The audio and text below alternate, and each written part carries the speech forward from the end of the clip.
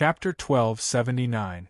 The dark demonic wolf that was attacking Rionette Tinker seemed to sense something as it slowed down and turned its head to look at the wraith that had just appeared. His pupils, which occupied 2/3 of his eyes, suddenly dilated as though he had caught a whiff of a familiar and dangerous aura. In the blink of an eye, the wraith raised his arms. The surrounding power of wishes dissipated at a faster speed as godhood began to return, reaching the level of sequence 4. As for the soil beneath the dark demonic wolf's feet, pale white and illusory arms protruded out. They were densely packed like a forest as they grabbed Kotur's 8 legs, causing this miracle invoker to fall into a cold and deathly stillness. He was temporarily unable to escape. Using this opportunity, Rionette Tinker, who had turned slightly sluggish due to the control of her spirit-body threads, turned incorporeal and vanished. In the dark demonic wolf's pitch-black pupils, the figure of Miss Messenger, who had long blonde hair and was wearing a dark and complicated long dress, suddenly appeared, completing the possession. Kotur, the god of wishes, immediately stiffened as though he had degenerated from a creature into a puppet. He attempted to influence Rionette Tinker's spirit-body threads to resist the wraith's possession, but he would be interrupted by the pale white and cold arms produced by the female wraith from time to time, making it difficult for him to succeed. Upon seeing this, Klein maintained his spirit-body threads to form a circle as he slowly raised the staff of the stars, aiming it at the black velvet curtain that had transformed into a cloak. He constructed a scene in his mind. The surrounding darkness suddenly flowed as though it contained an unimaginable secret. Illusory candlelight lit up in such an environment, illuminating a long table with flesh and blood placed on it. On both sides of the long table, 3 extremely blurry figures held the flesh and blood as they devoured it hungrily. In the next second, the 3 figures turned their heads at the same time and cast their gazes at the translucent black velvet curtain. The curtain's crazy suction force came to an abrupt halt as it hovered in its cloak form, as though it had momentarily forgotten who it was, which side it belonged to, and what it should do. Feast of Betrayal. Fairy tale magic, Feast of Betrayal. What Klein had just used was a fairy tale magic from Catlia. It was called Feast of Betrayal. Its effect was to temporarily awaken the items in the target's hands or give them sentience, making them betray the target. This was a beyonder power at the sequence 4 level, so he couldn't use it under the suppression of the power of wishes. At the same time, because the spell that the Staff of the Stars reproduced was still quite different from the original, and the curtain didn't have much malice towards the dark demonic wolf, it only appeared confused and didn't launch a crazy attack on its master. As soon as Klein got rid of the influence of this curtain, he immediately snapped his fingers and let the crimson flames engulf him. An instant later, his figure, wearing a half-top hat and a long black trench coat, appeared in a cluster of flames beside the dark demonic wolf. The scarlet flame rose up and turned into a stream of flames, allowing Klein to jump out easily. Then, he bent his back slightly and charged at the gigantic demonic wolf with the Staff of the Stars in hand. Tap, tap, tap. Klein ran faster and faster, as though he had transformed into a gust of wind. And what welcomed him was the dark demonic wolf barely raising its 2 front claws to break free from its bindings. Pah, pah.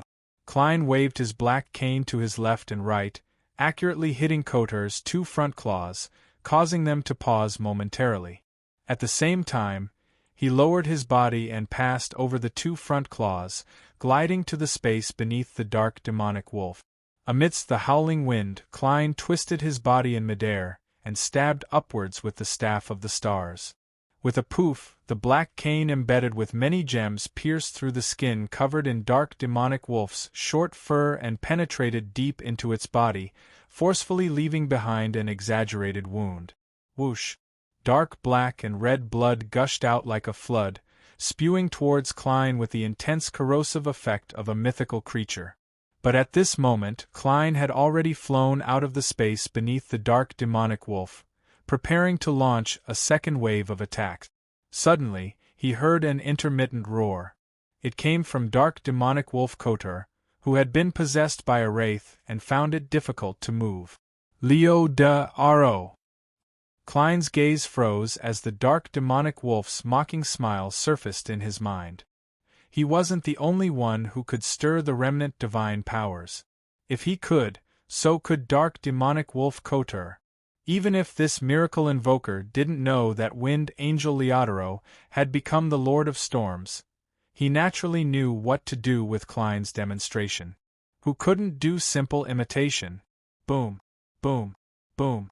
The silver bolts of lightning were like torrents spewing out of a water pipe. They overlapped each other as they poured down on the ruins of the ancient castle, completely drowning all the figures. Klein didn't have the time to react. After hearing the first half of the sentence, he had already used his clown powers to forcefully twist his body. With a kick with his right foot, he returned beneath the dark demonic wolf. Rionette Tinker jumped onto the gold coin in his pocket.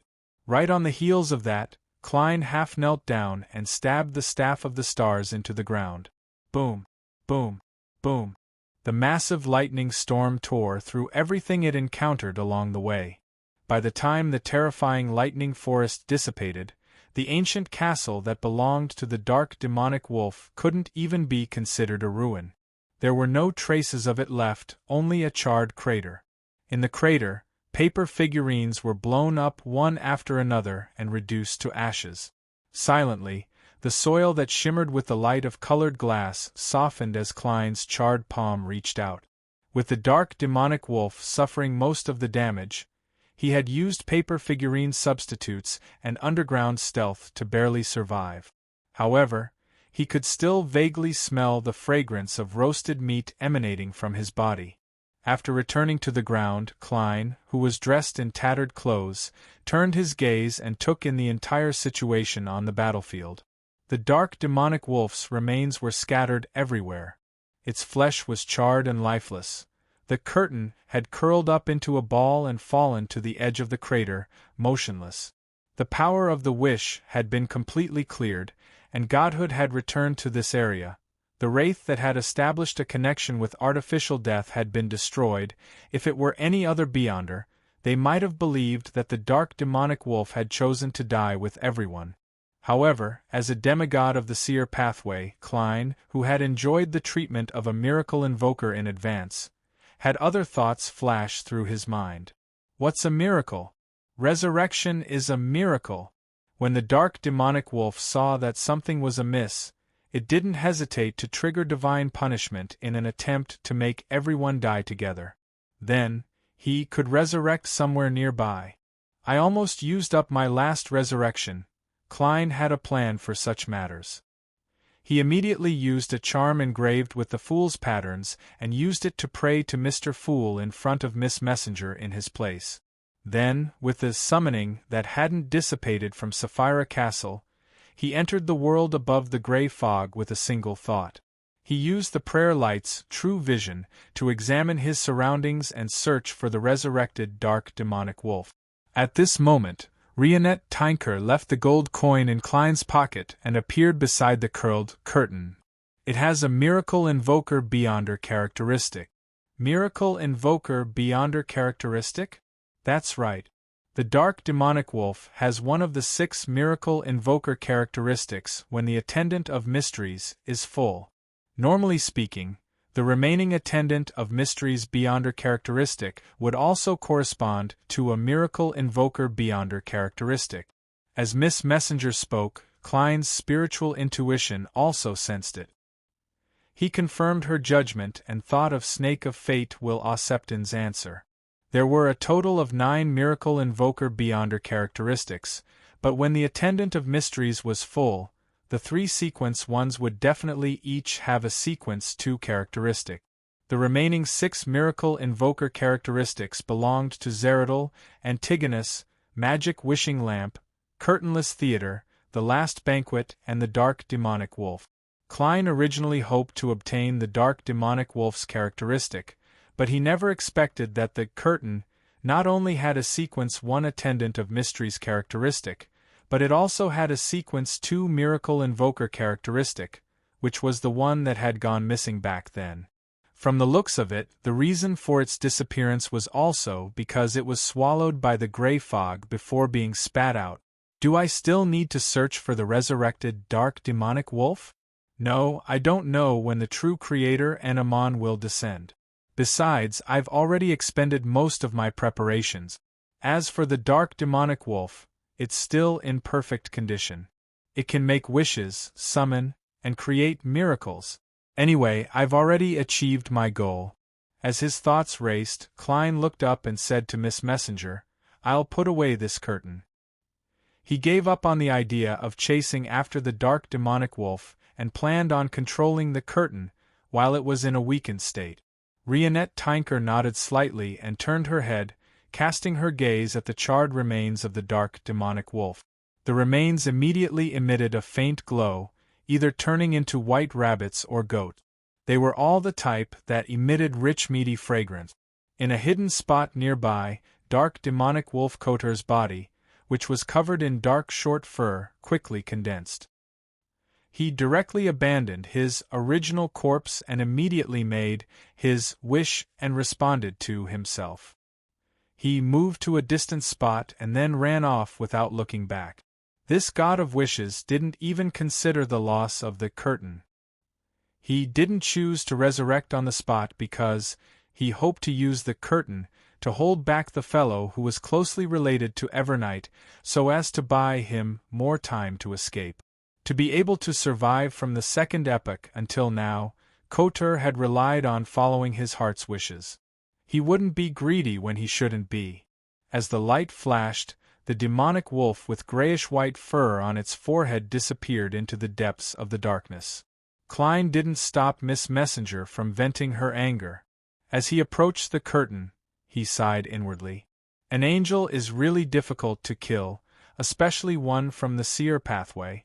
As his thoughts raced, Klein was just about to drag his past self out to pick up the curtain when he suddenly felt a familiar aura descend. This aura was dark, filthy, and filled with depravity. It made Klein immediately associate it with the true creator. The curtain suddenly floated up and turned into a cloak once again. Inside the cloak, the deep darkness turned into a vortex as it emitted a buzzing sound. Mysteries. P.S. Monthly tickets for December have been added to the first update. Seeking monthly tickets on the last day and a half. Chapter 1280. Mysterious. Klein's heart palpitated when he heard that. He subconsciously wanted to return to Sapphira Castle and leave the scene. However, no matter how his thoughts raced, his spirit body remained in his body without any changes. This made Klein's teeth ache as he instinctively cast his gaze at Rionette Tinker. He saw that Miss Messenger had already floated over, looking like she was facing a terrifying enemy.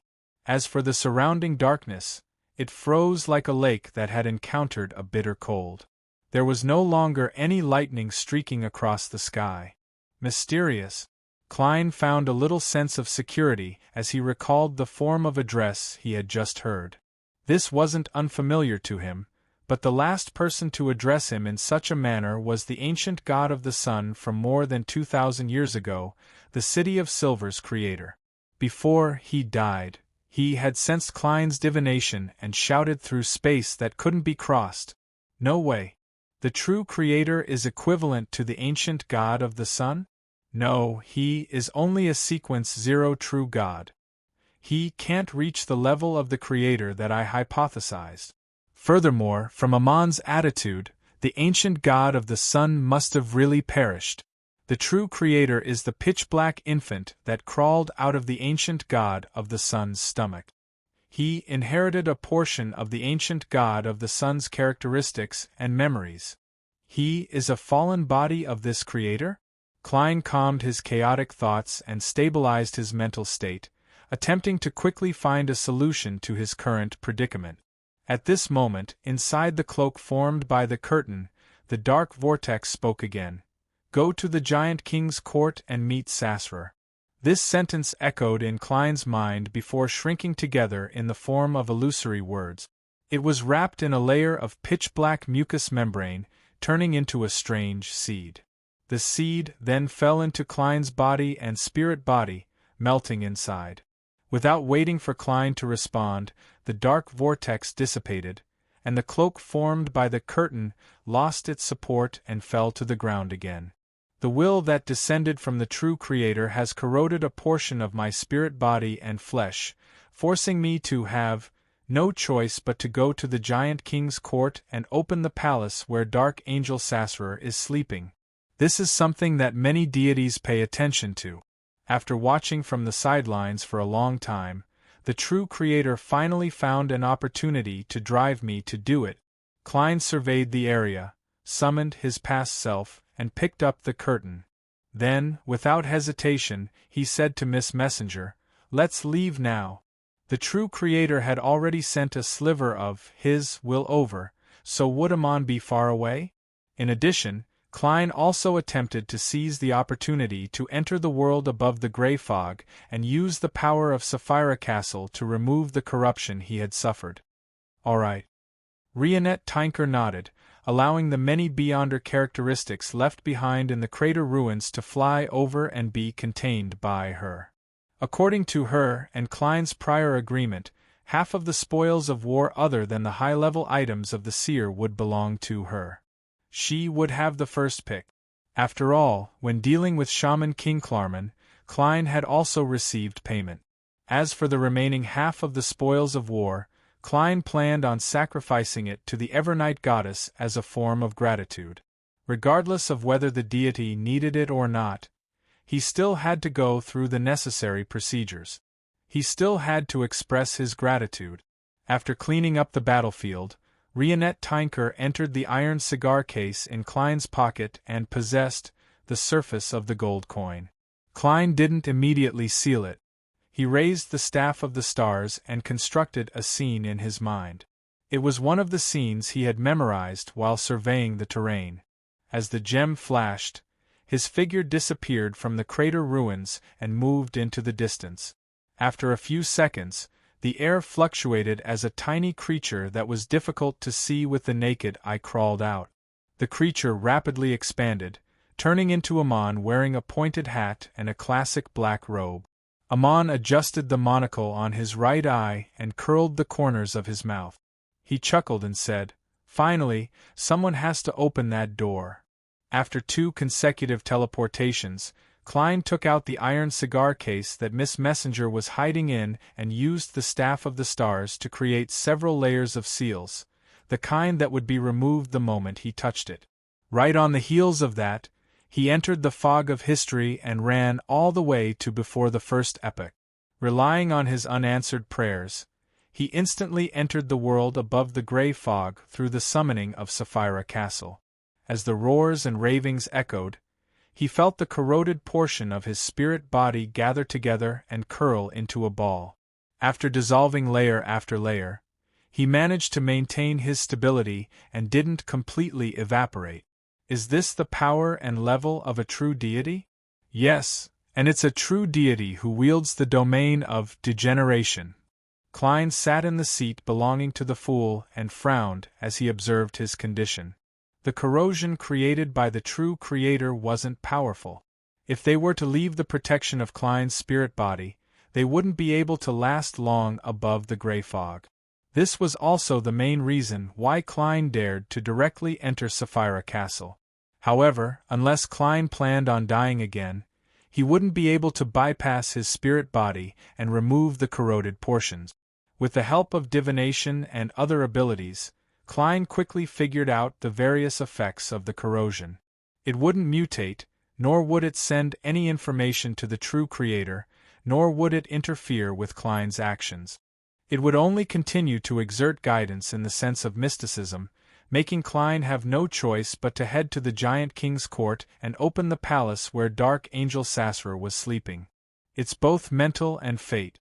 When I become a miracle invoker and obtain the level of an angel, I should be able to remove this corruption once I gain control of Sapphira Castle.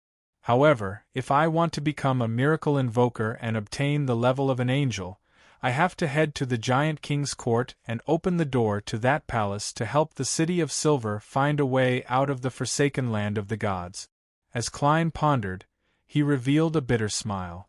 Fortunately, this was something he was prepared to do, so it didn't burden him with any additional burdens. Following that, Klein summoned the unshadowed crucifix from the fog of history and attempted to use the power of Sapphira Castle to push it to purify his body of flesh and blood. Unfortunately, the corroded portions of his body were similarly clumped together, preventing him from completely removing them. This also made him truly understand how terrifying a sequence 0 was. Unless I'm in a desperate situation, I can't pray to an evil god like the true creator. Klein shook his head and returned to the real world. He sacrificed the curtain above the gray fog. It does contain an attendant of mysteries beyonder characteristic and a miracle invoker beyonder characteristic. There's even a scholar of yore and a bizarro sorcerers.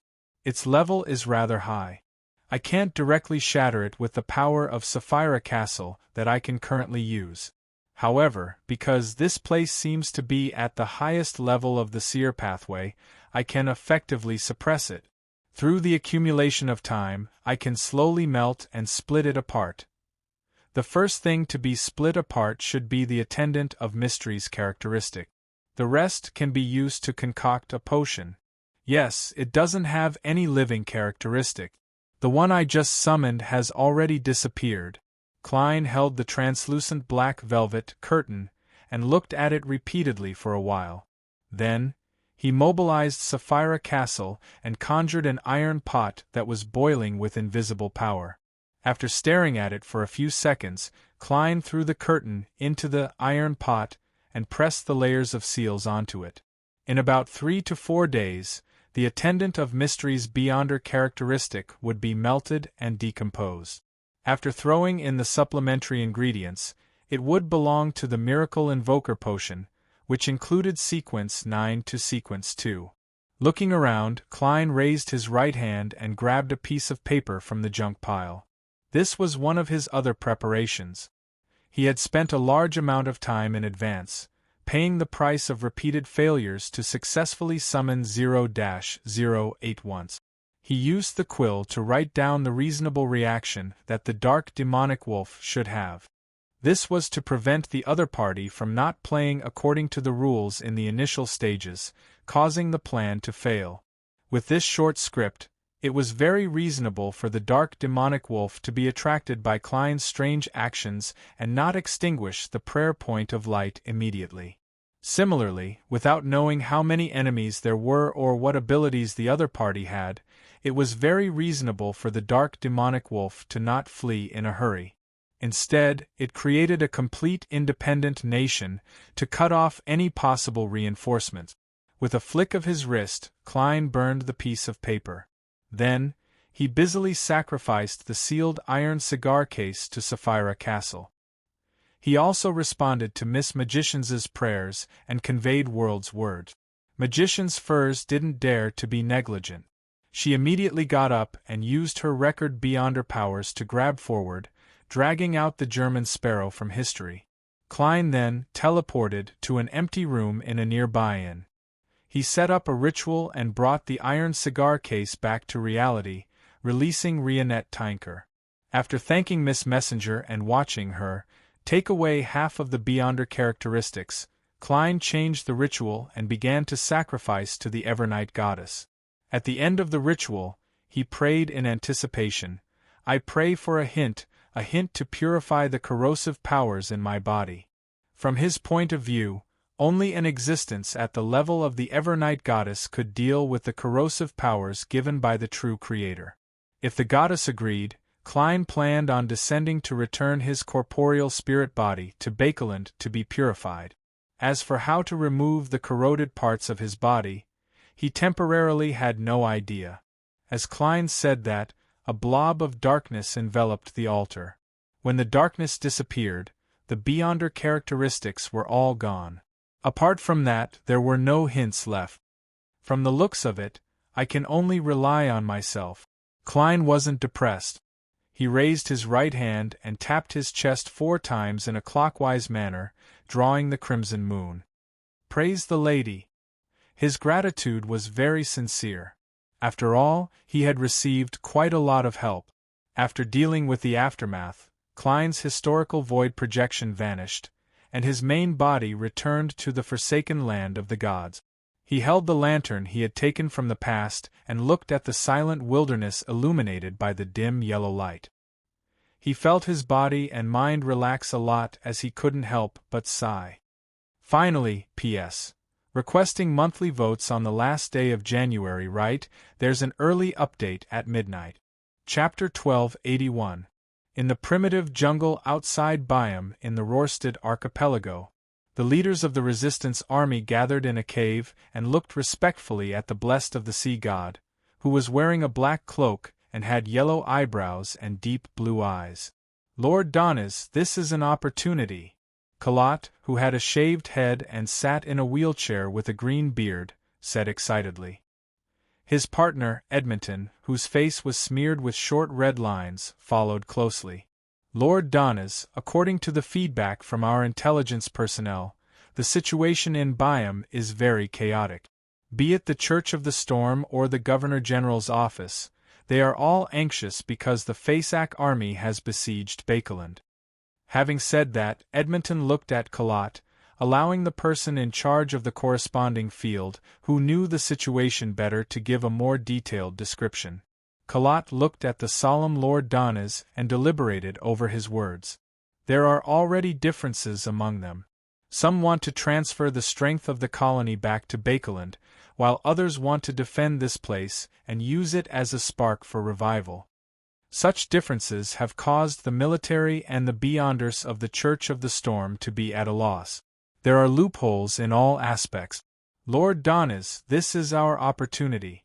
We can completely agree to the conditions of the Fasak and Fainapotter Navy and cooperate with them to attack Byam and take back the country that belongs to us.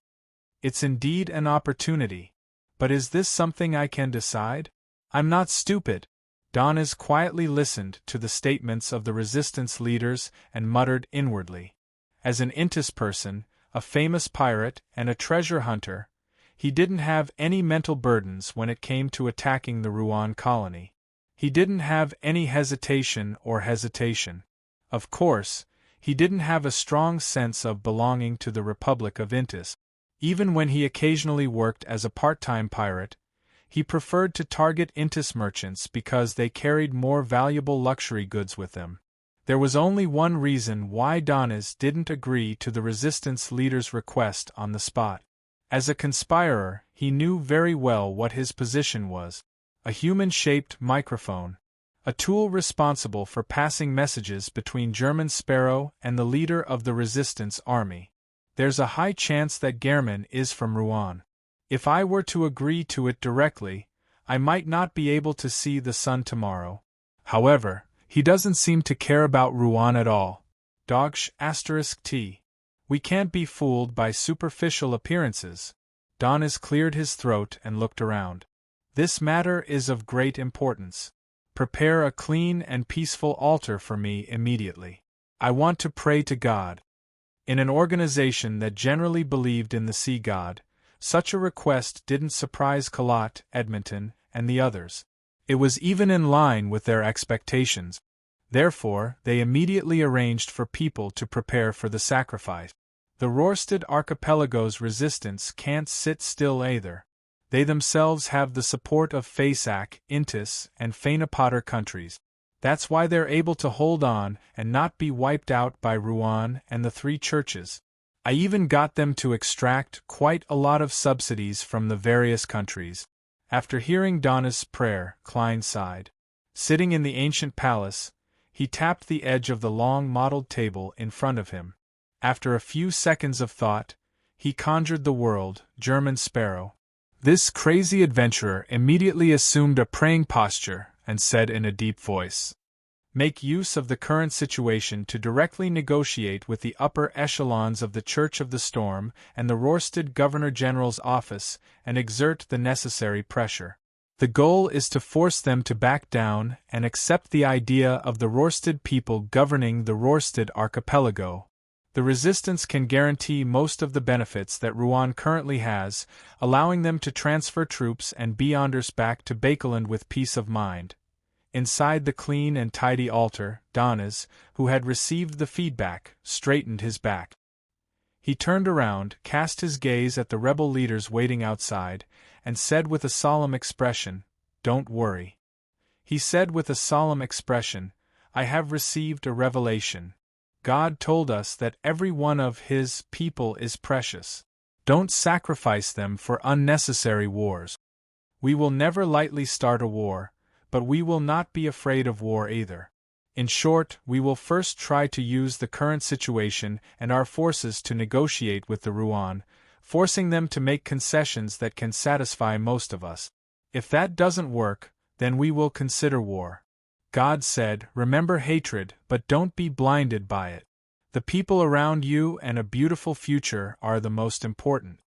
After becoming a conspirer, Danas realized that his ability to fabricate reasons and persuade others was increasing. Many a time, ideas would form as soon as he opened his mouth. Colot, Edmonton, and the other leaders of the resistance had a deep hatred for the Rouen colonists, but God's words and Lord Danas' words had succeeded in making them waver. They had a clear understanding of how powerful Sea King was during this period of time. If the war were to develop to the point where both sides were enraged, the Blue Mountain Island where Byam was might be completely submerged by the seawater and become a ruin. All the locals would be dragged into the afterlife. The powerhouses of Fasak and Fainapotter did have the ability to prevent the situation from collapsing, but how much strength could they spare on a peripheral battlefield like the Rörsted archipelago? Colot and the other leaders of the resistance didn't believe them too much. They believed that these fellows were essentially no different from the Rouen. They were all bandits from the northern continent who could tear off their masks at any time and become new colonists. After a moment of silence, Colot, who was sitting in a wheelchair, looked at the man in a black cloak on the altar. "Lord Danas, we are willing to work hard for a peaceful resolution." He paused for a moment before continuing. "According to the intelligence, the one who has the final say in the Rörsted archipelago is Sea King, John Cotman. It's best we negotiate with him directly." Danas nodded slightly. "That's exactly what I'm thinking. We need to send someone to Byam as a representative with full authority to face John Cotman." Just as he was about to ask who was willing to go, he suddenly realized that Colot, Edmonton, and the others were looking at him. It was as though they were saying that the blessed of sea god, the relatively transcendent pirate of Intis, was the most suitable target. Dogsh *t. Danas cursed inwardly as he looked at everyone. His thoughts raced as he said, "Yes, this is an honor, but it also contains extreme danger. I know that some of you are filled with the spirit of sacrifice and want to make your due contributions. Why don't we do it this way? Let's draw lots to decide. That's the fairest way." "I have no objections," Colot and the others answered without hesitation. A few minutes later, Danas looked at the cards in his hand, and his facial muscles twitched indiscernibly. City of Silver, in the chief's room at the top of the spire. Colin Iliad cast his gaze at Derek Berg, who appeared stunted compared to his surroundings. "Are you ready?" Derek held the Thunder God's roar hammer that looked like a leg bone. It had a dark blue surface and was surrounded by lightning. He nodded heavily and said, "I'm ready." He didn't act like a Beyonder from the Sun Domain at all. He looked more like a berserker. The white-haired Colin Iliad, who had an old scar on his face, shifted his gaze and looked at Lovia. "Are you ready?" Lovia, who had a head of silver-gray curly hair and a pair of light gray eyes, didn't wear her usual black robe with purple patterns. Instead, she had changed into a set of dark armor. She moved her head indiscernibly. "There's no problem." Demon Hunter Colin, who had become a Silver Knight, cast his gaze at the others in the room and asked if they were ready. After receiving an affirmative answer, Colin Iliad slowly walked to a wall, took down the 2 swords hanging on it, and carried them on his back. Set off. The City of Silver's chief gave the order concisely. The exploration team he led would head to the afternoon town camp once again to further explore the giant king's court and find a path that led to the real sea. Amidst the sound of metal armor clashing, Lovia, Derek, and the others silently followed behind the chief. They walked out of the room in a single file and walked down the stairs.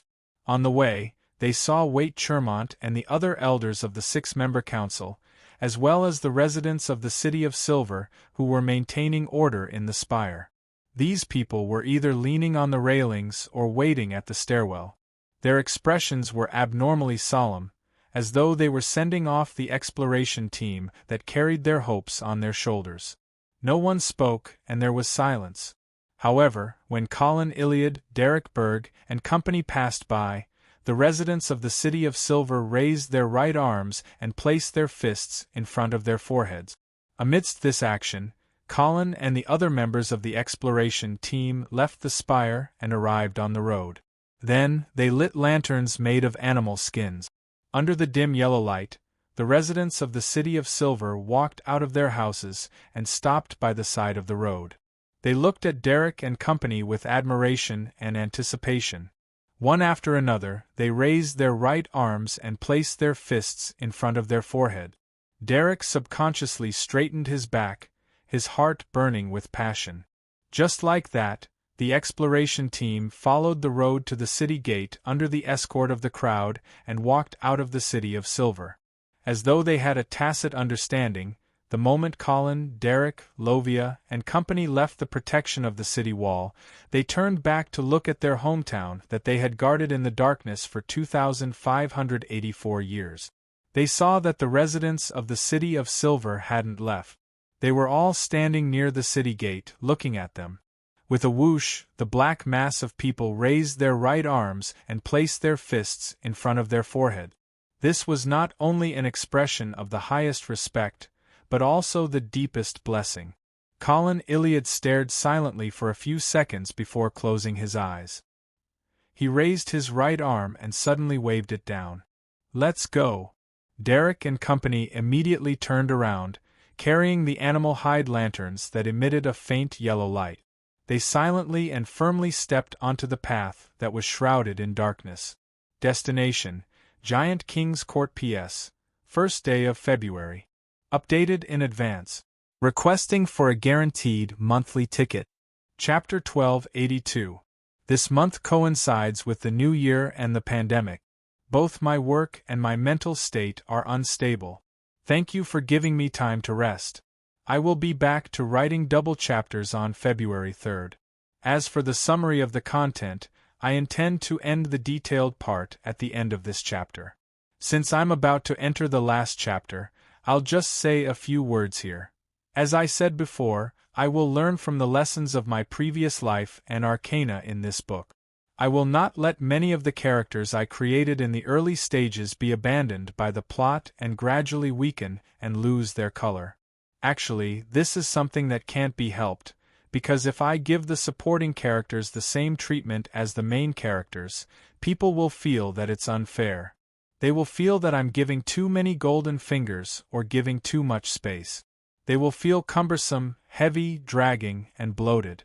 However, if I don't do this, it will be difficult for the supporting characters to keep up with the main character's speed, and they will inevitably lose their sense of existence. Before writing mysteries, in order to solve this problem and other creative problems, I came up with the leveling system of potions, sequences, and acting. On one hand, I can ensure that there will be enough changes and new things with each leveling up, and on the other hand, I can reasonably make the supporting characters grow faster. Actually, the source of inspiration for many of my settings is to solve these problems. Similarly, the setting of tarot is actually to better control the supporting characters. Through them, I can show different cross-sections and become little Ku's arms and root. Therefore, in the later stages of writing mysteries, I have been warning myself that I must stay calm and develop the sidelines of the supporting characters. Of course, this is indeed very difficult to write, because the later stages there will be more and more supporting characters. When the lines are intertwined, it will be really huge and difficult to control. Moreover, it will obviously slow down the pace and reduce the attractiveness of the plot. In addition, the creation of different characters and sequences can't be the same.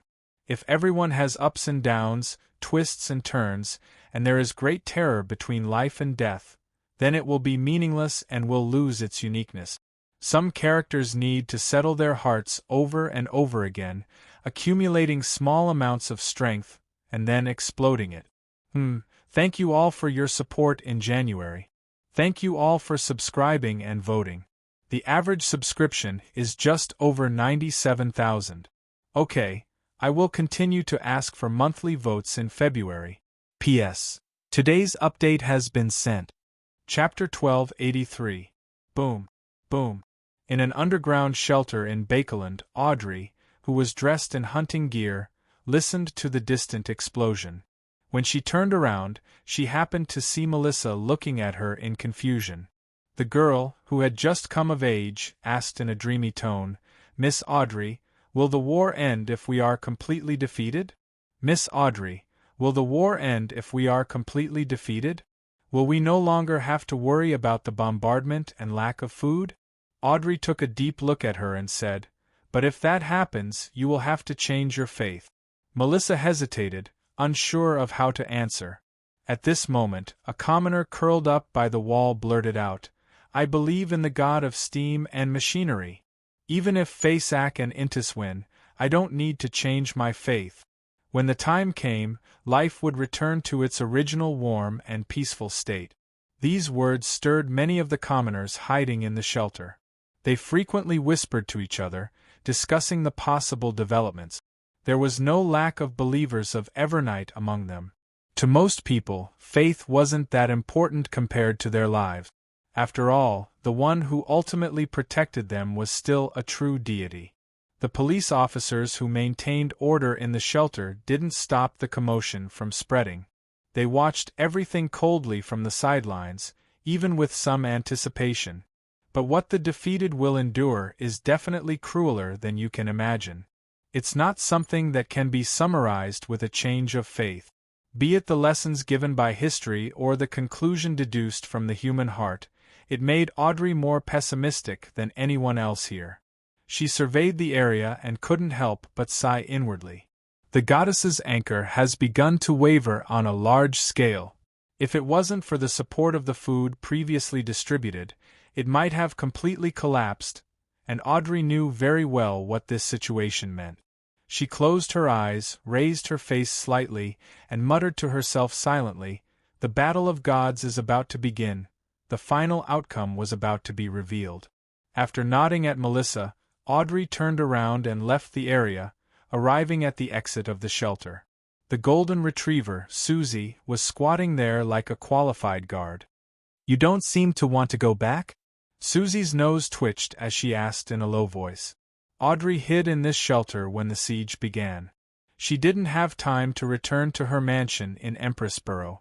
As the war calmed down a little, Earl Hall had sent people to urge her to go home and go to the sanctuary that belonged to the nobles. Audrey shook her head and said with a faint smile, "I have to do something I should do." Without waiting for Susie to respond, she smiled and said, "You will stay here in my place and secretly calm their emotions. Don't let any disturbances happen here. If they want to touch you, you can let them." Susie hesitated for 2 seconds. "All right."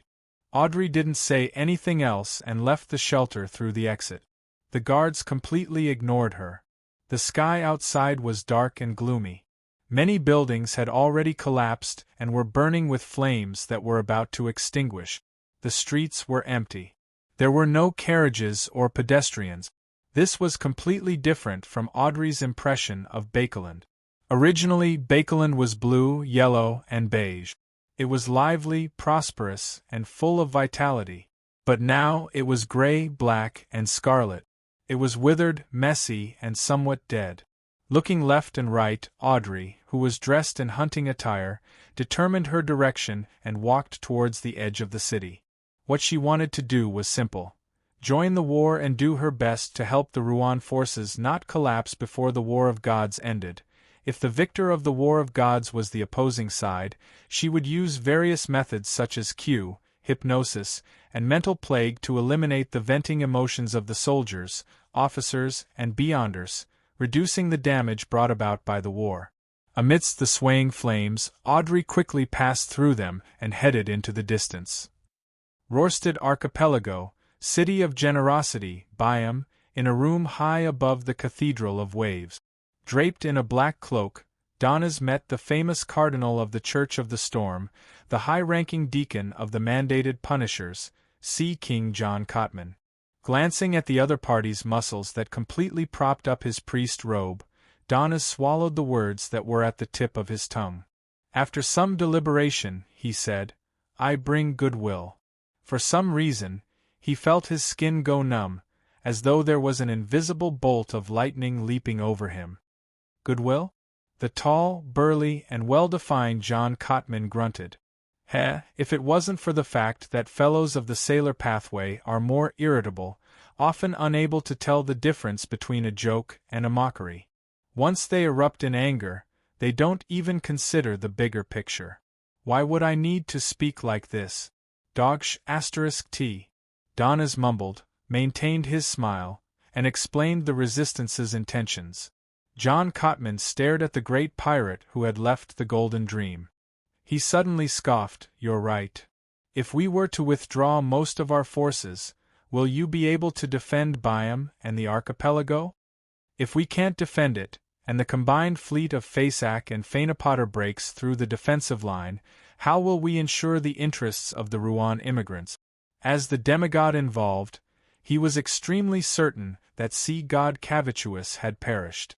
However, he didn't know who was currently bearing the title of sea god, and if he had the ability to protect the Rörsted archipelago. That's a good question.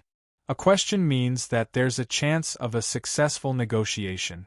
In fact, Donnes hadn't thought about how the resistance would resist the Faceac and Fainapotter people after Rouen mobilized powerhouses to reinforce Bakeland. He fully believed that German Sparrow and Mr. Fool backing him had the ability to protect this place. As thoughts raced through his mind, Donnes looked at the oppressive Sea King. "I will pray to my lord and ask him to protect the Rörsted archipelago." Sea King John Cotman narrowed his eyes and took a step forward. The aura that came from the tyrant pathway made Donnes involuntarily take 2 steps back. He lowered his head and prayed on the spot.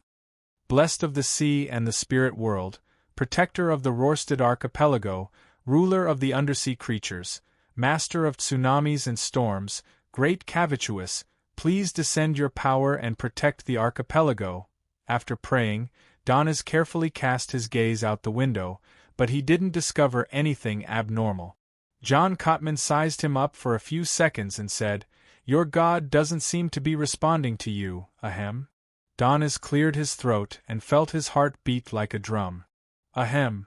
Donnes cleared his throat and felt his heart beat like a drum.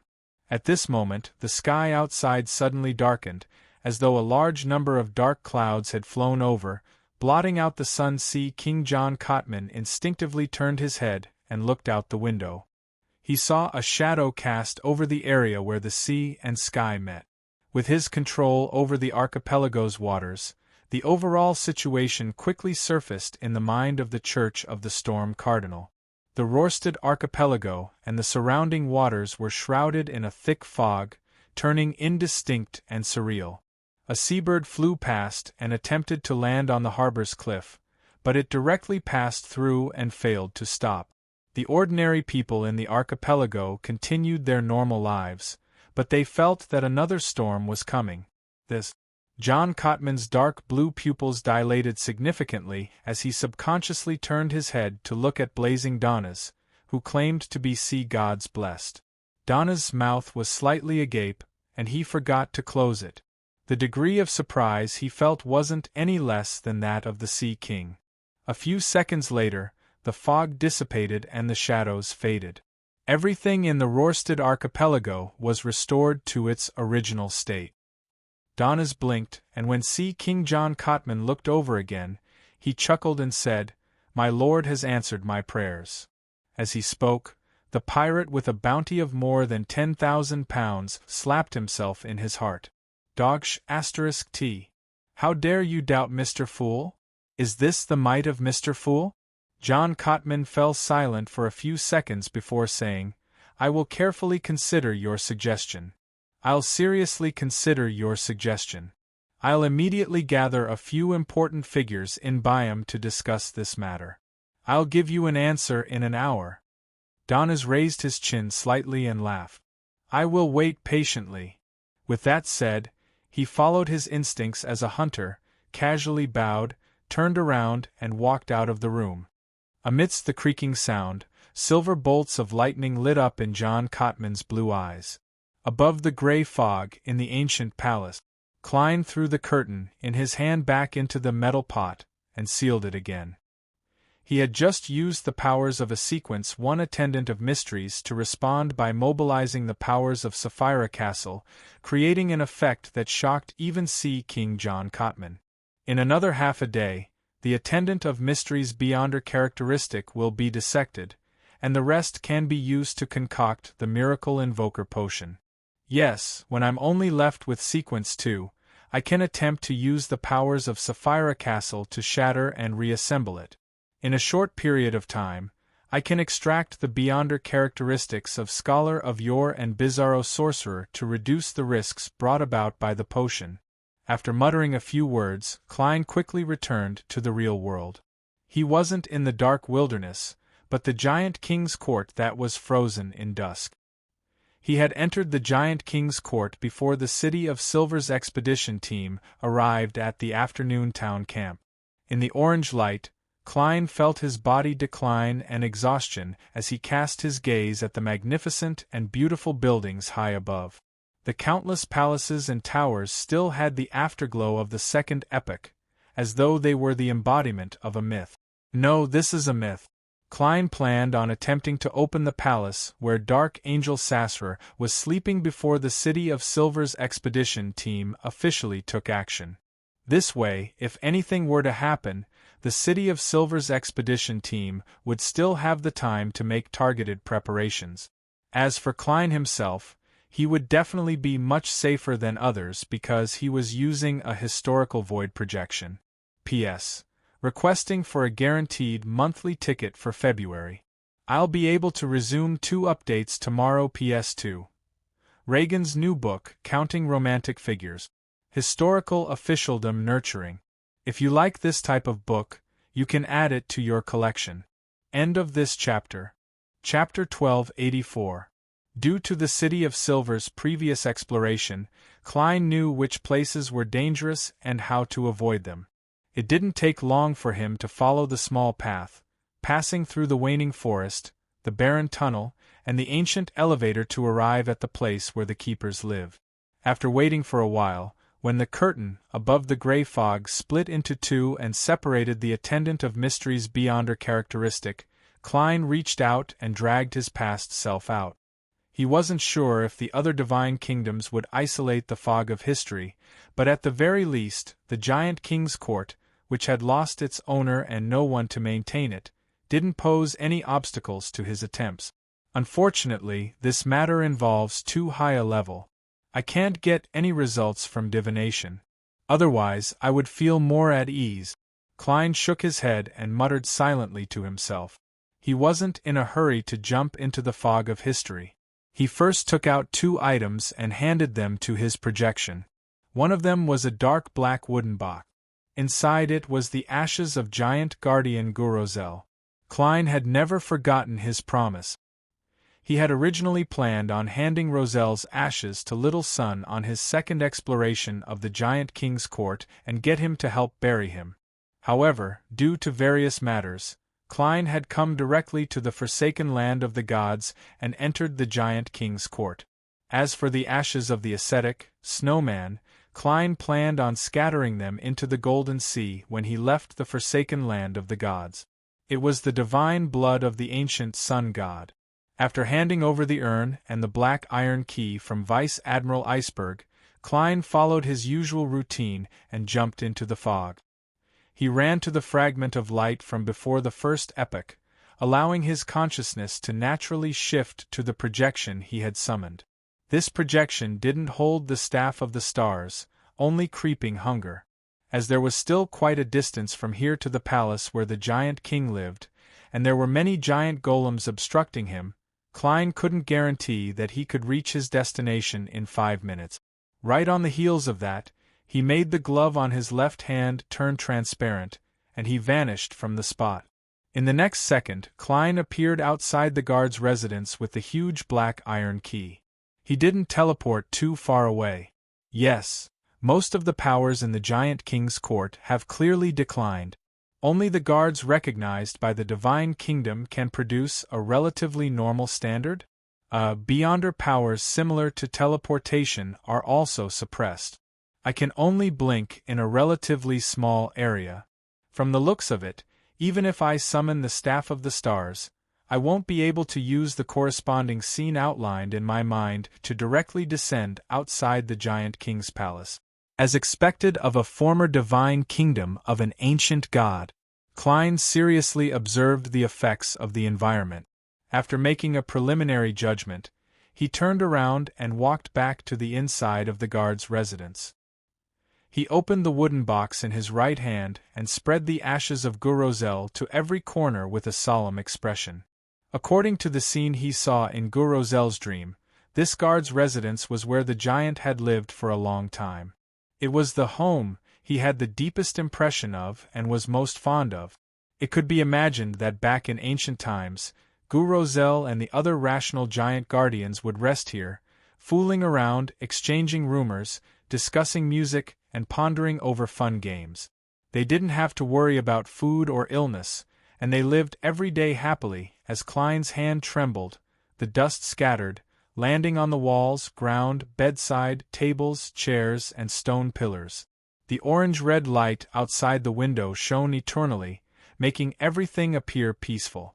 When Klein scattered the last bit of ashes, the dusk suddenly thickened a little, making the dust in different spots fuse with the orange-red color, becoming a part of the divine kingdom. Klein closed his eyes, as though he could sense Rozel's joy. A wanderer who had been forced to leave his hometown for more than 3,000 years had finally returned to the place he missed day and night. The dusk's light softened, making Klein feel that he was no longer being rejected. It's equivalent to being acknowledged to a certain extent. I've become a partially accepted guard. Klein emanated his spirituality and confirmed the changes. He didn't stay any longer. Using creeping hunger and the path that the City of Silver's expedition team had previously explored, he constantly flashed around, sometimes taking a detour, and sometimes dragging out the unshadowed crucifix. He passed through the secret hall without any difficulty and arrived beside the giant king's residence. On the left was a row of huge stone pillars that formed a railing. Outside the railing was an orange-red cloud and the gently surging deep blue sea. Taking a deep breath, Klein returned to the hall he had just come out of. He reached out and dragged out his marionette Enuni, who had once belonged to him and had yet to be parasitized. Even if he used a historical projection, he didn't want to open the door himself. Looking at the slightly dazed Enuni, Klein handed the gigantic black iron key under his armpit to him and controlled him to leave the hall. He walked along the railing formed by the stone pillars and walked all the way to the tallest and most magnificent building in the giant king's court. The dusk's light seemed corporeal as it covered the surface of the palace, bringing with it a strong sense of decline. It was as if everything in the world was about to come to an end. On both sides of the palace, there was a steeple on one side and a round tower on the other. The main door was grayish-blue in color and was covered in symmetrical mysterious symbols. Its overall height exceeded 10 meters. On the left side of the door, at a height of 3 to 4 meters, there was a pitch-black hole about the size of an adult's fist. Enuni stared at it for a few seconds before raising the black iron key that resembled a 7-stringed instrument and placing it into the deep hole in front of him. They were so compatible that they didn't leave any gap. As the gigantic black iron key sank into the deep hole, Klein, who was in the nearby hall, held his breath, prepared to remove his existence at any moment. With a click, the black iron key in Anuni's hand touched the bottom. It suddenly turned soft, as though it had fused with the hole as it emitted grayish-blue beams of light. The various symbols, labels, and patterns on the door lit up and protruded. All the light quickly intertwined and pressed down heavily, causing the grayish-blue palace's main door to slowly open. The gap in the door widened as Anuni's eyes suddenly reflected a turbulent, pitch-black, viscous, and illusory sea. Not good. Klein's heart stirred as a strong sense of danger surged in his mind. Without any hesitation, his consciousness returned to his body and severed the connection with his historical void projection. In the next second, his vision suddenly darkened as he felt a sharp pain in his left head. It was as though someone had stabbed a red-hot iron rod into it and kept stirring it. At the same time, indiscernible ravings echoed in his ears. They seemed to come from an era even more ancient than ancient times. Klein's expression instantly contorted, making him look abnormally ferocious. He could still barely maintain his rationality, but he no longer had the strength to stay in the historical fragment. Silently, Klein landed back in the residence of the Giant King's court's guardian. With a thought, he was about to enter the world above the gray fog. Before planning to do such a dangerous thing, he had no doubt found reasons and excuses to arrange for the members of the Tarot to pray in order to awaken Sapphira Castle's automatic summoning ability. This allowed him to return above the gray fog without taking 4 steps counterclockwise and reciting the incantation in times of danger. However, just as Klein's spirit body saw the grayish-white fog and heard the familiar roar, he felt the repulsion from Sapphira Castle. It was unknown whose orders it had received, but it had actually stopped Klein from entering. In Klein's astonishment, he realized that a black shadow had passed him and was heading straight for Sapphira Castle. This wasn't Amon, but a shadow that had an aura that was completely identical to his own. Subconsciously, Klein influenced Sapphira Castle and gave a thought of rejection. Then, he succeeded. The shadow was also blocked by the grayish-white fog. Right on the heels of that, he and the shadow fell back into the real world. After his spirit body returned to his body, Klein bent his back in pain like a curled-up shrimp. The half-top hat on his head fell to the ground. After a few seconds, Klein finally recovered. He slowly straightened his body and cast his gaze at a glass window made of orange gems. The window vaguely reflected his current appearance. With the bridge of his nose as the boundary, the right side of his face was the same as usual, while the left side of his face had countless things crawling in and out. Klein's eyes narrowed slightly. He hurriedly took a deep breath, calmed himself down, and regained his control as a clown. A clear image of his appearance appeared in his mind.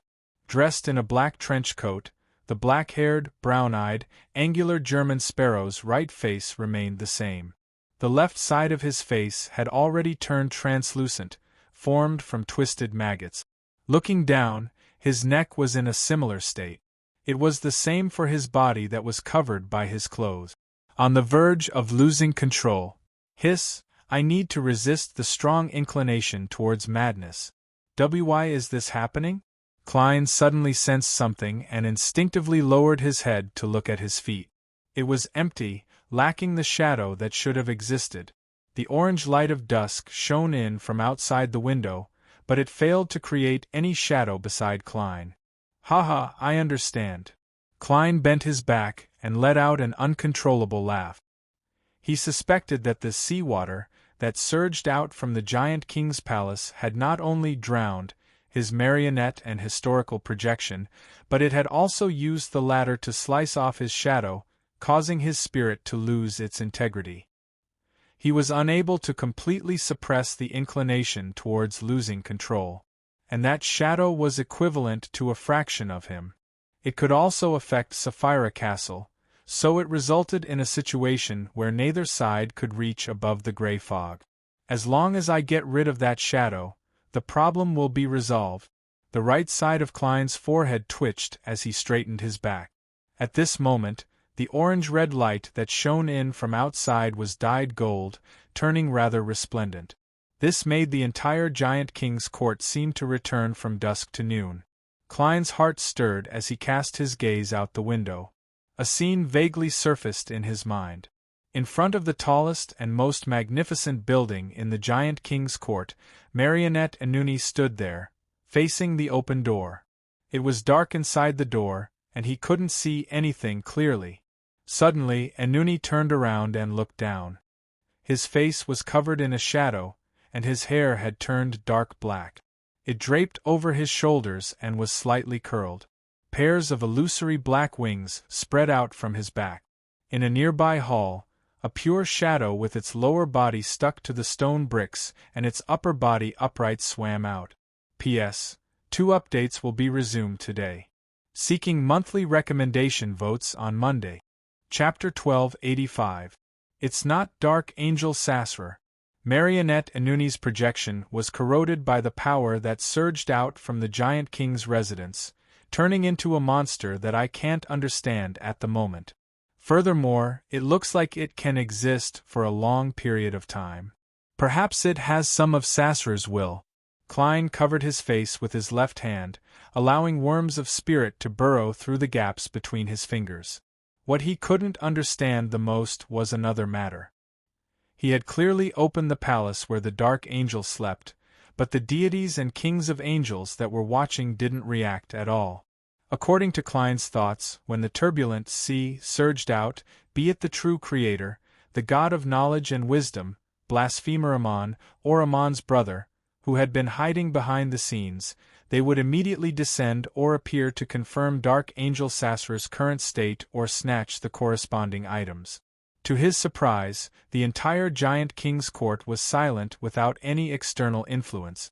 Could it be that they are still waiting for me to enter the giant king's residence and make contact with Heaven's deputy? Yes, the true creator said that he wants to meet Sasra. The parts of my spirit body and body that have been corroded have yet to return to normal. This means that the true creator's goal hasn't been achieved. Haha. As Klein's thoughts raced, he realized that he couldn't control his emotions. Be it anger, sadness, worry, or gloom, he couldn't help but smile and laugh. The only thing he was glad about was that this didn't affect his brain. He could still think and use all sorts of beyonder powers. However, at times, he would suddenly go crazy and become rash and radical. I wonder if a demigod in the mind domain has a way to treat such a situation. After all, the sealed artifacts or beyonder characteristics I can summon can't do it. This is a sign of a spirit losing its integrity. If I don't resolve the split shadow, I probably won't be able to completely treat it. However, perhaps there's a way to temporarily return me to normal. For example, a virtual persona to make up for the incomplete parts? Unfortunately, I can't enter Sapphira Castle. Klein's thoughts were in a mess as the scenes that surfaced in his mind gradually disappeared. He then picked up the half-top hat that had fallen to the ground and wore it on his head.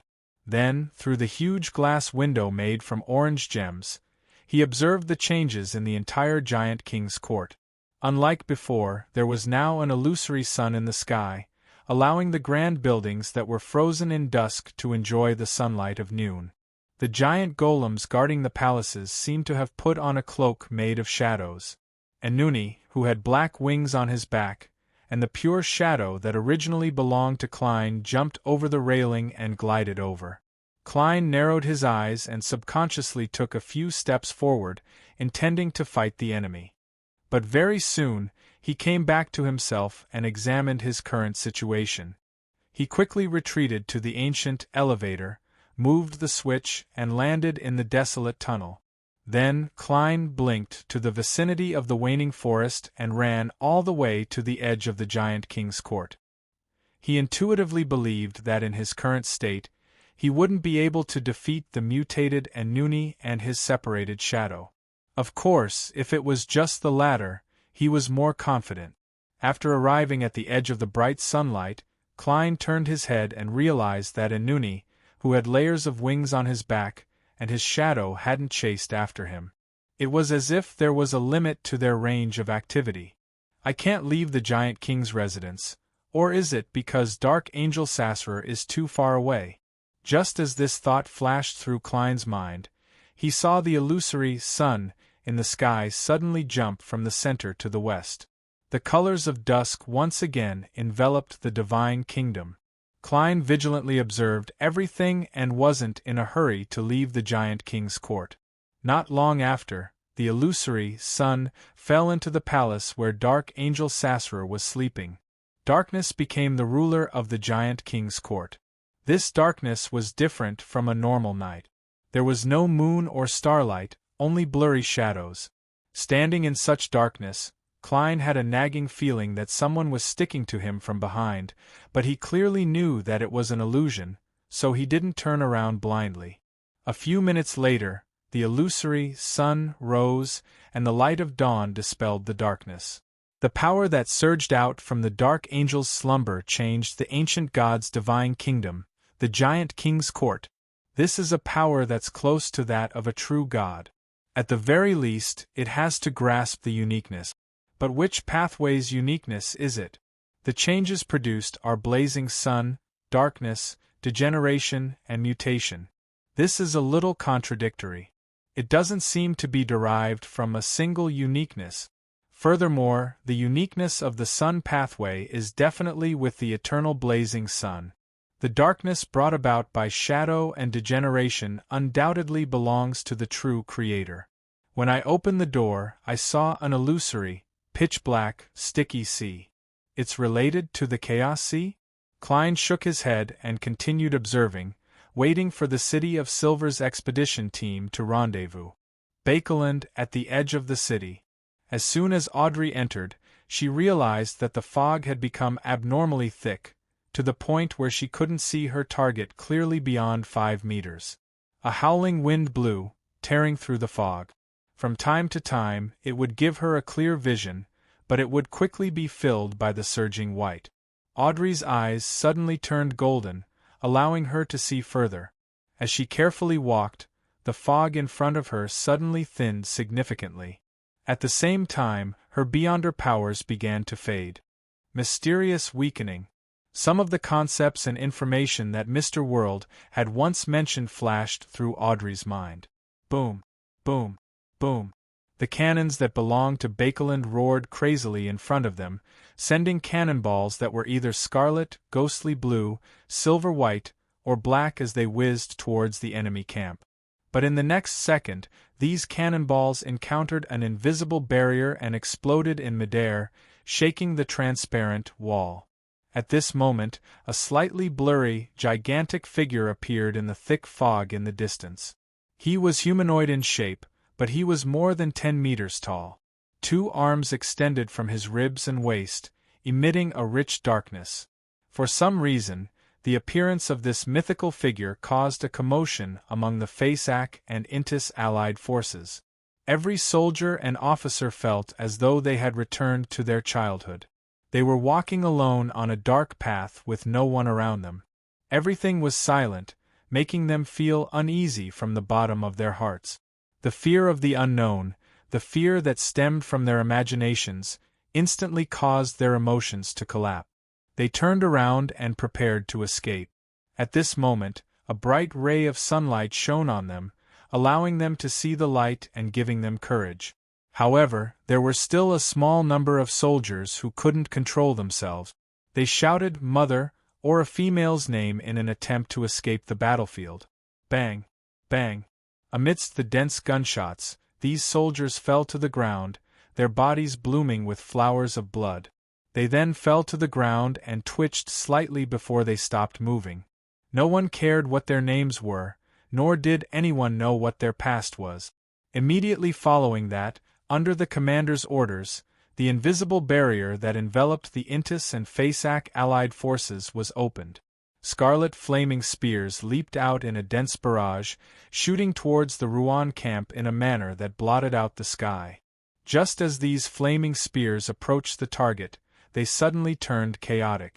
They scattered in all directions and stabbed into the ground, creating pitch-black holes one after another. This was the first time Audrey had seen such a large-scale use of Beyonder powers. She was momentarily shocked. She couldn't help but think of the people she knew and the roles they played in this battle. Glaint and the other young nobles had joined the army and held different ranks of officers. They were scattered in different parts of the battlefield and could be killed at any time. The magicians had left Bakeland with Judgment's family and hid in a small city in East Chester County. As a middle-ranking member of MI9, Judgment was secretly resisting the infiltration of Beyonders from Faceac, Intis, and other countries into Bakeland. The Star led the official Beyonders to seal off the various cathedrals of the Church of Steam to maintain the stability of the city. Saint Anthony and the other demigods of the Church of Evernight, the Church of the Storm, the royal family, and the military formed the final line of defense for Bakeland. The Sanguine is currently maintaining their neutrality. A few seconds later, Audrey reined in her thoughts and prepared to use psychological invisibility to sneak into the enemy's camp and spread mental plague. Suddenly, her spiritual perception stirred as she cast her gaze further away. In the thick fog, a rather blurry and thick tentacle wrapped in countless silver bolts of lightning rapidly extended towards a certain spot in the Allied forces' camp. A feather burning with golden flames fell. Deep in the thick fog, a huge grayish-blue palm reached out, holding a silver broadsword. In the fog sea, a place that deviated from the safe sea route, countless bolts of lightning struck down frequently as the waves surged and collapsed. Bernadette's dawn was constantly sent flying. Under the might of the world, it appeared abnormally tiny as it tottered. This queen mystic stood at the bow of the ship, calmly watching everything. From time to time, she would use fairy tale magic like the Emperor's new clothes to maintain the ship's balance. Her gaze pierced through the terrifying storm, searching for the primitive island that might exist. After some rest, Colin Iliad led Derek, Lovia, and the other members of the exploration team out of the afternoon town camp. They followed the path up the mountain and entered the giant king's court. What surprised them was that the frozen dusk here had changed, and the brilliant sunlight illuminated every corner. "Where's the helper you invited?" Colin Iliad controlled the shock in his heart and turned his head to ask Derek Berg. Derek was just about to speak when he suddenly saw a figure walk out from behind a half-collapsed tower. This figure was wearing a black trench coat and a silk top hat. The right side of his face had deep lines, making him look cold and stiff. The left side of his face had transparent, twisted, and constantly crawling maggot. P.S. Seeking monthly votes and recommendation votes on Monday. Chapter 1286. Upon seeing the figure walking over from behind the collapsed tower, the members of the City of Silver's expedition team took a defensive stance, ready to attack or provide defense at any moment. In their eyes, the man wearing strange clothes and a strange hat was equivalent to a monster, a very terrifying one at that. Even a normal Beyonder could be considered a monster after their bodies underwent such a mutation. Seeing the reaction of the half-giants, Klein grinned and said with a beaming smile, "Hello, everyone. Hello, everyone, I'm Gehrman Sparrow. You should be glad that I can still control myself. Otherwise, you would have already lost your minds from looking straight at me." As he spoke, the transparent maggots on the left side of his face and neck continued to crawl slowly. Under the left side of his clothes, there were protruding marks that appeared and squirmed gently. Monster. The members of the City of Silver's expedition team, who weren't demigods, were increasingly certain of their judgment. You are World, no, Mr. Sparrow?" Derek Berg finally managed to recognize Mr. World, whom he had met once before. Klein raised his left palm, covered his left cheek, and smiled. He smiled and said, "Life is always full of unexpected things." Without waiting for Little Sun to respond, Klein paused and said, "I've already opened the door to the Giant King's residence. I have already opened the door to the Giant King's residence. This has brought about some accidents, causing changes to the Divine Kingdom. The door to the Giant King's residence has already been opened? The white-haired Colin Iliad, who had an old scar on his face, focused his gaze. He subconsciously looked up at the magnificent building complex that was enveloped in golden sunlight. However, due to the distance, he couldn't see the situation at the highest point. However, the fact that the frozen dusk had been replaced by the scorching noon sun was enough to explain many problems. Klein's gaze swept past the City of Silver's chief and the black-armored six-member council's elder Lovia before returning to Derek's face. With an obvious smile, he continued, "That's right." He smiled and continued, "This has also brought me some negative effects, just as you can see." At this point, he clapped his hands and said in a tone as though he was instructing children, "All right, beyonders below the demigod level, leave this place. All right, beyonders below the demigod realm, leave this place. The mutated Giant King's court isn't something you can enter." Other than Colin, Derek, and Lovia, the members of the expedition team felt an inexplicable sense of fear as they looked at the chief. Colin Iliad was silent for a few seconds before turning his head to them. "I'll first leave the Giant King's court and wait at the periphery. If I see the signal, I'll immediately act according to the plan." The carefully selected members of the expedition team were not only strong, close to demigods, but they also had different powerful sealed artifacts that could complement each other. Even if they faced a saint, it wasn't like they didn't have a chance. However, in the City of Silver's original plans, they weren't to be used as the main force. Colin Iliad had led them here because he hoped that when the demigods and the other demigods were exhausted from fighting the potential enemies, these team members would be able to play a corresponding role. Furthermore, they could rely on different sealed artifacts to deal with different accidents, so as to prevent the entire team from having any weaknesses. Now, with the addition of powerful reinforcements, the Giant King's court had indeed undergone a mutation. No one knew what they would encounter if they explored deeper. Colin Iliad, being cautious, believed that there was no problem with German Sparrow's suggestion. Furthermore, he felt that he couldn't let the team members who weren't demigods take unnecessary risks and suffer meaningless casualties. Hence, he agreed to the monster-like expert's suggestion. When the time came, if there was a chance, he, Lovia, and Derek could give the signal and get the team members to rush along the cleared path to provide aid. As for the entire team's Beyonder powers becoming relatively monotonous and being unable to deal with different situations, Colin Iliad wasn't too worried because they had the former shepherd, Lovia. The members of the expedition team who weren't demigods looked at each other and hesitated for a moment. In the end, they chose to listen to Colin Iliad. "Yes, Your Excellency." As they answered, they gave Derek Berg a deep look, as though they wanted to warn the chief to be careful of this sequence 4 demigod. He actually knew a monster-like, living powerhouse.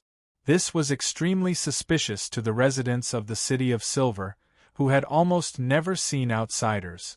Sensing the clear distrust shown by his companions, Derek felt his heart wince as his eyes nearly reddened. But in the end, he didn't make any excuses. He maintained his silence and straightened his back. After the other members of the expedition team left the Giant King's court, Klein smiled and pointed at the 2 demigods apart from Derek.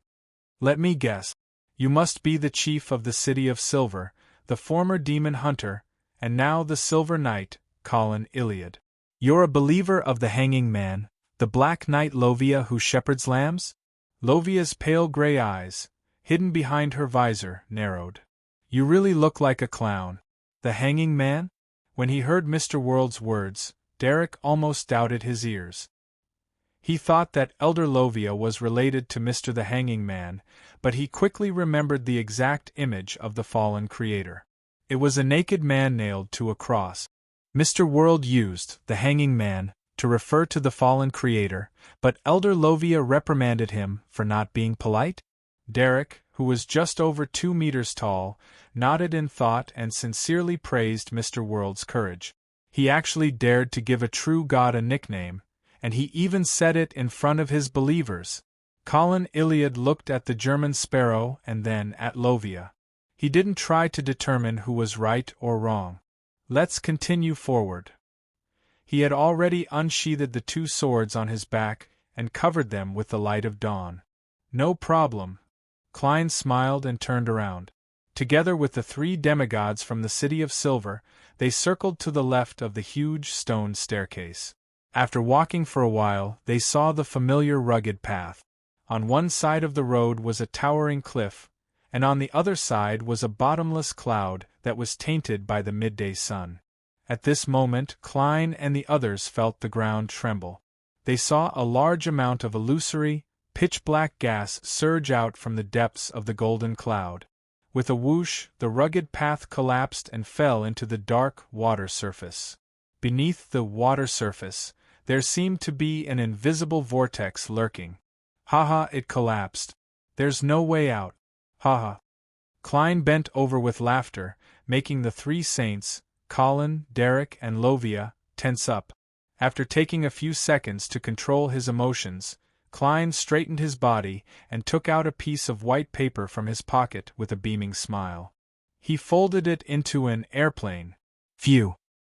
He blew at the head of the paper airplane, swung his arm, and threw it towards the cloud that was engulfed by darkness. At the same time, the glove on his left hand was covered with slippery fish scales. Upon seeing this scene, Colin Iliad, who was still a little confused, nodded slightly and turned his gaze to the paper-flying object. A violent gust of wind blew, carrying the paper airplane forward for a few seconds. Then, it suddenly dissipated, and the paper airplane plummeted into the dark cloud like a stone without causing any ripples. "It looks like flying is useless," Klein said to Derek and the others with a smile as he turned around. Lovia didn't respond. She released a translucent soul and let it wrap around a piece of gravel.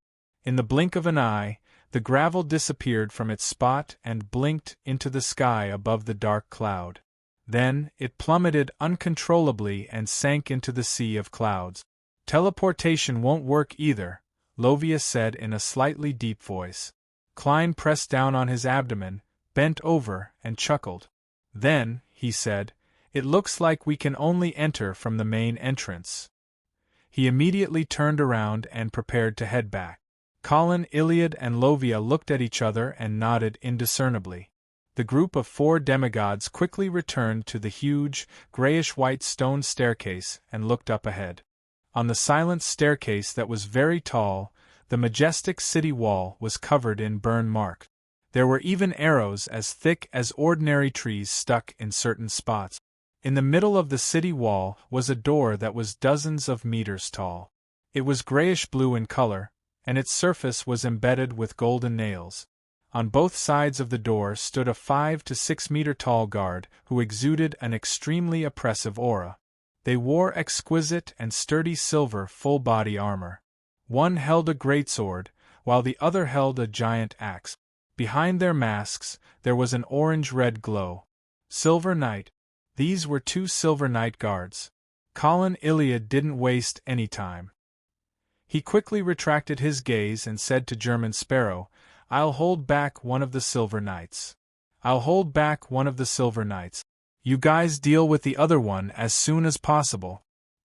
He wasn't too sure of German Sparrow's strength, but from Derek Berg's admiration and the fact that he had opened the Giant King's residence, he determined that this demigod who was favored by the fool wasn't inferior to him. Under such circumstances, be it German Sparrow or Colin Iliad himself, it wasn't difficult for them to quickly kill a Silver Knight guard with the cooperation of Lovia and Derek. After all, it wasn't a living demigod, but a special golem with no intelligence. Just as Colin Iliad finished his sentence, he saw German Sparrow bend down and laugh out loud. "Why do you value these 2 toys? If they were still alive and could think, and were true Silver Knights, I would definitely be as cautious as you. But now, haha, watch." As he spoke, Klein used his left hand, which had many worms of spirit crawling on it, to press down on his top hat. He straightened his body and quickly walked up the stairs. Then, under the escort of the strong winds, He went up one level at a time and approached the main entrance of the giant king's court. During this process, he casually raised his right hand and shook it a few times, as though he was stretching his wrist or grabbing at the air. At the last moment, Klein's shoulder sank slightly as though it had frozen, but nothing appeared in the void. Colin Iliad originally wanted to witness the strength of German Sparrow, so he didn't stop him. He only gestured for Lovia to follow to prevent her from making any mistakes. But at that moment, he suddenly slowed down and frowned slightly, as though he had smelled something. As for Derek, he watched with slight admiration, believing that Mr. World could quickly finish off the guards. Chapter 1287. It wasn't until he was about to walk down the stone staircase that the two silver night guards outside the giant king's court's main entrance reacted. They turned their heads as the orange-red blob of light behind their visors flickered twice, as though they were confirming the identity of the visitor. Furthermore, there was a moment of confusion. On Klein's half-normal, half-terrifying face, the right corner of his mouth curled up in an exaggerated manner. The transparent maggot on his left slowly twisted, revealing a horrifying and indifferent smile. But his right foot stepped over the last step and arrived at the platform where the giant king's court's main entrance was. Suddenly, a silver-white crack split open on Klein's forehead as countless silver beams burst out from his body. His entire body was instantly torn apart as he was diced into pieces of flesh and blood. These fragments floated up and quickly thinned, turning into paper shreds. Klein's figure in his silk top hat and black trench coat appeared in different spots, but they were all shattered by the silver sword beams. They either degenerated into phantoms or turned into paper figurines. At this moment, a figure suddenly appeared outside the main entrance of the giant king's court, where the two guards had disappeared. It was a gigantic doll wearing a dark and complicated dress with sinister vines wrapped around it.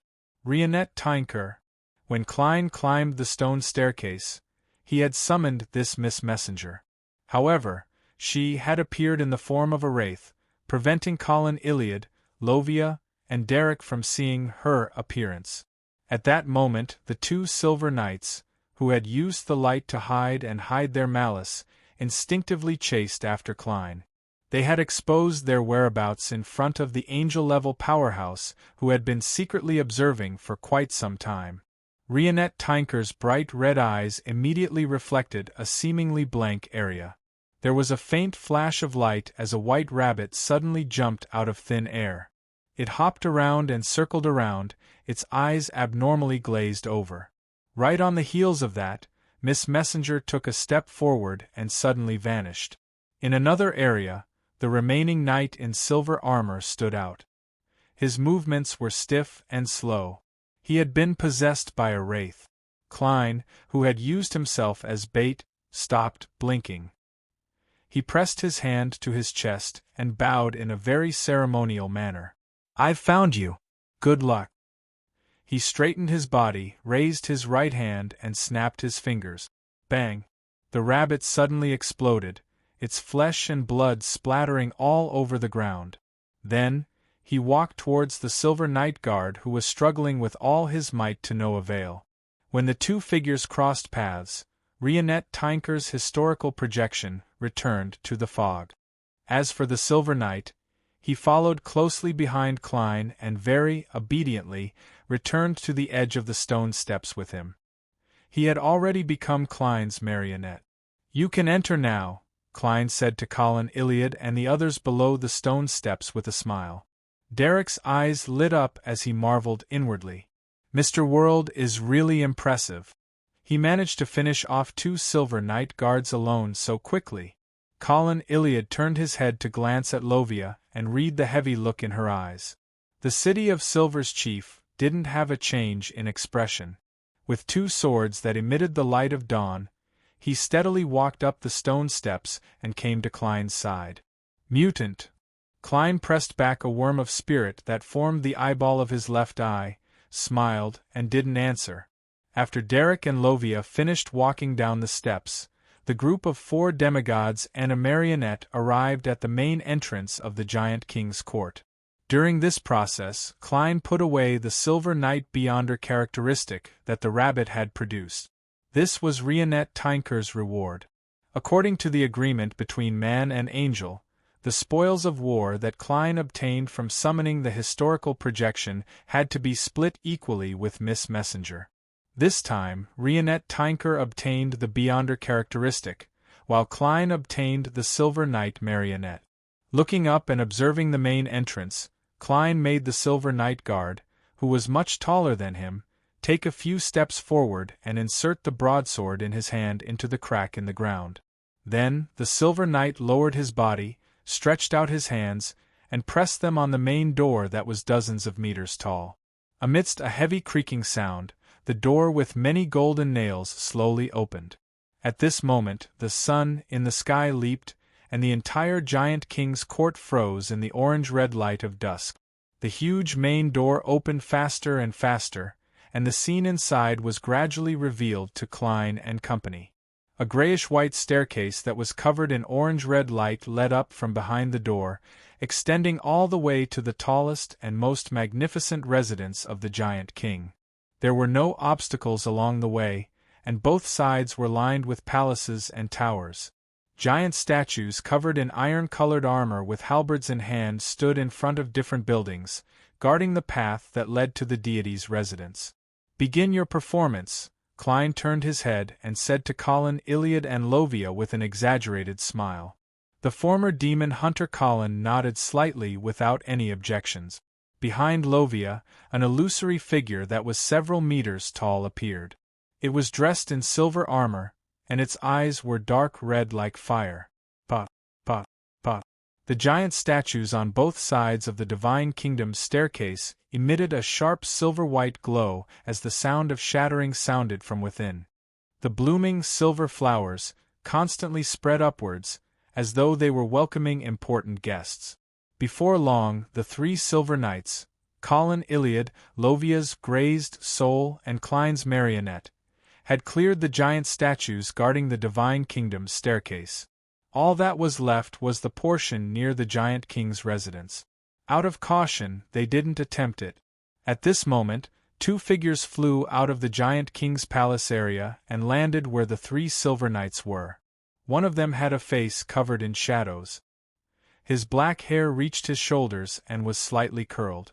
A pair of black wings grew out from his back. The other was a pure shadow that would occasionally twist left and right.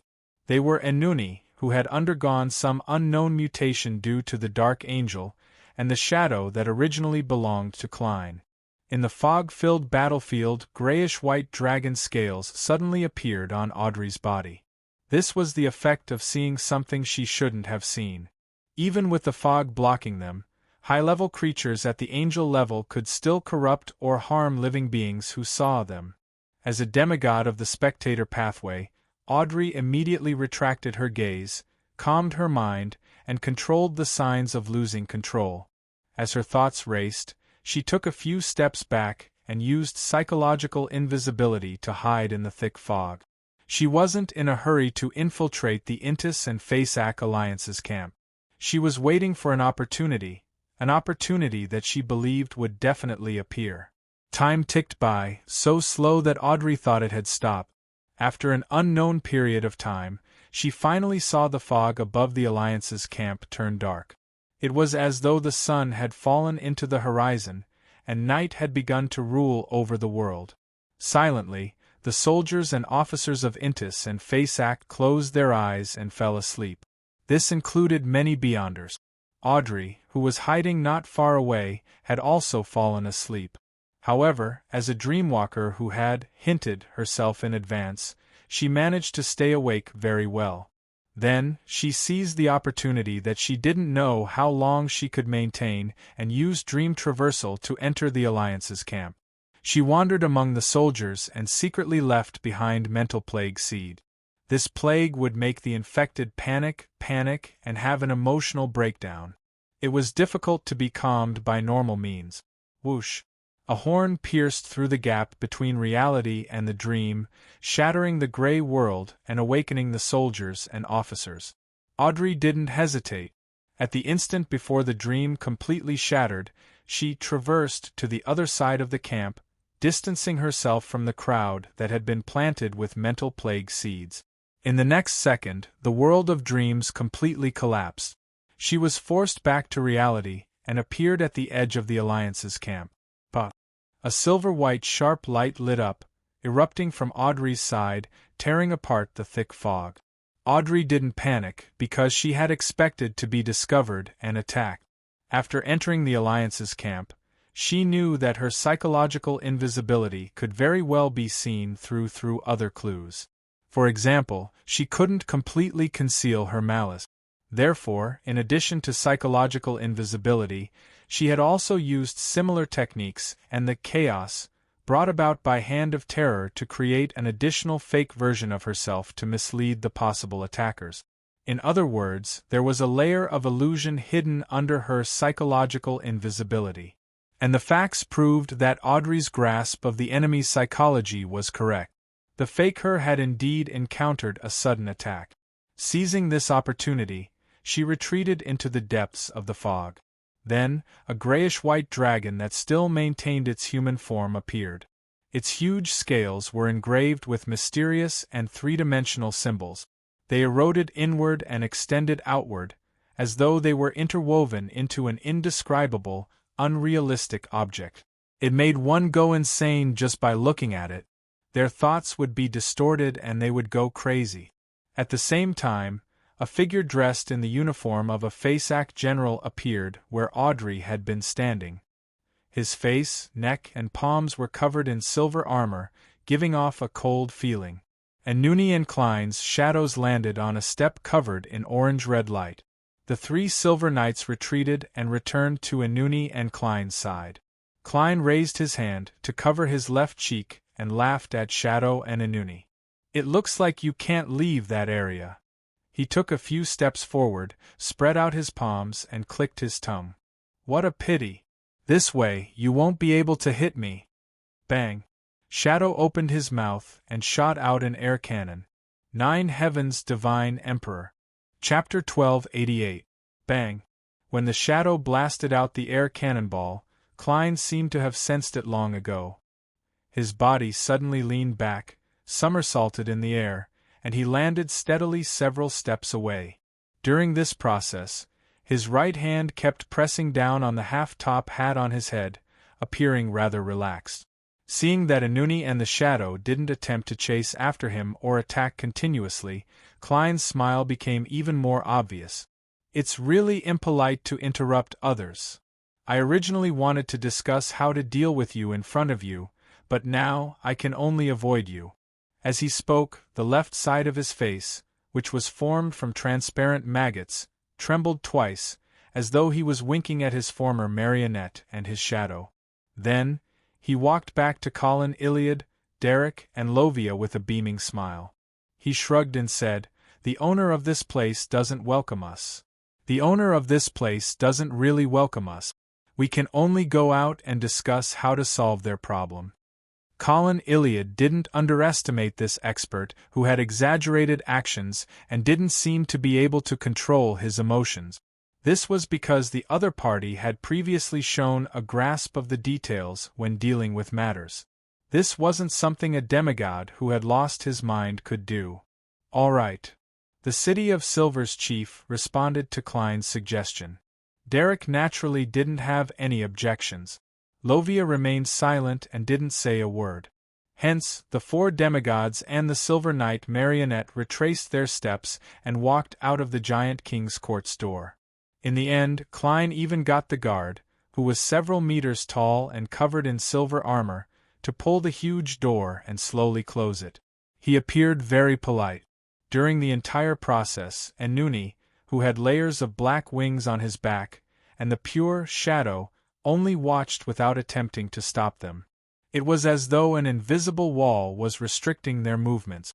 After a while, dusk passed and darkness descended, waiting for the light of dawn to illuminate everything. In this quiet and dead world, a ray of light finally rose, bringing with it the long-awaited dawn. At this moment, Enuni and the shadow heard knocking sounds coming from the door of the giant king's court. Someone was knocking on the door. Tuck, tuck, tuck. After a few repetitions, the door creaked open heavily. Klein, who was wearing a black trench coat, maintained the right corner of his mouth curling up. He was the first to enter the giant king's court and walk up the stairs. Colin Iliad and the other demigods and his marionettes were one step behind as they followed by the side. After walking halfway up the stairs, Klein stopped and said to Enuni and Shadow, who were more than 10 meters away, "Please forgive me for not waiting for you to say please come in. Perhaps it's because this place is too far away from the gate that you didn't hear my knocking. You know, as a gentleman, I only know how to tap with my fingers, not with my palms." Just as he said that, Enuni, who had not spoken since the beginning, spoke. "Next, you will deal with Shadow yourself. Let the people from the City of Silver hold me back." Klein's smile was exaggerated as he let out a loud nasal sound, as though he was waiting for Enuni to explain further. At the same time, he raised his left palm and pressed it against his face. The transparent and distorted maggots suddenly swam about.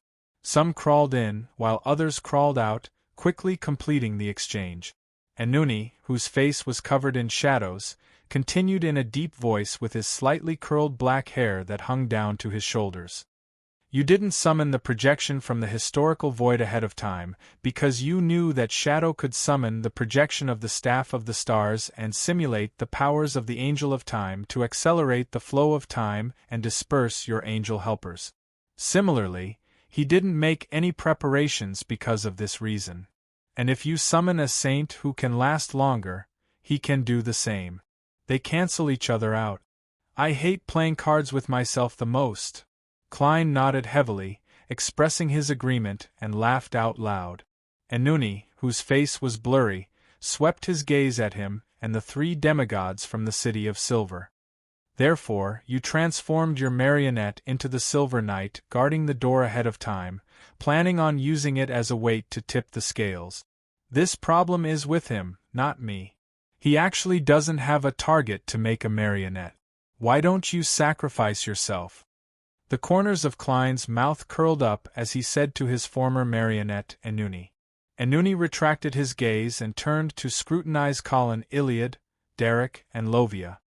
"You and Shadow cancel each other out.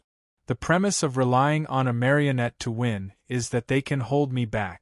Just as he said that, the shoulders of the marionette, which had been corrupted by the power of the Dark Angel's slumber, squirmed as a head grew out from each of them. They were covered in shadows and had shoulder-length black curly hair, but they gave off the feeling that one was young and the other was old. Before Klein and the other demigods could react, the right side of Enuni's body suddenly ruptured, allowing the old head to take away a third of his body. The split body squirmed rapidly and instantly became complete. A pair of eyes protruded from the shadow on the surface of the head. The pupils were vertical and suffused with a pale gold color. Suddenly, the magnificent staircase that led to the ancient god's residence collapsed, turning into a desolate plain. At the end of the plain was a city with pitch-black walls and weeds growing all over it. The City of Silver. Such a scene was so real that Derek's heart tightened. He was worried that an unknown enemy would drag him and the other demigods to the City of Silver and destroy it. When Enuni grew 2 heads, Lovia's gaze froze. Her body trembled as though she had sensed the aura of a high-ranking person who had severed her relationship with him. Colin Iliad looked around and crossed the 2 swords in his hands that were covered in the light of dawn. He said in a deep voice, "This is fake." At this moment, Klein covered his mouth with his left palm that was made of transparent maggot. He yawned and smiled as he asked Enuni's main body. He smiled and asked Enuni's main body, "Will you be stronger in a dream?" He smiled and asked Enuni's main body, "Or, can this allow you to cross the boundary and launch an attack?" "Yes, if it were me, I would definitely consider using a dream to lure the enemy and make them enter my attack range." Just as he said that, the desolate plain and the distant castle dissipated at the same time. The magnificent staircase that was bathed in the light of dawn appeared again. At this moment, the left side of Enuni's body also ruptured. The young head took away a third of his flesh and blood. The shadow on his face was quickly replaced by a brilliant golden glow. It was as though there were two miniature suns in his eyes. "Son?" Klein first asked a question before he laughed so hard that he couldn't straighten his back. "Haha, you want to use the unshadowed domain to break the Silver Knight's light concealment?" "Yes, we do have 3 Silver Knights on our side. They are worthy of your attention, but have you considered the feelings of the shadow? You didn't. You only thought about yourself. He's just a pure shadow. Do you know how much he'll be weakened in the unshadowed domain?" At this point, Klein laughed even louder, causing the worms of spirit on his transparent left face to crawl much faster. "Ha ha ha ha, also, have you thought about your beyonder powers in the aspects of filth, degeneration, and darkness? Have you seriously considered the negative effects that the unshadowed domain will bring to you?" After laughing, Klein straightened his back and asked seriously, "What should I call you now? What should I call you now? A little one? A little one? A little one?" Enuni, whose face was still covered in shadows, slowly took a deep breath. "If you had chosen the hunter pathway, you would definitely be stronger than you are now." Before he could finish his sentence, the layers of black wings on his back suddenly spread open. They constantly expanded, covering the sky and enveloping the entire magnificent staircase. The area was immediately covered in a faint shadow. Then, Enuni directly crossed the invisible boundary and descended in front of Colin, Iliad, Lovia, and Derek. He actually had a way to break through the obstruction. The young him, who was also the saint of sun that he had split off, raised his arms on the spot. The light of dawn turned intense, illuminating every corner of the magnificent staircase. It didn't leave any shadows behind, nor did it allow anything to be hidden. Unshadowed domain. However, the shadow boundary around him didn't fade. The black wings that enveloped Enuni's body helped him block out the pure sunlight. As for the shadow, it seemed to be draped in a cloak. Although it was much dimmer, it didn't show any signs of weakness. At the same time, the elderly body that Enuni had split off pushed out his right palm at Klein. A violent but illusory wind surged around him, bringing with it an invisible and various thoughts. It whistled towards Klein and his Silver Knight marionette. Mind deprivation. It could make the target feel shock, fear, frenzy, or lose a portion of their rationality. And because Klein's spirit had lost its integrity, he was on the verge of losing control. He couldn't even control his emotions and reactions well. If he were to suffer the effects of mind deprivation, there was a high chance that he would lose control on the spot and collapse into a monster. Enuni understood what had happened to him and understood his weakness. From the beginning, he had made the spectator saint that he had split off use an area of effect attack that was difficult for him to defend against or withstand. The gale that was tainted with all kinds of emotions and willpower instantly engulfed Klein, but the crazy adventurer whose body was half normal and half terrifying didn't show any distortion in his expression, the protrusion of his godhood, or the collapse of his body. Instead, his right eye, which had an exaggerated smile on it, became extremely calm. While waiting for the City of Silver's expedition team, he had already summoned Miss Justice and gotten her to give him a virtual persona that stemmed from his lampooning state, a clown-like virtual persona, allowing his spirit to become complete for a certain period of time. This was the reason why Klein was still rather rational when he left the Guardian's residence, but he was so exaggerated and crazy when he saw the City of Silver's expedition team. Furthermore, this virtual persona could help him withstand several attacks from the mind domain. The coldness in his eyes quickly faded, and the right corner of Klein's mouth curled up. It was symmetrical with the worm of spirit that was crawling on his left. It was a sincere smile. P.S. Recommend a book written by a fellow reader. The rise of everything began with the blade of pillar destruction, After transmigrating, Yi-In was defeated by the weak before he could carry out his grand plans. The arrival of an ancient mirror broke his original trajectory, and he began his journey as a nesting doll. However, can anyone tell me why a script of my former planet would appear in a completely different universe? Chapter 1289. As a sincere smile appeared on Klein's face, silver cracks suddenly appeared on the spectator saint's face. They crisscrossed and intersected with each other, appearing abnormally messy. Klein seized the opportunity and used the silver rapier condensed by his Silver Knight marionette to launch a surprise attack. A sharp beam burst forth, tearing the figure into countless tiny pieces. However, these tiny pieces were abnormally illusory and didn't feel corporeal. The spectator saint had used the technique of psychological invisibility to create an illusion to conceal his existence. So.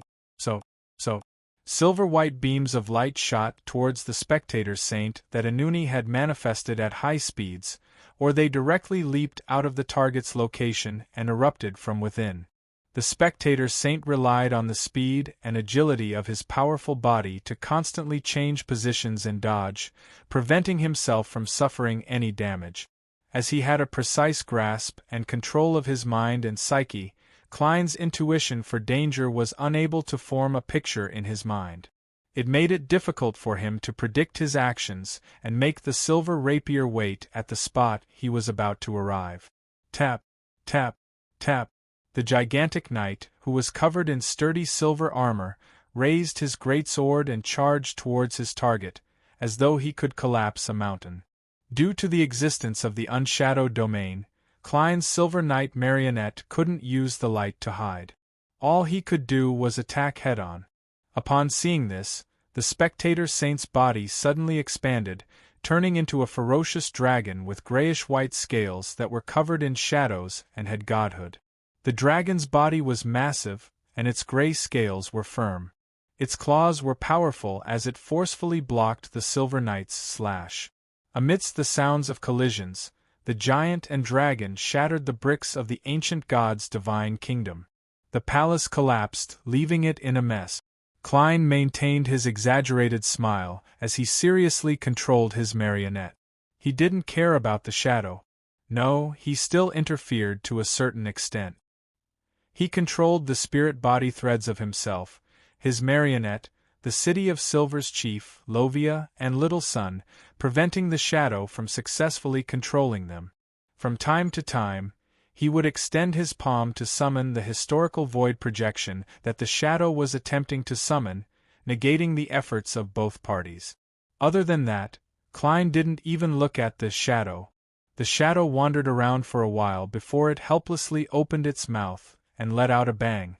An air cannonball shot out and struck the Silver Knight marionette, causing it to explode. Amidst the rumbling sounds, the marionette only shook slightly before returning to normal. The silver full-body armor he wore didn't have any cracks. Ha ha! Seeing this scene, Klein laughed out loud, making people feel like they were about to bend over. How could he not know just how weak his attack and defense were? When the two core skills of controlling spirit body threads and summoning historical void projections couldn't be used, Shadow, who didn't have a marionette, could only watch from the sidelines in the demigod battle. Be it air cannonball, flame controlling, illusion creation, or the combat abilities of a clown, they were only embellishments or support.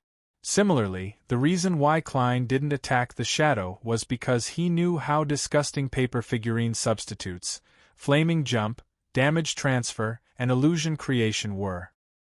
He knew that he wouldn't be able to finish him off in a short period of time, so he might as well let him be a spectator. After all, it wouldn't affect the battle. Upon hearing the mocking laughter, the pitch-black shadow paused for a moment before pouncing forward. It approached Klein and attacked him. Elsewhere, when Anuni's true body descended in front of the three demigods of the City of Silver, Colin Iliad quickly glanced at him before retracting his gaze. He crossed his swords in front of him to form a cross.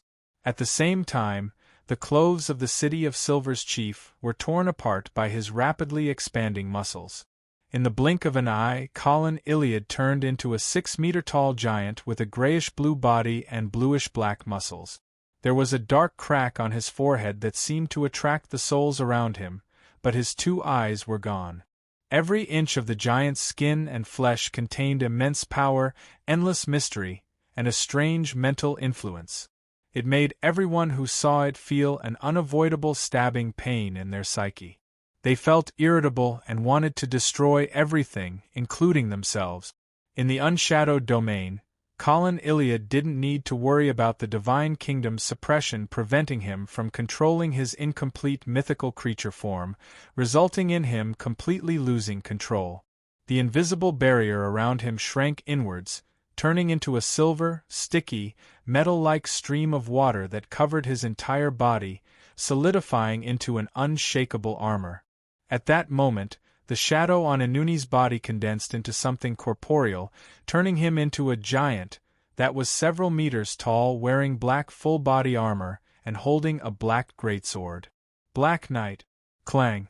The black greatsword cleaved down vertically, but it was stopped in midair by the 2 swords formed by the light of dawn. The shadow beneath Inuni's feet and the black wings on his back extended forward in an attempt to envelop Colin Iliad.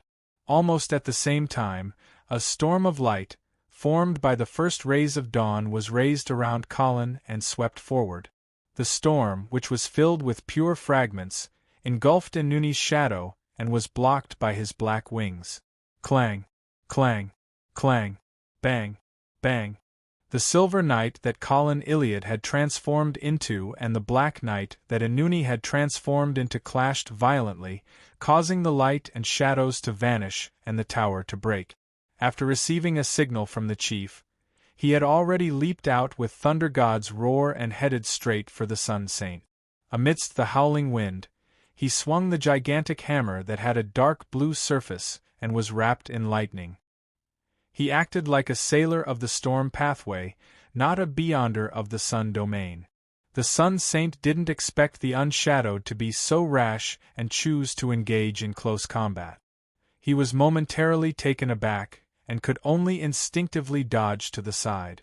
With a snap, a silver-white beam burst forth where he was about to step, quickly engulfing him and tearing his body apart. The Silver Knight evil spirit that Lovia grazed also attacked the Sun Saint. A tidal wave of golden light suddenly surged out of the Sun Saint's body, melting the silver-white beams and condensing into a layer of armor of light and a huge spiked mace. Bang! The spiked mace blocked Thunder God's roar, causing lightning bolts and spots of light to splatter everywhere. At the same time, the Sun Saint's body emitted circles of warm light, causing the Silver Knight evil spirit that was affected to suddenly turn incorporeal as though it was evaporating. It made the black-armored Lovia's figure turn white, and the depravity quickly dissipated. Klein's Silver Knight marionette was suppressed and weakened significantly. Cleanse. This was the core power of an Unshadowed. It was extremely effective against dead spirits, degenerates, and corruptors. Faced with purification, Lovia could only recall the Silver Knight evil spirit and stop grazing it. She only used the corresponding beyonder powers to alleviate her weakness. Whoosh, whoosh, whoosh. Silver-white beams of light flashed from time to time, sometimes flying at high speeds, forcing the Sun Saint to block and dodge in defense. Derek took a glance and didn't brandish Thunder God's roar again, nor did he continue pestering the Sun Saint. He took a few steps back and cast his gaze at the battlefield where the pitch-black greatsword and the twin swords of dawn clashed repeatedly. He cast his gaze at the battle between Colin Iliad and Inuni. His expression suddenly turned solemn as he spread his arms halfway, as though he was embracing a gift from a god. The unshadowed domain immediately became brighter, as though sunlight had penetrated the barrier and shone in. Right on the heels of that, a ball of pure light with countless holy flames swirling around it descended out of thin air, enveloping Colin Iliad and Inuni without distinguishing between friend and foe. Flaring sun. Unshadowed's flaring sun. This was the theurgical spell that Klein had used to kill Megos and the fetus in her womb. It could cause great damage to creatures in the domains of corruption, and undying. It could even directly destroy them. Inside the ball of light surrounded by holy flames, a faint mist rose from the black wings on Enuni's back. The pitch-black armor that covered his body melted and cracked.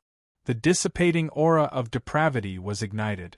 Colin Iliad also suffered damage, and the silver full-body armor on his body turned into a flowing metallic liquid.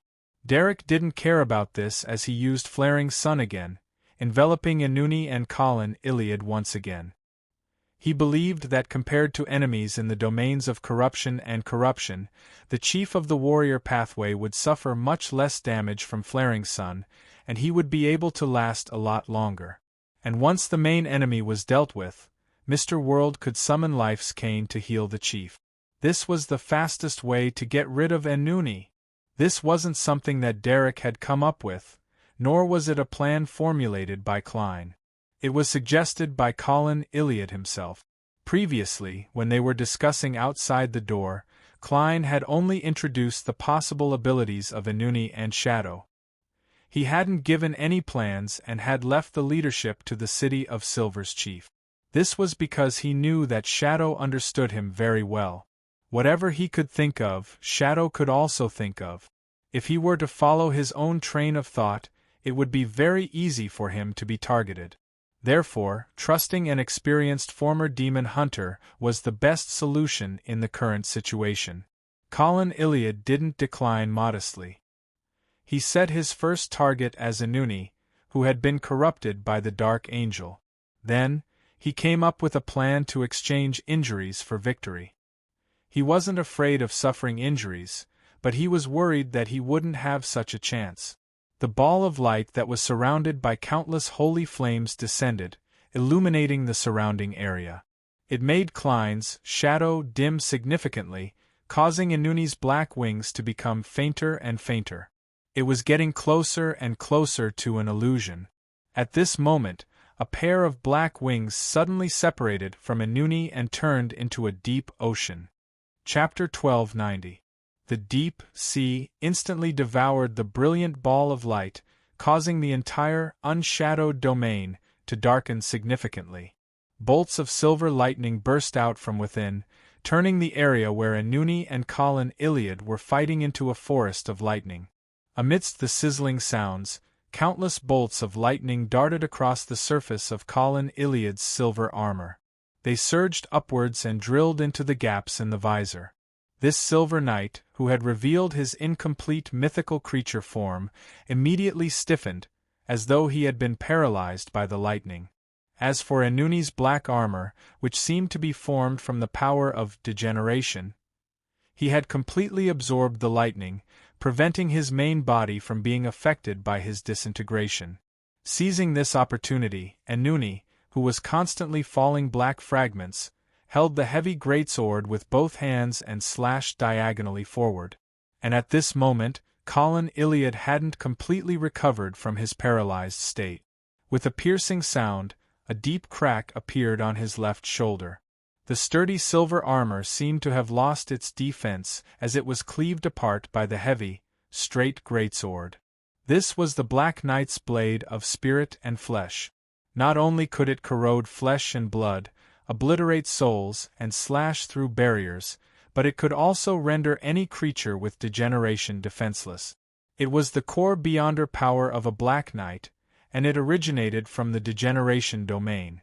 Seeing that the blade of spirit and flesh had sliced through the silver armor on Colin Iliad's left shoulder, causing the crack to rapidly deepen and head straight for his heart, Derek tensed up.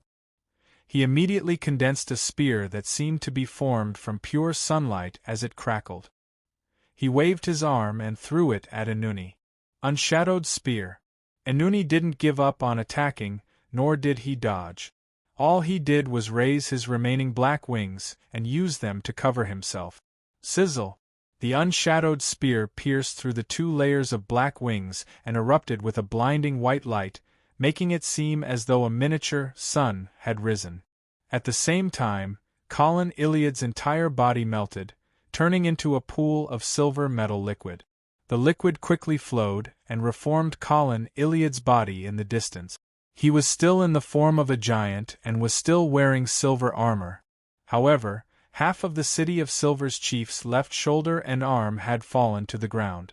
The cut was clean and no blood flowed out.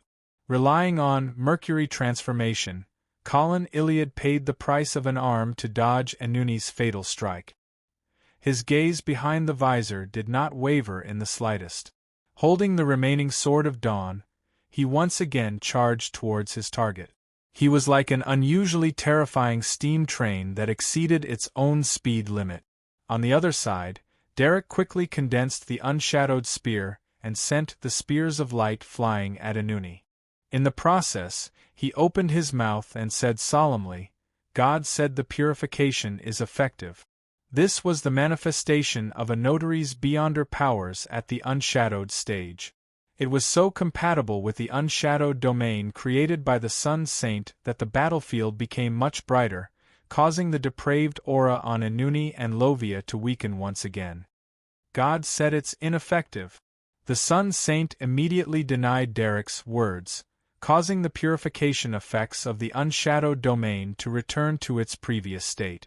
Amidst the crackling sounds, the unshadowed spears flew towards Enuni. As for the black wings on the Black Knight's back, they had already faded and disappeared under the illumination of the miniature sun. Less than half of them were left. Seeing the dazzling, pure spears of light coming at him one after another, while he was entangled by Colin Iliad, making it difficult for him to effectively dodge, Enuni spread out his pair of illusory black wings and disintegrated into a swath of darkness. As soon as the unshadowed spears came into contact with the darkness, they were stained with a layer of viscous pitch-black darkness. They were either instantly corroded and broke apart, penetrating into the magnificent staircase, or drawing an arc in midair before turning around and rushing towards Derek Berg. At that moment all of them had fallen. Upon seeing this, Derek followed his combat intuition, which he had developed from his long training and patrolling. He suddenly leaped forward and continued rolling. Sizzle! Sizzle! Pitch-black spears landed behind him, corroding a large portion of the staircase. At this moment, the Sun Saint was also throwing the unshadowed spears and creating pure white rays, forcing Lovia to use one of the souls she grazed to constantly flash and begin attempting to approach the enemy. What made her regret was that in such a state, she could only use the powers of one soul at a time. She couldn't flash and condense the silver rapier to slash at the Sun Saint from afar to create an opportunity for herself. On the other side, Klein and his shadow were engaged in an abnormally intense battle. Amidst the sounds of air cannons, scarlet flames soared up one after another. Pieces of paper scattered in all directions as the illusions turned into bubbles. The Silver Knight marionette had basically suppressed the Spectator Saint. After all, no matter how powerful the Mind Dragon's body was and how powerful it wasn't a match for a demigod of the giant pathway in close combat. Of course, the Spectator Saint wasn't in danger either. After all, he had revealed an incomplete mythical creature form. If not for the fact that his opponent was only a marionette, and that Klein had already digested the Sequence 3 potion and had seen many high-level creatures, he could have used the prominent godhood to interfere with his opponent's thoughts, making him gradually turn irritable and lose his rationality. Without the advantage of the godhood's influence, the Spectator Saint could only use the hypnotist's combat hypnosis to force the target to do abnormal actions, such as attacking the wrong spot. Then, he could use this to escape the entanglement and enter the psychological invisibility state again to attempt a sneak attack on Klein. The hypnotist's combat hypnosis could forcefully hypnotize the enemy in battle, making them do all kinds of abnormal actions. However, this action couldn't directly harm the hypnotized person, nor could it be maintained for too long. The target would quickly wake up. Of course, the target of the Spectator Saint's combat hypnosis was definitely not the Silver Knight marionette. This was because it was essentially a dead person, immune to all mental influences. The target of his interference was the thoughts Klein transmitted through the spirit-body threads, so as to make the marionette receive an error in the information it received, making it do something that didn't match Klein's intentions. In fact, this was already mental interference and not mental hypnosis. The effects were undoubtedly inferior to the original version, but not every saint of the spectator pathway could grasp such an application. It was a result of digging deep into one's beyonder powers and experimenting. To the spectator saint, this was something that couldn't be helped. This was because, be it mind deprivation, mind storm, or mind breath, none of them were effective on a marionette. This grayish-white dragon with a shadow covering its head had attempted to approach Klein several times or use area of effect beyonder powers, but it was stopped by the Silver Knight marionette. It was forced to dodge by the silver rapier that could explode within its body. As Klein controlled his marionette, he distanced himself from the spectator saint and dealt with his shadow. It wasn't too easy, but it wasn't too much of a burden either. Suddenly, his spiritual perception stirred as he entered a lucid state after his dream and mind were secretly invaded. With this lucidity, Klein allowed a portion of his consciousness to rise under the spirituality sky and look down at his mind island. Then, he saw the shadowy Anuni, who gave off an aged vibe, walk out of the illusory and boundless sea of collective subconscious and open the door to his body of heart and mind. This spectator saint didn't attempt to modify the consciousness in Klein's mind island. All he did was pinch out a dark ball of light with tentacles growing outwards, turning it into an undetectable seed that landed on the ground. The source seed of mental plague. Without any hesitation, Klein immediately switched positions with the Silver Knight marionette, preventing the seed of mental plague from taking root in his mind island. The spectator saint sensed this change, but not only was he not disappointed, he even revealed a smile. This was because he had long used his virtual persona to secretly plant the seed of mental plague in the Silver Knight marionette's dead island of consciousness. Although it couldn't affect the marionette, it could unknowingly corrupt the enemy who had switched positions with the marionette, as well as the other targets in the surrounding area. This was a kind of corruption and infection that targeted the island of consciousness and the mental world. It wasn't a direct attack, so it was difficult to use virtual persona to offset it. When the time came, the problems that Klein had temporarily hidden with his virtual persona would completely erupt. He would quickly lose control, and there would be no way to reverse it. Shadow was no stranger to such a situation, because Vin Rambus had once used a similar method. As he snickered at how his true body had become crazy, rash, arrogant, and resembled a clown, forgetting the lessons of the past, he snapped his fingers, summoning a scarlet stream of flames. He used it to leap over and hold back Klein. This was another intense battle in which paper fragments flew everywhere as illusions were destroyed. Before long, Klein suddenly stopped. He raised his left palm, which was formed from the twisting translucent maggots, and covered the left side of his face in a similar state. Ha ha ha ha ha. He let out a maniacal laugh as he controlled the spirit-body threads around him like a madman, no longer distinguishing between friend and foe. On his right cheek, light-colored flesh protruded, as though they were worms of spirit that were about to drill out. Seeing that Klein had gone crazy and was about to lose control, Shadow was worried that he would be infected by the mental plague. He hurriedly made a scarlet flame leap up and engulf himself. In the distance, his figure leaped out of a stream of flames that had yet to extinguish. At this moment, the Silver Knight marionette would occasionally attack or dance in a convulsive manner. It was obvious that it was under abnormal control. He was powerless to stop the mind dragon that the spectator saint had transformed into. He allowed it to extend its wings that were covered in skin and fly above Klein, preparing to spew out mind breath. The spectator saint didn't wish to give his enemy, who had been infected by the mental plague, a chance to catch his breath. He planned on making him lose control immediately. Suddenly, the Mind Dragon's actions turned sluggish, as though every joint had been injected with paste.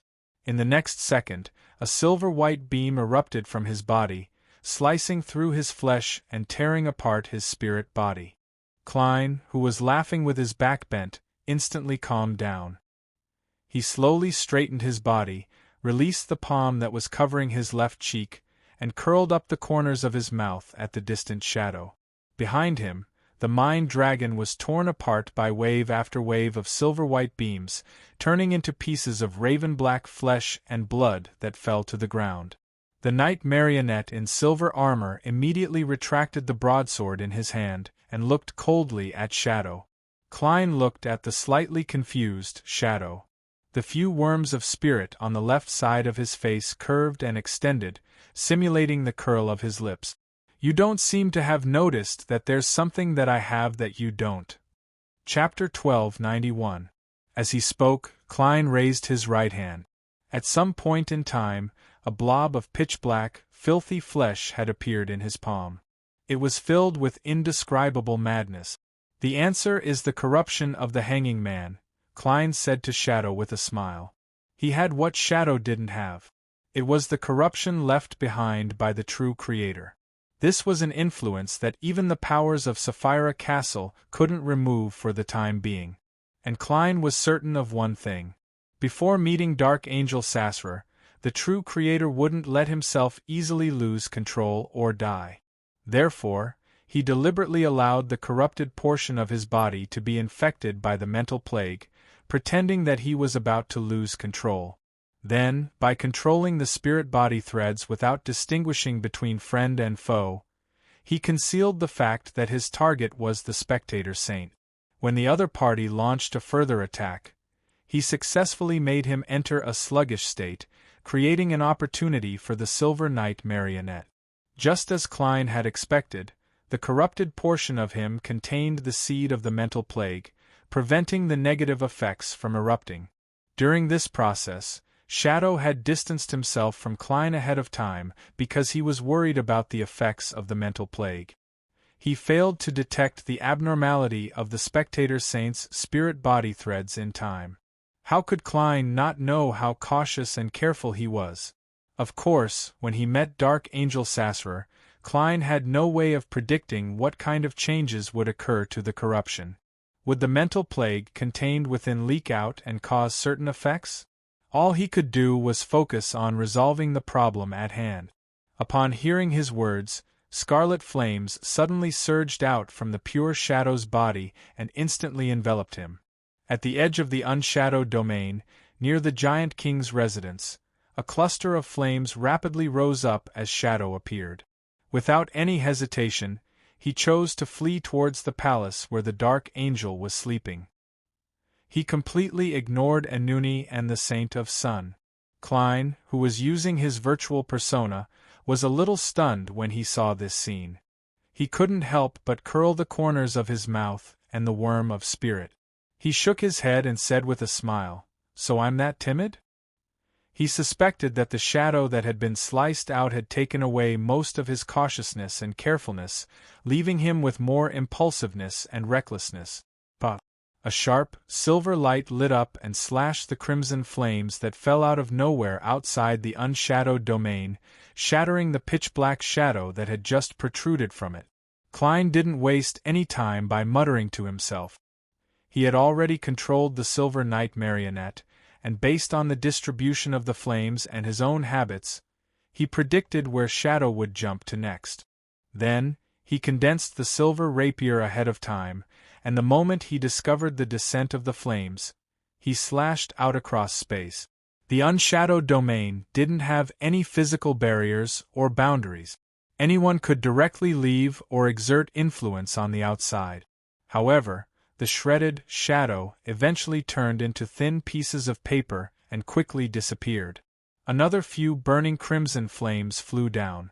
The pitch-black shadow used them to jump and approach the open door of the Giant King's residence. As for the silver beams that lit up one after another, they only tore apart his paper figurine substitutes.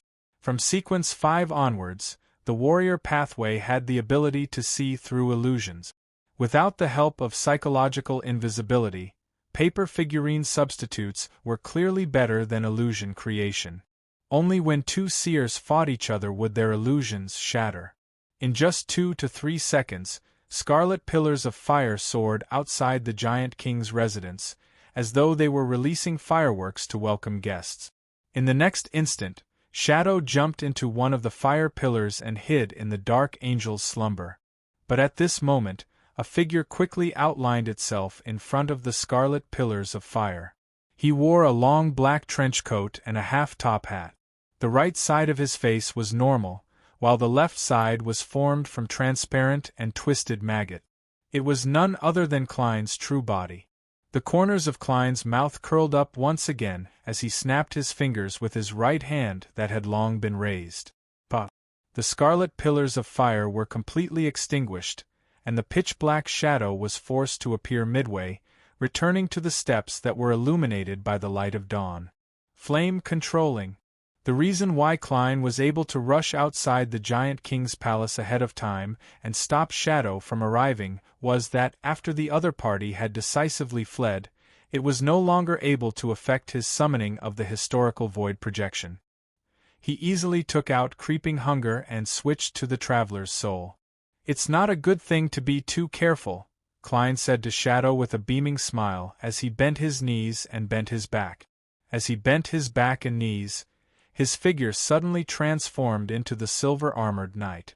The knight stabbed the greatsword in his hand into the crack in the ground, creating an invisible barrier that sealed the door to the dark angel's slumber. At that moment, Klein had switched positions with his silver knight marionette. He gave his shadow the impression that as long as he could destroy the barrier that originated from the Guardian, he would allow him to enter the giant king's palace. Of course, his true body interfered with Shadow's summoning of the historical projection and controlled the spirit-body threads. As the battle situation reversed, the battle between the three demigods of the City of Silver, Enuni, and the Sun Saint also changed. When Colin Iliad once again held back Enuni, who had lost his black armor, he repeated his previous strategy. At times, he would use Flaring Sun to deal area of effect damage, using the chief's injuries in exchange for victory in battle. At other times, he would condense a pure and dazzling unshadowed spear to carry out a precise attack. This wasn't often used because it was easy for Enuni to dodge it and even accidentally injure Colin Iliad. After 3 rounds of Flaring Sun, Enuni finally couldn't hold on any longer. He once again spread out one of his last 2 pairs of black wings, turning it into a pitch-black sea that devoured all light. It also drowned Colin Iliad, causing the City of Silver's chief to have a layer of sticky black liquid on his body. His movements were clearly hindered. Seizing this opportunity, Enuni escaped from the entanglement and avoided the subsequent unshadowed spear. He transformed into a shadow and quickly swam towards the giant king's residence in an attempt to cooperate with Shadow to break through the barrier. At this moment, a sharp silver-white light burst out from his body and tore him into pieces of dark red flesh and blood. This sudden and precise attack came from Lovia. This elder of the 6-member council had actually given up on dodging the Sun Saint's attack. At the instant Enuni left the battlefield, she decisively switched the grazed soul to the Silver Knight evil spirit, dyeing the black armor on her body silver-white. Sizzle! The pure and dazzling unshadowed spear hit the lady, causing her to be completely devoured by a miniature, blazing Sunday. Enuni's blobs of flesh and blood hadn't lost their vitality. They quickly gathered together in an attempt to reassemble his body. But at that moment Colin Iliad, whose movements were restricted by the black sticky liquid, burst out with spots of light. They turned into a storm that tore through the obstruction, allowing the silver-white armor to reappear. Right on the heels of that, the giant-like Silver Knight took a step forward and waved the Sword of Dawn in his hand, allowing the storm of light to continue. It swept forward and enveloped the blobs of dark red flesh and blood. A pair of black wings appeared and dissipated, calming the storm of light. However, Derek's flaring sun continued, using holy flames to ignite every blob of flesh and blood, melting everything with pure light. When the Sun Saint saw this scene, he knew that his true body couldn't escape the fate of being destroyed. He couldn't be bothered to deal another blow to Lovia as he turned around to leave his unshadowed domain. Suddenly, he heard a voice filled with malice and filth. "Slow down." Lovia forcefully escaped the remnant power of the unshadowed spear and teleported to a spot not far from the Sun Saint. Then, she switched the grazed soul to a devil and used the language of foulness.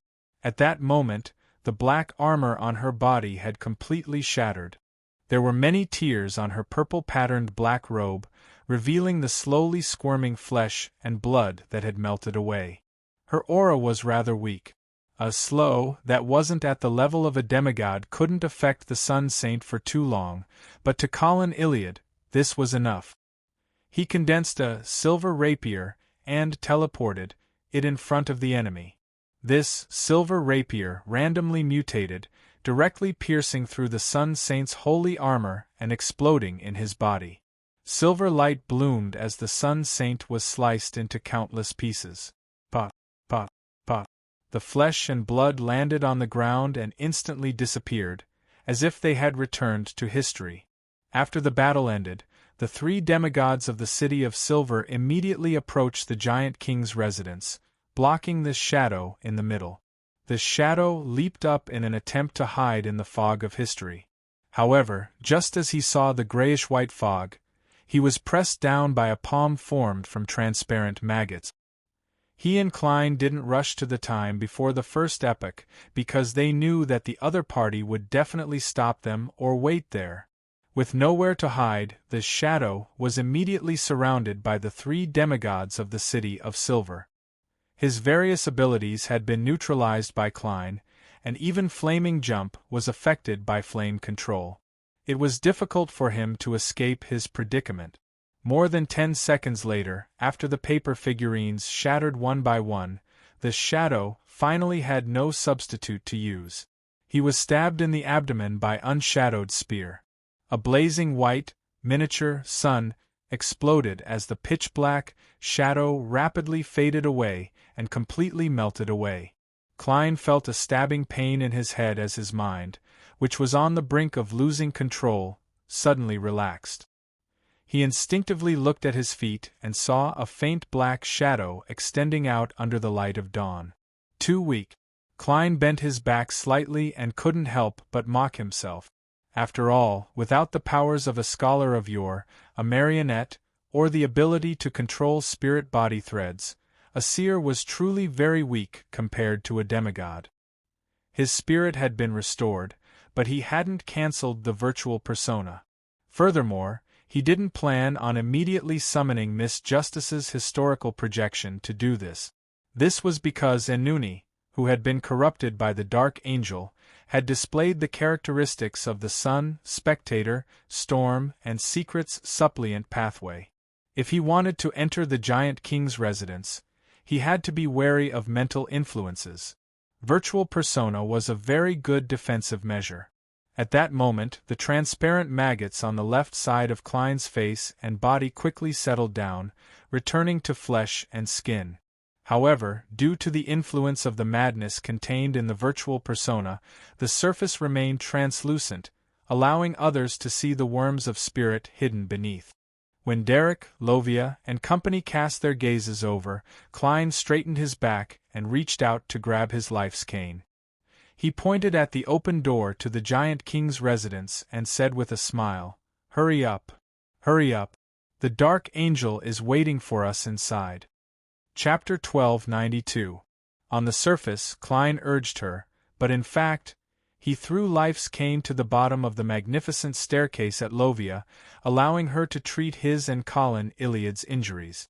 As a former Rose Bishop, Lovia was the least afraid of the negative effects of life's cane.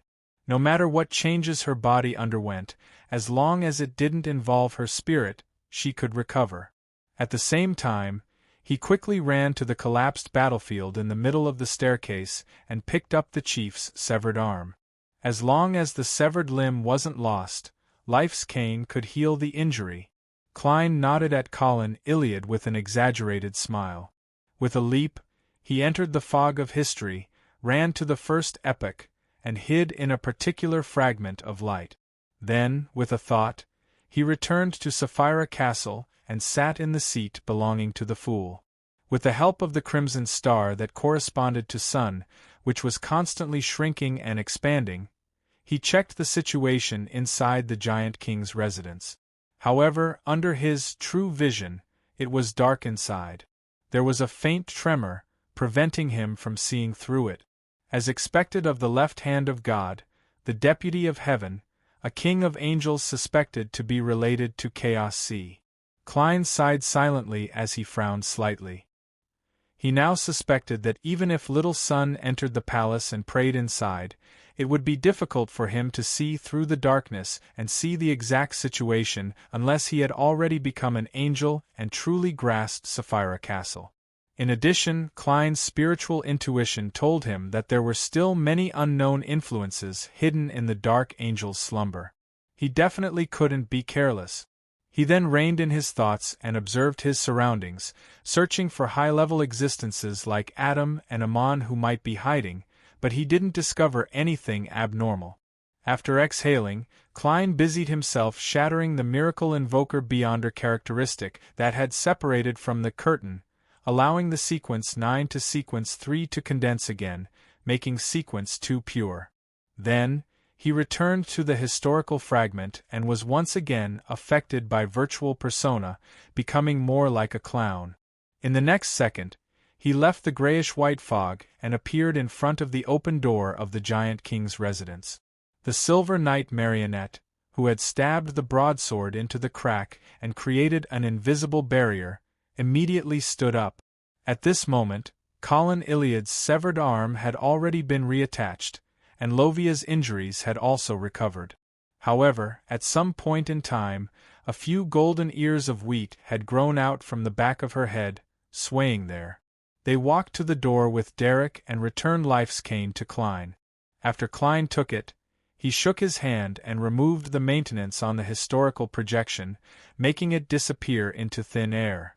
Right on the heels of that, he grabbed forward with his right hand, planning to summon the historical void projection of Miss Messenger in her perfect state. At this moment, Colin Iliad suddenly asked, "Are you going to summon that angel? It doesn't have to be him. I have too many choices." Klein used a slightly exaggerated tone to state the truth. Colin had already dispelled his giant form and returned to his original height of more than 2 meters. After all, maintaining an incomplete mythical creature form was still a huge burden for him. At this moment, he was wearing the condensed silver armor and holding the 2 swords of dawn that had returned to their normal size. He said calmly, "That corrupted monster just now showed the characteristics of making living beings fall. The place where the dark angel sleeps should have similar effect. Does the chief mean that the angelic projection summoned by Mr. World might rebel after entering the giant king's residence?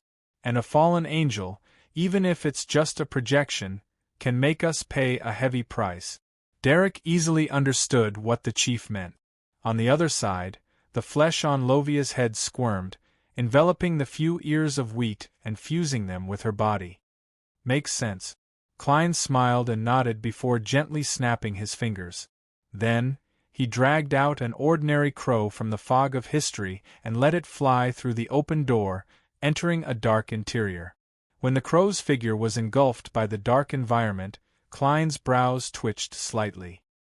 He turned his head and smiled at the City of Silver's chief. "We've lost contact." Colin Iliad replied without any surprise, "That's right. This is a king of angels." Klein couldn't help but curl the corners of his mouth. This was rather troublesome for him. It meant that he couldn't summon a historical projection to replace his actual body. The fact that his shadow had been sliced off proved this point. "All right." Klein shook his palm a few times as though he was stretching his wrist, taking out a black cane embedded with many gems from the air. 0 to 62, Staff of the Stars. He could only try to see if the sealed artifact projection and marionette in his hand would fall and rebel. After making their preparations, Colin, Iliad, Lovia, and Derek cast their gazes at the darkness behind the open door. Klein pointed with the staff of the stars in his hand and said with an obvious smile, "This will be a dangerous journey. Everyone can die. This is going to be a dangerous journey. Everyone has a chance of dying. It's the same for you and me." With that said, he pressed down on his top hat and followed behind the Silver Knight marionette. He passed through the open door and stepped into the deep darkness. Colin, Iliad, Lovia, and Derek didn't say a word as they silently but firmly walked forward. Bakeland, the battlefield outside the city. Audrey, who had used lie to adjust her face in her dragon form, was engaged in an intense battle with the demigod in the Faceac general's attire, silver mask, and gloves. The other party's indestructible defense, the broadsword condensed by the light of dawn, the ability to hide using light, and the thin sword that could teleport had left a deep impression on her. If she hadn't known that the upper echelons of Faceac and Intis were mostly silver knights, demon hunters, iron-blooded knights, war bishops, unshadowed, mentors of justice, alchemists, and arcane scholars, as well as having gathered intelligence on the tarot and done some homework, Audrey, who lacked sufficient combat experience, would have long been defeated. With this accumulation, Audrey recovered after enduring the initial attack. She relied on combat hypnosis, mind deprivation, mind breath, mind storm, and other abilities that were more focused on control and mental influence to turn the tide of the battle and escape from her predicament. Of course, the most important thing was that the godhood influence brought about by dragon form had interfered with the Silver Knight's mind and thoughts. It also allowed Audrey to have a body that could withstand damage and the strength to withstand attack. Otherwise, she would only be able to barely maintain her state and would have been injured. And as a sequence 3 saint of the warrior pathway, Admiral Faceac had a firm will and a unique ability to not be affected by illusions. He could effectively resist mental powers and reduce the negative effects he received. Therefore, he still had the upper hand. He used light concealment and silver rapier to suppress Audrey in an attempt to create an opportunity to defeat the enemy and clinch victory. Audrey was very calm about this. This was because, while fighting, she had already virtual persona. She had diverted her attention to sow many seeds of mental plague into the surrounding environment. It wouldn't be long before that Admiral Faceac would be silently infected. At this moment, scarlet flaming spears were shot over from the Allied forces' camp. They blotted out the sky and covered the earth in a dense barrage. The Silver Knight didn't dodge. He took a step forward and brandished his sword of dawn, dragging Audrey to the spot. Whoosh, whoosh, whoosh.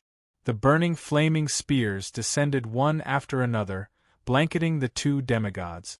Audrey's face couldn't help but contort. The grayish-white scales on her dragon form body were covered in charred marks. As for the Silver Knight's armor, it still suffused a silvery white glow.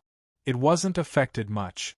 Compared to a giant whose specialty was defense, a dragon's ability to withstand attacks was clearly much weaker. It was only at this moment that Audrey felt like she was participating in a war and not a one-on-one duel. When another wave of flaming spears was about to strike, there seemed to be a commotion within the Allied forces' camp. There was a certain degree of collapse. At this moment, the thick fog that enveloped the entire battlefield vanished as though it had never existed. Audrey and Admiral Faceac stopped fighting at the same time. They felt abnormally weak, and it was difficult for them to even raise their arms. She saw an orange-red light surge over from the edge of the endless plains behind the Allied forces' camp. Instantly, it occupied most of the sky and blotted out the sun. The area around Bakeland entered dusk. Thick darkness appeared on the other side of the sky, and it quickly collided with the orange-red dusk. All the soldiers and officers on the battlefield instantly fell to the ground and fell into a deep sleep. Inside Bakeland, outside St. Hireland Cathedral, Leonard, who was wearing a red glove, raised his head and looked at the sky that was half dusk and half night. He let out a silent sigh, then cast his gaze at the entrance of St. Hireland Cathedral. The disheveled brown-haired Cancer Bernard and the other machinery hive mind members stood there, looking at the sky in a daze. Just a few months ago, they had a deep cooperation with Leonard's Red Gloves team. Together, they cleaned up the evil forces in Bakeland and searched for the secret organization that believed in the Fool and used tarot cards as a code name. Rorstad Archipelago, City of Generosity, Byam, on the bell tower of the Cathedral of Waves. Donnas watched as the resistance entered the city and took over many places. He finally heaved a sigh of relief and turned to Alger. You see, in most parts of the city they are very popular. Alger's gaze followed the dark-skinned locals and did not respond to Donna's. Donna's was very relaxed. He chuckled and said, "I didn't expect that our next meeting would be like this." Alger raised his head and was about to speak when his heart suddenly stirred and he cast his gaze towards the northwest sky. As far as his eyes could see, the sky suddenly darkened. Layers of dark clouds piled up, and countless silvery white lightning snakes jumped out. Many deep blue waves surged up high, swept by the wind, all the way to the clouds, connecting the sky and the sea. At the border between the sea and the sky, beams of light lit up. They were not brilliant, not clear, and not colored, as if they were formed by a large number of illusory objects. Chapter 1293. On a battlefield near the capital of Lemberg. Under the guidance of a flaming javelin, clusters of condensed crimson fireballs flew past the area filled with corpses, weapons, blood, and smoke. They landed in an area with simple fortifications and created a series of explosions. Looking at the rising smoke and the spreading flames, Anderson patted the dust off his hands and turned his head to smile at his deputy beside him. "I don't know how much longer we can hold on. Is there anything you want to say? I can help you write a suicide note." As he wished, he saw the angry eyes of the soldiers around him. Their thoughts were exactly the same. However, the soldiers didn't make a move. Their gazes turned to somewhere else. "You actually didn't respond to my provocation." Anderson raised his eyebrows. "This means that you are planning a conspiracy." Without waiting for the adjutant and the soldiers to respond, the hunter smiled and continued. "You want to surrender, right? You want to protect your family and friends?" Anderson clicked his tongue and shook his head when he saw many pairs of eyes looking at him. "It hasn't been long since you became Beyonders. You only became hunters, provokers, and pyromaniacs by relying on the outbreak of war to harvest the potion's main ingredients from the enemy. However, you are still too inexperienced when it comes to scheming. I'm curious, why don't you try to convince me to surrender? I don't think I usually appear very firm, and I'm not a believer of the God of knowledge and wisdom." At this point, Anderson looked at his aide-de-camp with a thoughtful expression. "Is it because the higher-ups on the other side are completely enraged by me and have given the order not to accept my surrender?" The adjutant was silent for a few seconds. "Since you already know, why do you still ask?" With a swoosh, the soldiers nearby all raised their right hands and aimed their palms at Anderson. They seemed to have a tacit understanding. "If I don't ask, how can I be sure that everyone is thinking the same thing?" Anderson smiled calmly. He rubbed his stomach with his left hand and put his right hand into his pocket. No one knew what he was looking for. At this moment, the sun in the sky suddenly expanded and became extremely huge. The blazing golden sunlight made it so that Anderson and the others couldn't open their eyes at all and couldn't think of anything else. Then an illusory tower appeared. Every level of it was made up of thick books, and every book had a brass eye on it. The higher it was, the darker it was, and the more it was filled with the aura of madness, destruction, inauspiciousness, and disaster. The tower extended into the sky, as if it had enclosed the entire world within itself, including the huge sun, Bakeland, Odora's luxurious villa. All the vampires in the city had gathered here to prepare for the outcome of the war. Emlyn White, who had become an earl, had his hands in his pockets as he stood by the window, bathed in the intertwining light of dusk and night. He watched his clansmen discuss current affairs uneasily. Suddenly, his spiritual perception was triggered, and he looked out the window. In the garden, clumps of withered weeds were dyed green again as they rapidly grew. Soon, they were as tall as a person. In other parts of the city, the trees that hadn't been affected by the previous bombardment frantically absorbed nutrients from an unknown source. One section after another rose up, and soon, they grew to dozens of meters tall. Their branches were thick, and their leaves were like umbrellas. These gigantic trees were connected to each other, covering half of Bakeland's sky. Many buildings had been crushed or were entangled by leaves and vines, as though they had been abandoned for decades or centuries. In just 7 or 8 seconds, many parts of Bakeland had turned into a primeval forest. After passing through the open door and entering the darkness inside the giant king's residence, Klein immediately noticed the silver knight marionette in front of him, the staff of the stars in his right hand, and creeping hunger in his left palm. They didn't show any abnormalities for the time being, and the corresponding spirit-body threads didn't show any signs of degeneration. After confirming the situation, Klein cast his gaze around and observed the environment. This place was drowned in a dense, corporeal darkness. It was impossible to see anything beyond 5 meters. The ground was made of grayish-white stone bricks that looked like they were frozen at dusk. It didn't reveal anything special about the Beyonder level. After some thought, Klein, who had the corners of his mouth curled up, reached his hand into the void, grabbed at it, and attempted to summon an angel.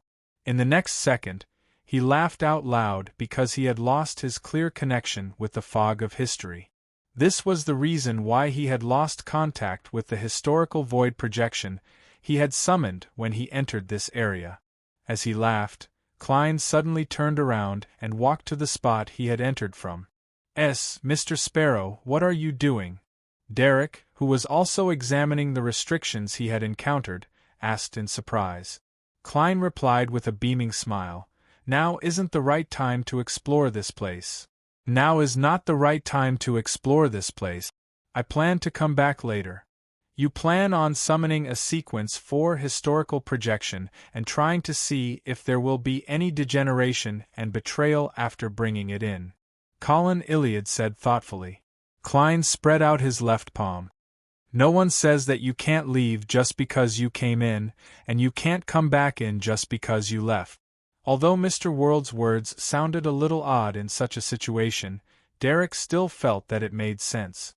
This was because the City of Silver had done the same when exploring the surrounding areas. Through repeated entering and exiting, through repeated attempts, they gradually accumulated information and details before finally resolving the problem. Lovia did not say anything, nor did she object. In her opinion, it was a good thing to be more prepared. In an exploration that concerned the future of the City of Silver, he absolutely couldn't be impatient. After taking a few steps back, Klein suddenly stopped and laughed. "Looks like the owner of this place doesn't want us to leave." It meant that the glimmer of light at the door had been swallowed by the deep darkness and disappeared. Colin Iliad looked around and said, "We can only move forward."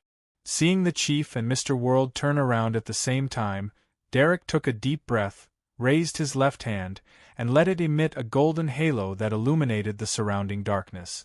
Parts of the giant pillars that couldn't be seen from the top and couldn't be hugged by 5 or 6 people appeared. Some of them were outlined, while others were hidden in the depths, indistinct. Derek retracted his gaze and prepared to move forward with Mr. World and the chief. At this moment, he didn't see another familiar figure from the corner of his eye. Derek's pupils suddenly dilated.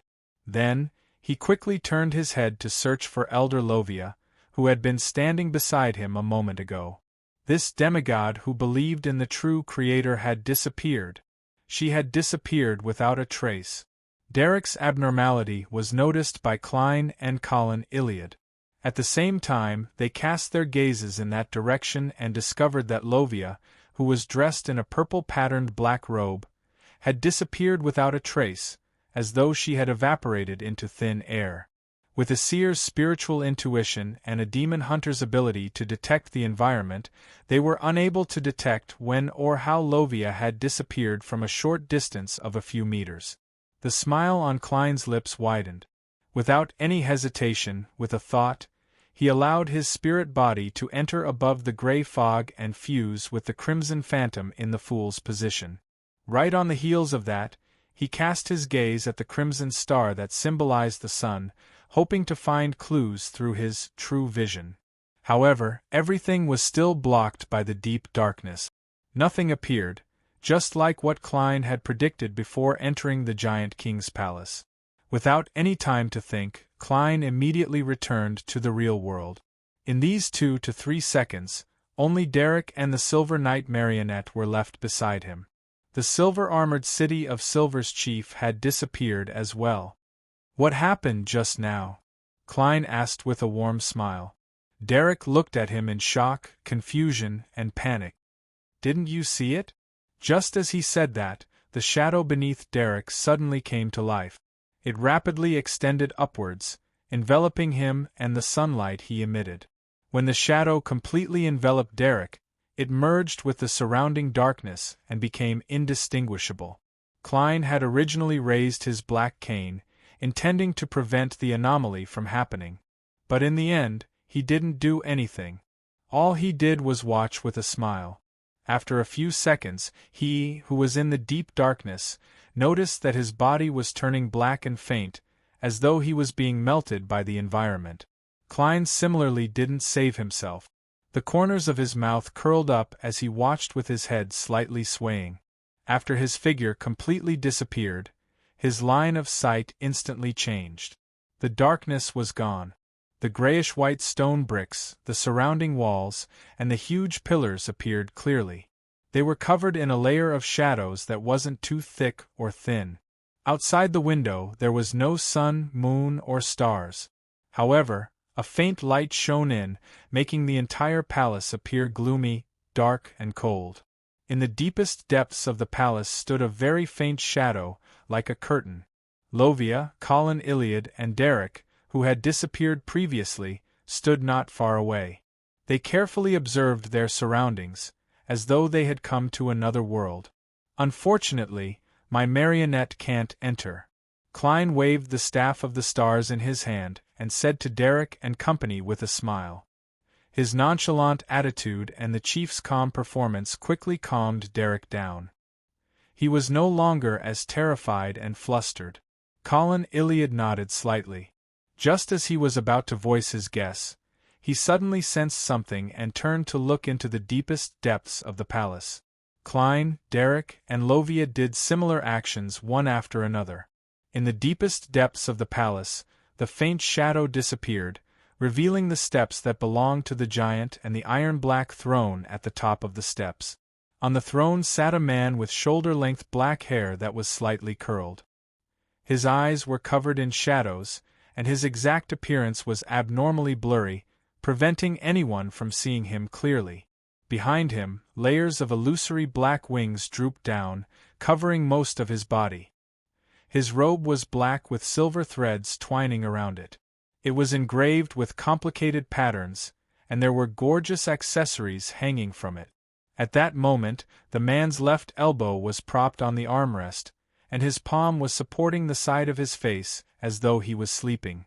Chapter 1294. There was no need for anyone to introduce him. The 4 demigods present clearly recognized a fact. The man sleeping on the iron-black throne, who was about the same height as the giant, was the left hand of God, the deputy of heaven, Dark Angel Sasrar. Among them, Lovia could clearly sense the pressure from an absolutely high-level figure.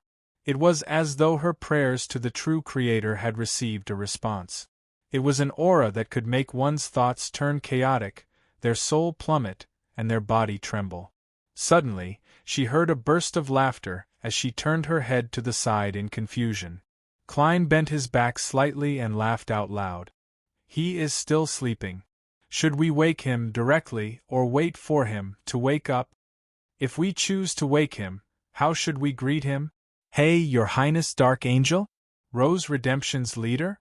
These two questions sounded absurd and arrogant, but they allowed Colin, Iliad, and Derek to escape the influence of their environment and fall into deep thought. Just now, they had instinctively considered the first question. It was rather important and related to what they should do next. Colin, Iliad thought for a moment and said, "Don't wake him for now. Don't wake him up for the time being. Try to get closer, look for clues, and collect information." "That's my idea as well." Klein casually snapped his fingers with his left hand and was about to walk towards the iron-black throne. At this moment, he was rather glad that he had finished off Shadow and restored his spirit. Otherwise, he wouldn't have been able to restrain his virtual persona. When he was simulating how to greet him, he nearly blurted out, "Hi, little Saw." Seeing that German Sparrow had already taken 2 steps forward, Lovia finally snapped back to her senses. "I'll give it a try with the Gray's soul." This was a relatively safer method that wouldn't endanger the exploration team. Klein nodded, held his black cane, and turned his body to the side with a beaming smile. A 3 to 4 meter tall phantom appeared in front of Lovia. On its head was a pair of goat horns covered in mysterious patterns. Its skin was dark and dull, filled with an evil vibe. It was a devil. Unlike the devils that Klein had seen before, there were signs of decay on the surface of its body, with yellowish-green pus hanging from it. It seemed to be mixed with the power of corruption. Just as Klein was casually sizing up the phantom, the demon spread open the huge bat-like wings on its back, causing the light blue flames on them to burn even more intensely and emit a strong smell of sulfur. It strode forward, slowly approaching the iron-black throne and the steps prepared for the giants. It used its sense of danger to detect any possible changes. While Colin, Iliad, Klein, and the other demigods were paying attention to it, they also examined the details of the Shadow Palace. They discovered that behind the iron-black throne where Sasra was sleeping, there was a pair of grayish-blue, dim doors that depicted the scene of dusk. This might be the door that leads to the outside world. This thought flashed across the minds of the 3 city of silver demigods, Colin, Iliad, Derek, and Lovia. At this moment, the demonic figure that was halfway through its journey suddenly stopped. It was shrouded by a mass of intertwining silver-white lightning. With a crackling sound, it was torn apart and quickly faded. A pillar of light entwined with holy flames fell from the sky, completely purifying the soul that belonged to the devil. Lovia did not feel any pain from losing her grazing target. She just frowned and could not think of a better way to explore. Klein looked around and said with an exaggerated smile, "That's right. As expected, you still have to rely on me." As he spoke, he slowly walked forward and took out a box of matches from his pocket. Then, he lit them one by one and casually threw them around. "I've always been a bit timid." After throwing half a box of matches, Klein turned around and explained with a smile. Even Derek Berg didn't quite believe this.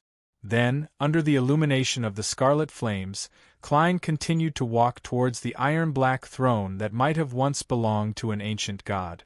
When he came to the spot where the devil's soul had been destroyed, his left palm suddenly tightened. Klein looked down and saw that creeping hunger had returned to the state of a human-skinned glove. There was an exaggerated crack in his palm, and inside were 2 rows of illusory, white teeth. This sealed artifact was attempting to tear at Klein's flesh and blood, devouring both his body and spirit. Creeping hunger had fallen. Tisk! Klein let out an obvious sigh as he glanced at the staff of the stars in his right hand. He confirmed that the Grade 0 sealed artifact that didn't have any living characteristics hadn't experienced any abnormalities. He then raised his right hand and stuffed the other end of the staff of the stars into Creeping Hunger's mouth. Creeping Hunger chewed a few times, but due to the suppression of its level, it finally calmed down.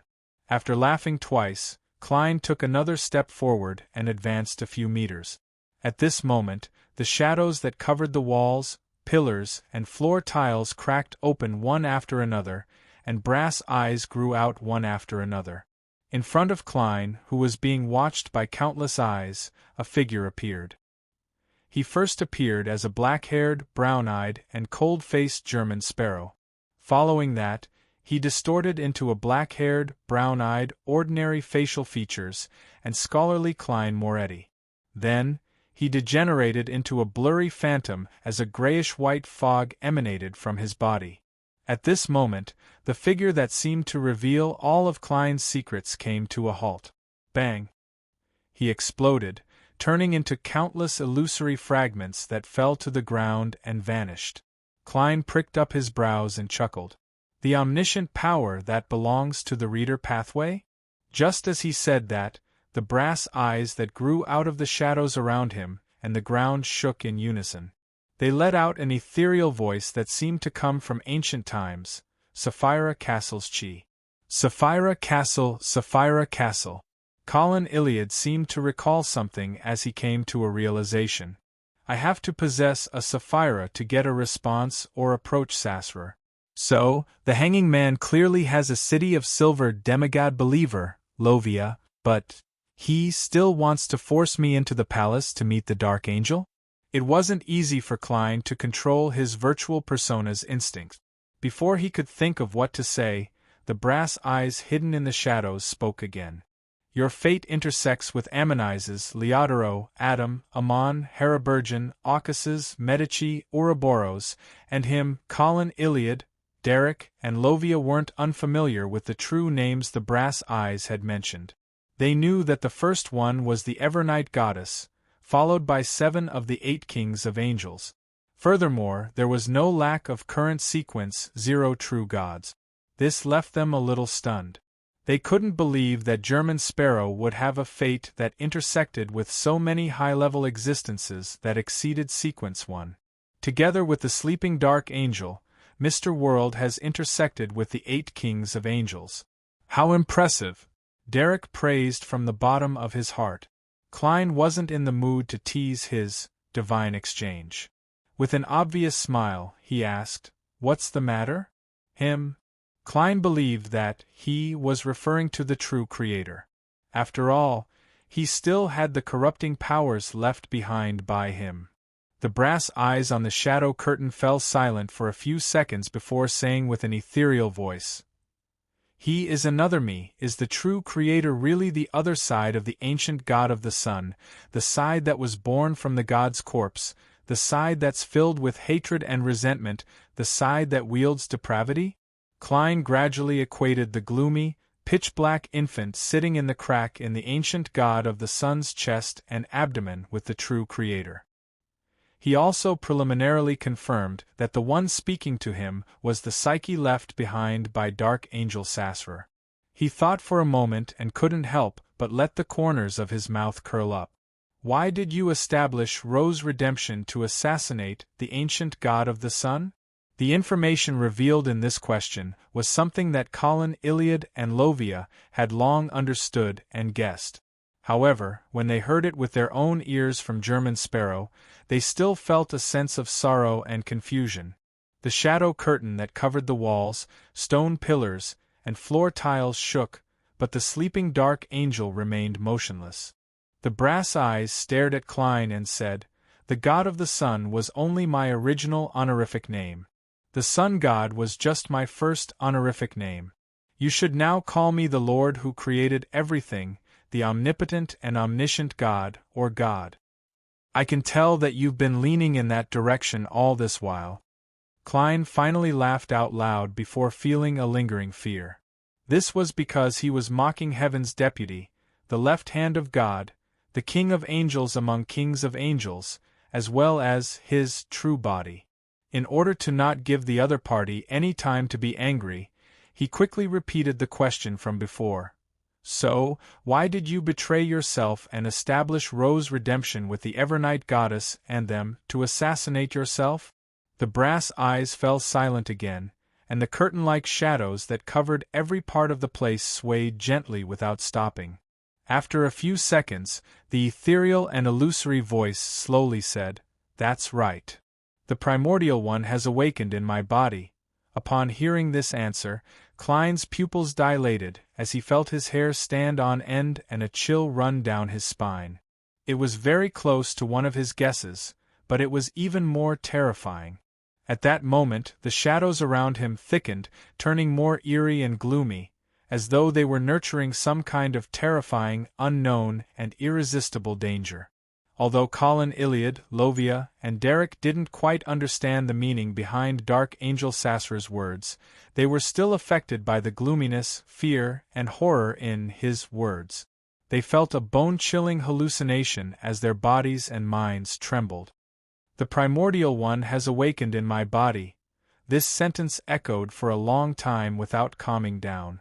P.S. Update first. Chapter 1295. After a while, Klein asked, "Primordial One?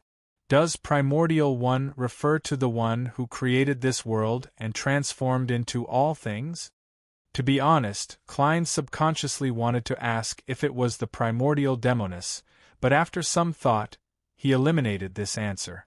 Firstly, the primordial Demonis didn't have the level to make the ancient god of the sun and the city of silver creator so afraid.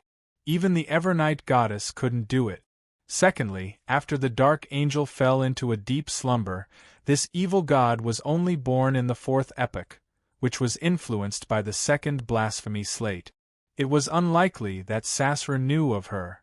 And even if he understood her through omniscience, he wouldn't specially mention a Sequence Zero who didn't participate in the history of the third epoch. Behind the increasingly dense and eerie shadows, the brass eyes flickered at the same time. "Universe? What do you mean?" Upon hearing the illusory voice, Klein was momentarily puzzled.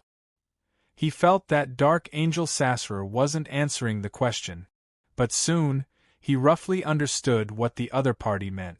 The primordial one didn't create this world, but the entire universe. Therefore, the primordial one refers to the original creator? Klein turned his body and glanced at the three City of Silver demigods, Colin, Iliad, Derek, and Lovia, and realized that their faces were filled with puzzlement and confusion. They were frowning slightly as they pondered over the conversation. In the history of the City of Silver, the ancient god of the sun was equivalent to the original creator. After creating the world, he awoke from his long slumber and took back the authority of the ancient gods. Of course, in a sense, this wasn't wrong. It was just that the original creator's awakening was different from what the residents of the City of Silver had imagined. "Universe," Klein thought for a moment and said, "because you've grasped Chaos C, the primordial one has awakened in your body?" Then, what would he encounter in the future with his initial grasp of Sapphira Castle? The brass eyes stared at Klein for a few seconds before saying, "That's not all. The higher the sequence, the closer it is to the primordial one. Therefore, every king of angels and Sequence Zero pathway has the possibility of the original creator awakening within them?" Klein tensed up when he heard that, and his heart sank. He then thought of something else. The higher the sequence, the easier it was to be corrupted by the things underground. Combined with the fact that Chaos C is underground, can it be concluded that the higher the sequence, the easier it is to be affected by Chaos C, causing the original creator to awaken in their bodies? Dragon of Imagination Ankwelt was sealed in Roselle's travels. What was sealed in the City of Miracles, Live Sidri, wasn't the underground corruption he suffered, but the awakening of his original will. Of course, this is the most powerful and terrifying corruption.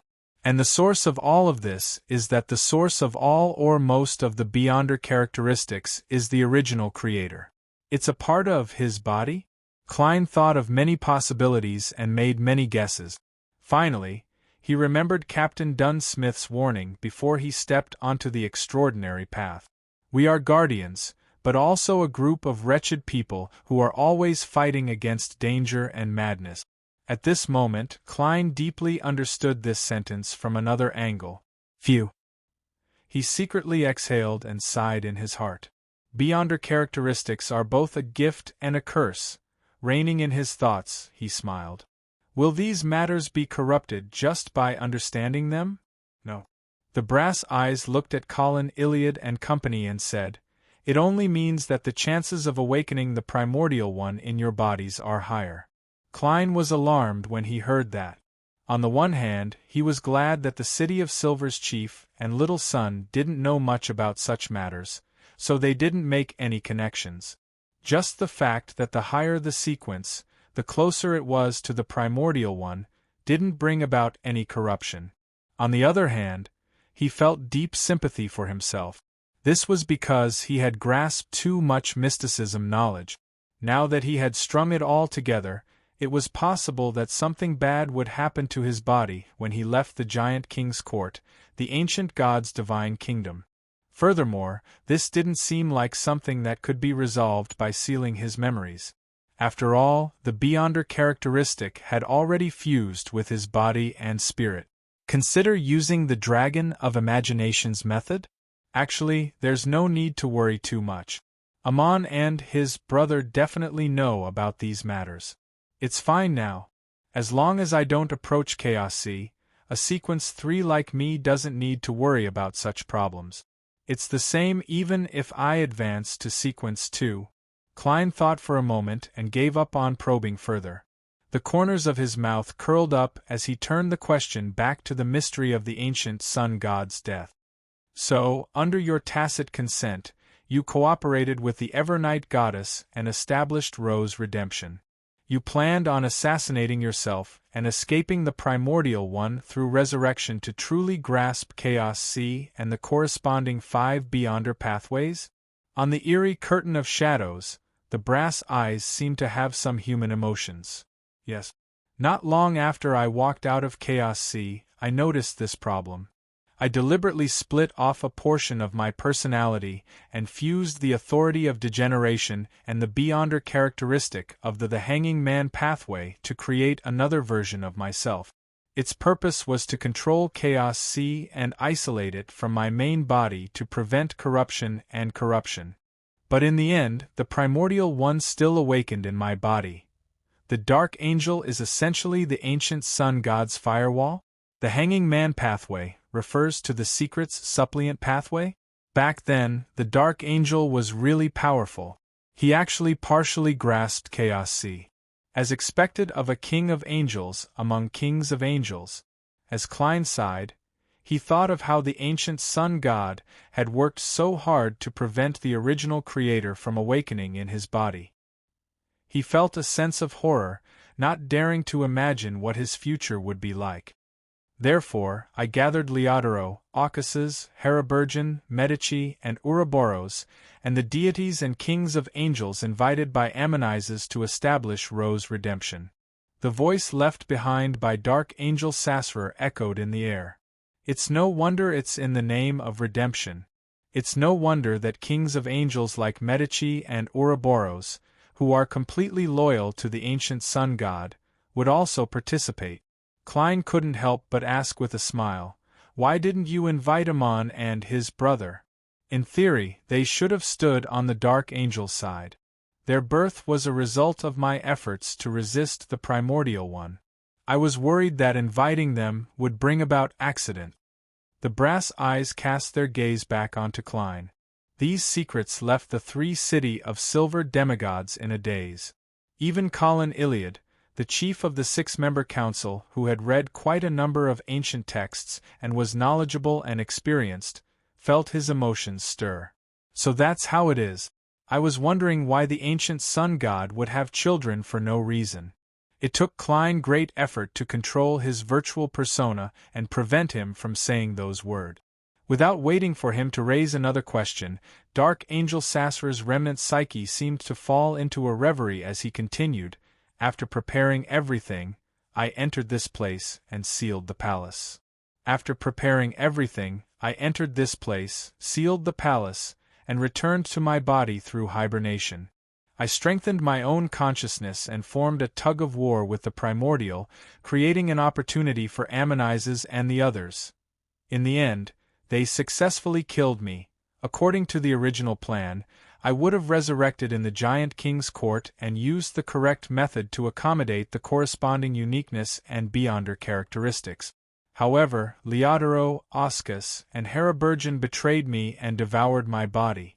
I could only urgently fuse with the extreme emotions I had before my death and be reborn in my corpse. I took away the beyonder characteristics of the hanging man pathway and the authority of degeneration. It's about what I thought. The Lord of Storms, the eternal blazing sun, and the God of knowledge and wisdom ultimately betrayed me. It's no wonder Hermit's fairy tale magic was effective. Klein came to a realization as he felt that most of the fog that enveloped the history of the Third Epoch had been cleared.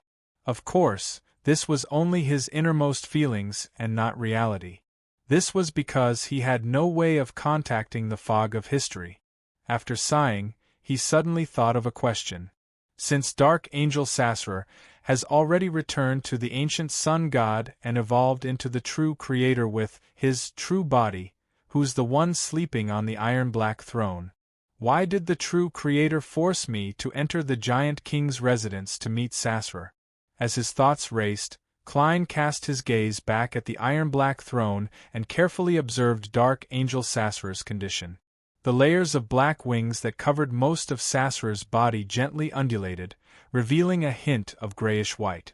It was located on the iron-black throne, hidden to the right of the Dark Angel. It gave off an abnormally ancient feeling. Klein's eyes focused as he focused and sized up the area. He quickly confirmed that the grayish-white came from a strange stone. Its vaguely revealed surface was mottled with the vicissitudes of life. It was engraved with a language that Klein had never learned, but he could understand it at a glance. This language seemed to be the source of all languages, including but not limited to Jotun, Hermes, Ancient Faesac, and the southern continent's Dudnese. Sequence 3 Demon of Mysteries. Sequence 2 Master. Sequence 1 Light of Darkness. Sequence 0 Perfected. The small amount of information that he could currently see flashed across Klein's mind as he came to a realization. Blasphemy Slate. The first Blasphemy Slate. The first Blasphemy Slate born in the Chaos Sea. And this was very likely a key item for the Dark Angel to control Chaos Sea. Just as this thought surfaced, Klein suddenly felt his surroundings turn abnormally quiet. The brass eyes that were hidden on the surface of the shadowy curtain seemed to have vanished. Klein subconsciously looked up and happened to meet a pair of shadowy eyes. Dark Angel Sasra, who was sleeping on the iron-black throne, opened his eyes. With a bang, the body of Elder Lovia of the six-member council collapsed, turning into a huge shadow. Behind the shadow, a pair of blank but pained eyes could be vaguely seen. Chapter 1296. When he realized that the Dark Angel had woken up, Klein's heart only tightened. He was filled with wariness, but he didn't feel too terrified or nervous. After all, he had preliminarily confirmed that the true Dark Angel had already returned to the ancient sun's body. After being betrayed by the Lord of Storms, the eternal blazing sun, and the God of knowledge and wisdom, he had mainly used negative and extreme emotions to be reborn on the corpse, transforming into the true creator. He hadn't returned here, and what was left was at most some psyche and will. Furthermore, he had just had a rather normal conversation with Dark Angel Sasra's remnant psyche. He didn't sense any obvious hostility from him. However, as the City of Silver's six-member council's Elder Lovia lost control after the Dark Angel opened his eyes, she turned into a flowing shadow and eyes hidden behind a curtain of shadows. Klein couldn't help but widen his pupils as he curled up the corners of his mouth. Intense fear and despair surged in his heart. It was as though he was watching helplessly as he fell into an abyss without any life-saving straw to grab. Just by waking up from his slumber, without using any beyonder powers or revealing his mythical creature form, he had made a Sequence 4 demigod of the same pathway lose control on the spot. What level was this? How terrifying! At that moment, Klein's mind was filled with the title he had previously muttered. The left hand of God, the deputy of heaven, the king of angels among kings of angels. It wasn't that Klein hadn't interacted with a king of angels before. On the contrary, he had frightened Red Angel Medici, made a deal with Angel of Imagination Adam, obtained the key to this palace from Angel of Wisdom Harabergen, obtained the potion formula from White Angel Aucasus, and used the Wind Angel's true name to help him. He had cracked the Angel of Fate Ouroboros's cycle of fate, and had battled with the Angel of Time Amon many times. He could be said to be the one below Sequence 0 who had interacted with the kings of angels the most. However, in these interactions between deities, he either didn't fight with the kings of angels most of the time, or he relied on the power of Sapphira Castle to instantly escape or sever the connection. He didn't truly face the kings of angels and deities. The only exception was when he was captured by the Angel of Time Amon. In just a few days they had multiple clashes. However, at that time, it was mainly a battle of wits and not a battle. The Angel of Time Amon mostly showcased the characteristics of the god of deceit and didn't fully reveal the level and strength of a king of angels. It was only at the final moment that it was revealed. However, the Evernight goddess had used the giant Amon to use the giant's son to stop, preventing Amon and affecting Klein.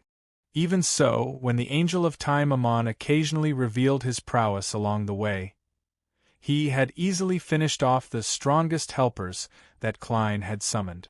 It was something that Klein couldn't replicate now.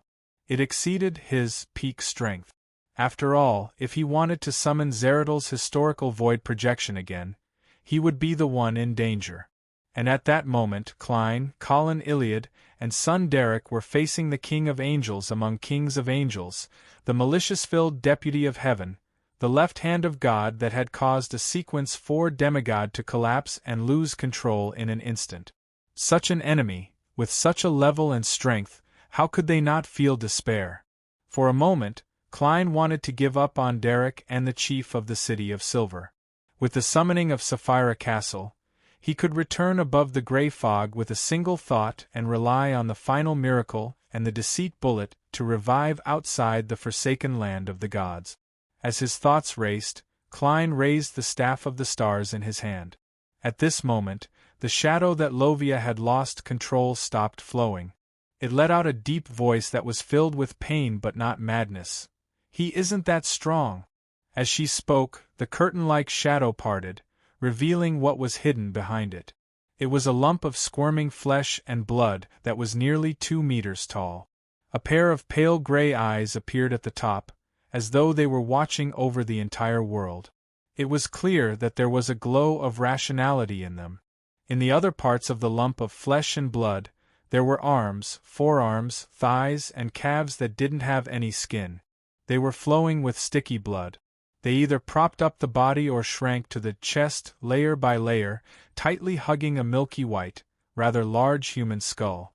The shadow curtain fell again, covering the lump of flesh and blood, turning into her cloak. Then, a 5-meter-tall phantom wearing silver full-body armor appeared in front of Lovia. This was the Silver Knight that she grazed. She was still able to control herself and attack Dark Angel Sasra. Upon seeing this scene and hearing Lovia's words, Klein and Colin Iliad didn't need her to explain much to quickly understand what she was trying to express. Dark Angel Sasra wasn't as strong as he appeared to be. He only used the authority of degeneration and the influence of a high-sequence beyonder of his pathway on a lower-sequence beyonder to make Lovia's body degenerate, betray, and collapse on the spot. As for her spirit, it still maintained its lucidity and rationality. It could still control her own strength to a certain extent. Of course, as her body lost control, large amounts of corruption would corrode Lovia's spirit. It wouldn't take long for her to completely go mad unless the battle could be quickly and timely resolved. They could think of a way to transform her into an evil spirit and use another form to survive. With this understanding, combined with the first blasphemy slate he had seen and his own guesses, Klein had a preliminary judgment of who the enemy he was facing was. He was a product of the spirit, will, and aura left behind by the Dark Angel, and the power of chaos C brought about by the first blasphemy slate. He might have a little bit of the primordial one, which was the awakened consciousness of the original creator. A small amount of it was crazy and filled with evil thoughts. This was equivalent to an unconventional evil spirit that might or might not be considered a complete angel. And this might be the reason why high-level existences like the true creator, the god of knowledge and wisdom, and Amon's brother didn't personally enter the giant king's palace. Once they approached the primordial one or chaos sea, the higher the sequence, the more dangerous it was. Back then, Amon, who was known as an error, had used his avatar to ambush Klein in Chernobyl. He didn't dare to really enter Chaos Sea. All he did was climb down the cliff and hide near Chaos Sea, pretending to have come out from inside. Otherwise, it might affect his true body. As for low-sequence Beyonders, they were unable to resist the erosion that had accumulated for more than 2,000 years after opening the door to the Giant King's residence. Even if those high-level existences carefully selected suitable Sequence 3 and Sequence 4 demigods to indirectly help them defeat the effects of the erosion and enter the land of slumber hidden in the shadows, without the Sapphira aura to resist the negative effects of the leaking power of Chaos Sea, it was impossible for them to truly approach the figure left behind by Dark Angel Sasra and obtain the first blasphemy slate. Therefore, the true creator had repeatedly tolerated Klein, only finding an opportunity to corrupt him and force him to meet Dark Angel Sasra. It was because he was the only candidate. By the same logic, the god of knowledge and wisdom, Haraburgen, angel of imagination, and the other deities and kings of angels who cared about this matter had more or less made some arrangements around Klein, giving him certain gifts. Without any hesitation, Klein, who had already raised the Staff of the Stars, quickly outlined a scene in his mind. Colin Iliad took a step forward and bent down. The body of the City of Silver's chief rapidly expanded, once again revealing his incomplete mythical creature form. He became a silver knight that was 5 to 6 meters tall, covered in silver armor, and wielded 2 gigantic swords of dawn. Derek was half a beat slower than the 2 experienced demigods. He quickly spread out his arms, as though he wanted to embrace the void in front of him. At this moment, the awakened Dark Angel Sasra's eyes burned with 2 pitch-black flames. He, who was about the same height as the giant, immediately lowered his left arm and pressed his palm against the armrest. He slowly stood up, and the gorgeous accessories on his body drooped down one after another as the black wings on his back spread out one layer after another. During this process, the shadow cloak outside the squirming mass of flesh and blood that Lovia had transformed into came to life. It suddenly tightened, firmly binding her to the spot. At the same time, in front of Dark Angel Sasra's black robe that was covered in silver threads and engraved with mysterious patterns, silver-white lightning snakes leaped out of thin air. They rapidly grew, crackling as they tangled together. They quickly extended forward, forming a resplendent sea of lightning that attempted to drown the entire Shadow Palace. Gong! An illusory bell sound came from the long history, echoing melodiously in the Shadow Palace. In front of Klein, a mottled, ancient stone bell appeared. Its dial was separated into 12 unequal regions by grayish-white and bluish-black. Each region had different, mysterious, and asymmetrical symbols. The 3 needles, which seemed to be formed from worms of time, were of different lengths. Then they bounced lightly. The bell's gong reverberated once again, and the sea of lightning that rapidly spread out in the Shadow Palace clearly came to a halt. Klein had successfully used the Staff of the Stars to reproduce the Beyonder powers of the Angel of Time, Amon.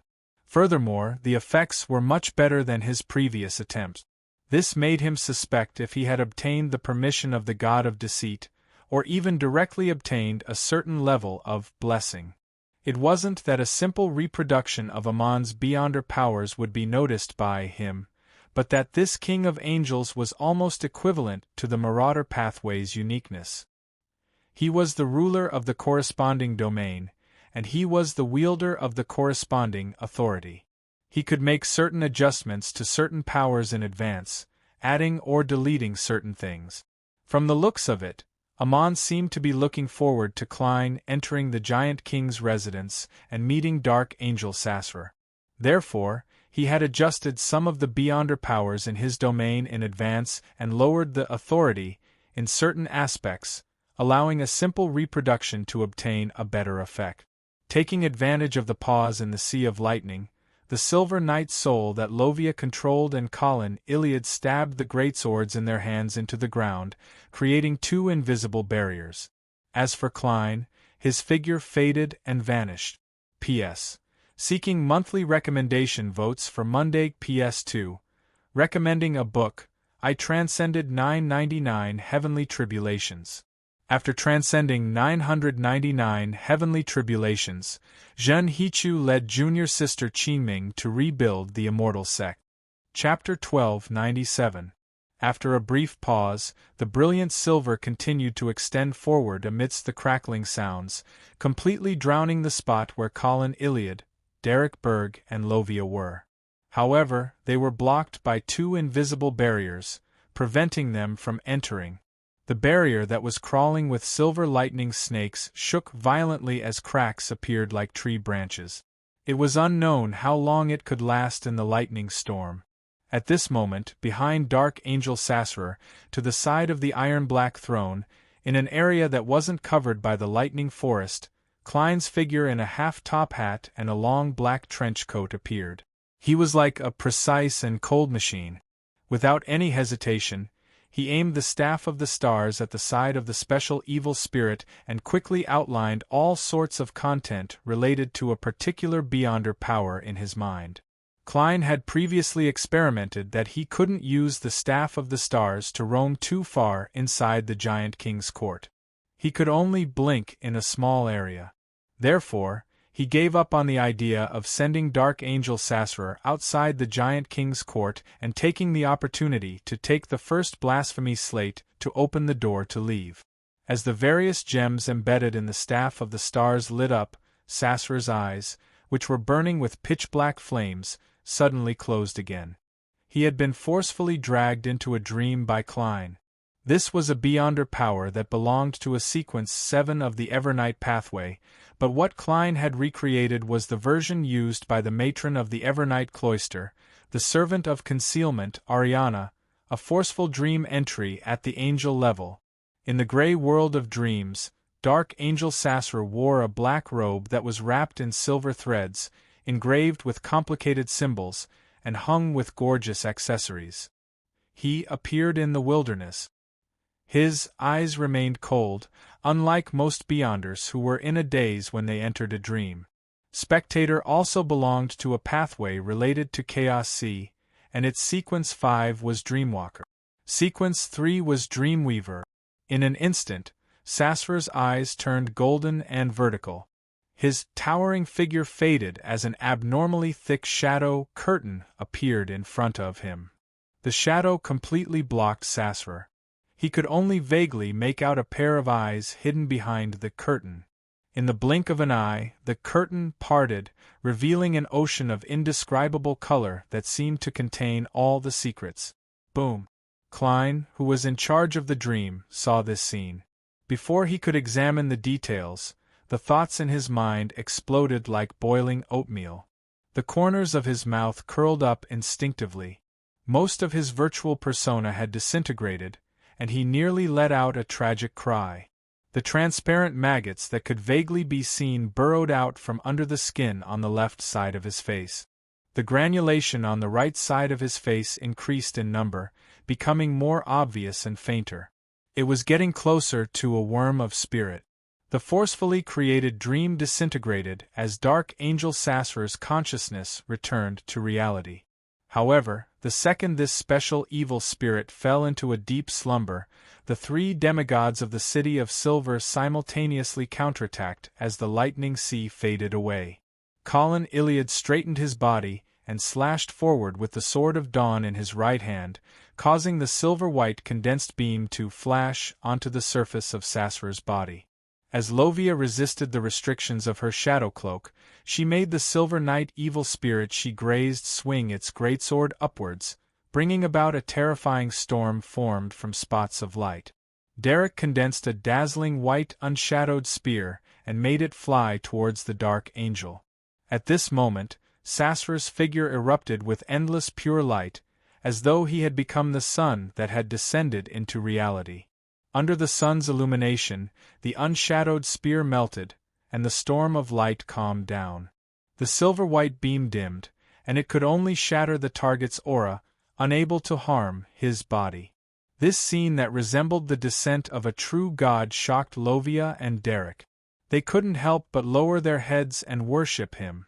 As for the silver night evil spirit, it quickly melted under the blazing sunlight and completely evaporated. Suddenly, Sasra's eyes closed once again. Behind him, Klein tenaciously endured the scorching sun's scorching heat as the worms of spirit on his body constantly evaporated and disappeared. He pointed the staff of the stars at the evil spirit that the King of Angels had manifested. He had reproduced the Beyonder power from before, forcefully pulling Dark Angel Sasra into a dream once again. However, unlike before, the moment Klein entered the dream, he immediately revealed the aura of Sapphira Castle. He transformed into the strange door of light that was stained with bluish-black colors. The door of light was formed from countless layers of illusory balls of light. Each ball of light was essentially a transparent and translucent twisted maggot. Just like him, Dark Angel Sasra revealed the uniqueness of the Chaos Sea. He first turned into a thick shadow before pulling open the curtains, allowing the sea, that contained all colors that couldn't be described with human language, to appear in the dream. Silently, Sasra and Klein opened their eyes at the same time and raised their bodies slightly in opposite directions. One of them was covered in a faint shadow, while the other's expression became distorted and ferocious. Many worms of spirit were crawling all over his body. Klein's virtual persona completely shattered at that moment. Taking advantage of the opportunity when Sasra was affected, Lovia, who was wearing a shadow cloak, her light gray eyes flickered. She used the 2-meter-tall blob of squirming flesh that had no skin and flowed with bright red mucus to stomp on the ground at the same time. With the help of a strong gust of wind, she pounced at the Dark Angel. There was a hint of madness in her eyes. It looked like it wouldn't take long for her spirit body to be completely corrupted and lose control. However, at that moment, Lovia's eyes were filled with rationality and determination. She knew what she was doing, and she also knew her current state and the outcome. Amidst the howling wind, her collapsed body and the shadow cloak landed on the surface of Dark Angel Sasra's body. The squirming flesh and blood corroded as a thick shadow rapidly expanded, binding the two figures together. Without needing Lovia to say a word, Colin Iliad understood her intentions. He immediately growled, "Don't worry." He immediately roared in a deep voice, "Attack!" Bang! His two swords of dawn slashed through the void at the same time, causing the silver light to explode around the entangled Lovia and Dark Angel Sasra. Upon hearing the chief's words, he didn't hesitate.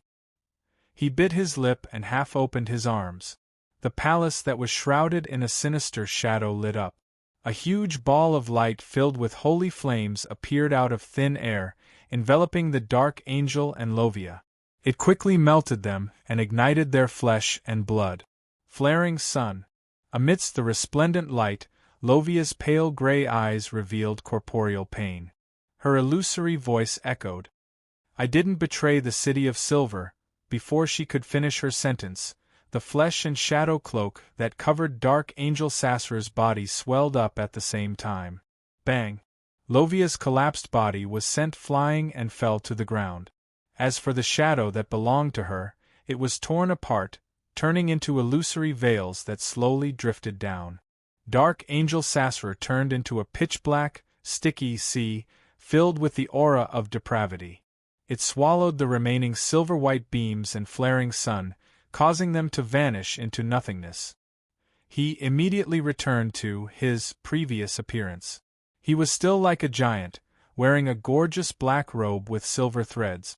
However, the black wings on his back had become much thinner. At the same time, his eyes turned vertical and golden. A violent but unreal wind surged around him, bringing with it all kinds of thoughts that blew towards every corner of the Shadow Palace. Mind deprivation. The unshadowed spear that had just condensed suddenly vanished as he stood rooted to the ground in shock. Although Colin Iliad's willpower was extremely firm, the madness, cruelty, and bloodthirst that came with his incomplete mythical creature form had been awakened. All he could do was divert some of his attention to resist the influence to prevent himself from losing control. Klein had just calmed down and allowed the worms of spirit to burrow back when he encountered the intense horror brought about by mind deprivation. His body trembled slightly, making it difficult for him to use the Staff of the Stars. Lovia, whose body had already collapsed and whose soul was about to be completely corrupted, was in an even worse state. She rolled and struggled on the ground, leaving behind blood-colored mucus. At this moment, Dark Angel Sasra raised his left palm. The golden light in his eyes was replaced by two blinding white Sunday beams of light that swirled with holy flames descended one after another, striking Lovia's body, obliterating her soul and purifying her flesh and blood. Lovia's aura rapidly dissipated as her pale gray eyes quickly lost their luster. Her body, which had collapsed into a mass of flesh and blood, curled up. She used her skinless arms that were covered in bright red mucus to hug the milky white, rather large human skull tightly to her chest and pressed it under her body. Amidst the blazing sunlight and the holy flames, Lovia maintained this posture, not allowing herself to move at all. She didn't allow the human skull to be exposed and harmed. Another pillar of light descended. Lovia's body couldn't help but bounce, but she still trembled violently as she curled up. Finally, the twisted, disgusting, and squirming mass of flesh and blood stopped moving. It covered the surface of the human skull, dark, lusterless, and dilapidated. During the process of Dark Angel Sasra killing Lovia, Klein relied on his uniqueness and past experiences to quickly recover from the effects of mind deprivation. He felt an uncontrollable sense of despair towards this battle. They had used all their strength, but all they had done was slightly injure this evil spirit. Now that they had lost a demigod, the situation would probably worsen. What should I do? As he used creeping hunger to change his position, his thoughts raced as he searched for any possible weaknesses his opponent might have. That's essentially an evil spirit. An evil spirit. Just as his figure flashed to the other side, he suddenly had an idea. He cast his gaze at the grayish-white stone slab on the iron-black throne. Some evil spirits had beyonder characteristics, but most didn't.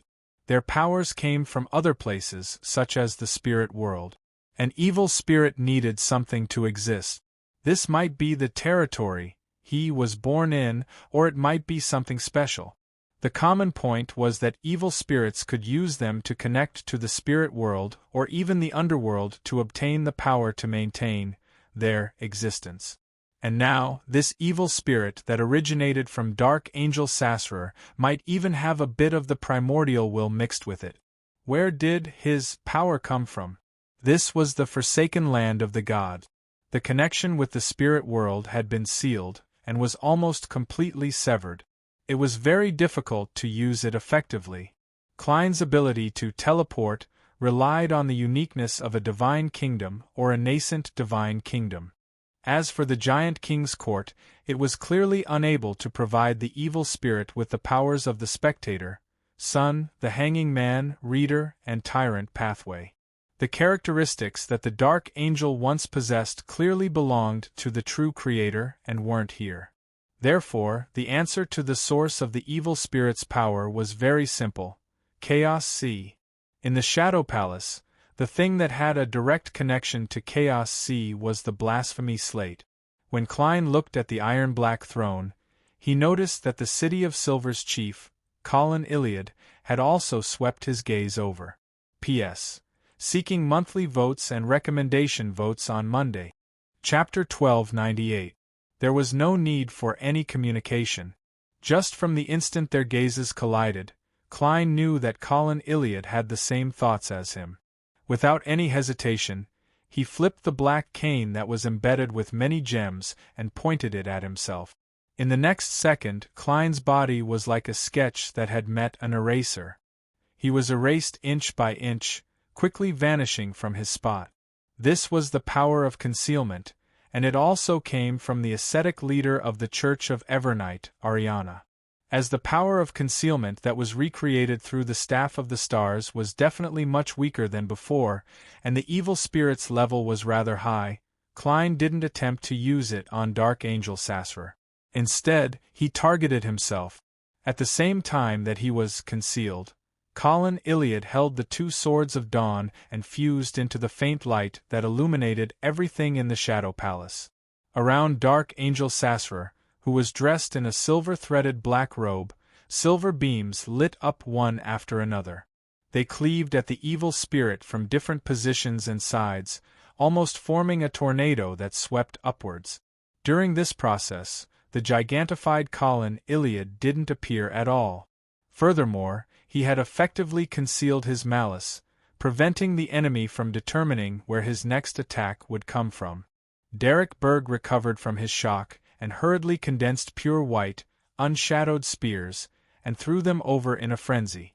Amidst the crackling sounds, the unshadowed spears were either blocked by the black armor formed by the aura of depravity, or they were neutralized by the layers of silver-white balls of lightning. They failed to truly harm Dark Angel Sasser, but they effectively affected his movements. While the two City of Silver demigods were holding back the special evil spirit, Klein, who was in a concealed state, approached the iron-black throne. In his concealment state, the real world he saw was covered in a dark fog. He could only roughly tell where he was and what the surrounding objects were. He was unable to exert any influence on the outside world. If not for this, he could enter a concealment state and secretly control Sasser's spirit body threads. It would be an almost unsolvable method. After rapidly approaching the iron-black throne, Klein ended his concealed state, allowing his figure to instantly appear to the right of the target. Then, he aimed the Staff of the Stars at the gray, ancient stone slab. Without bothering to read the content, Klein quickly outlined a beyonder power that he was very familiar with. Rumble. Silver bolts of lightning shot out, bringing with them an intense aura of destruction as they struck the first blasphemy slate. This was lightning storm from the sea god's scepter. Rumble. Amidst the silver light that illuminated the surrounding area, an illusory, nearly invisible light of indescribable color appeared between the first blasphemy slate and Dark Angel Sasser. Under the terrifying lightning's tearing, they evaporated and broke apart. Rays of pure light burst out from Sasser's body, causing the entire Shadow Palace to no longer have a trace of darkness, and nothing could hide. Unshadowed Realm. Colin Iliad, who was nearly 6 meters tall, appeared in his silver armor. Together with Klein, he was forcefully pushed into the distance by the blazing halos. His unshadowed spear and flaring sun attacks were similarly blocked by these corporeal halos. Right on the heels of that, Dark Angel Sasser's eyes were dyed with a brass luster.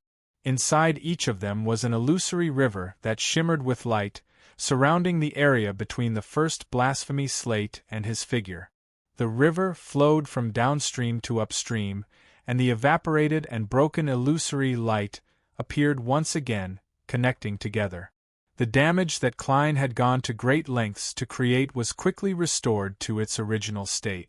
The cycle of fate, the restart of all things. Sasser raised his left hand and condensed a dark black scepter. He swept his brass eyes across the demigods present and said in a deep voice that gave off a majestic vibe, "I'm an omniscient and also an omnipotent." As his voice echoed, Klein and Colin Iliad didn't waver at all.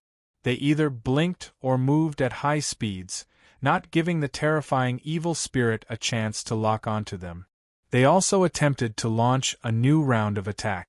However, Klein didn't dare to continue forcefully pulling the Dark Angel into a dream. This was because if he were to be struck by the aura and power of Chaos C again, he might very well lose control.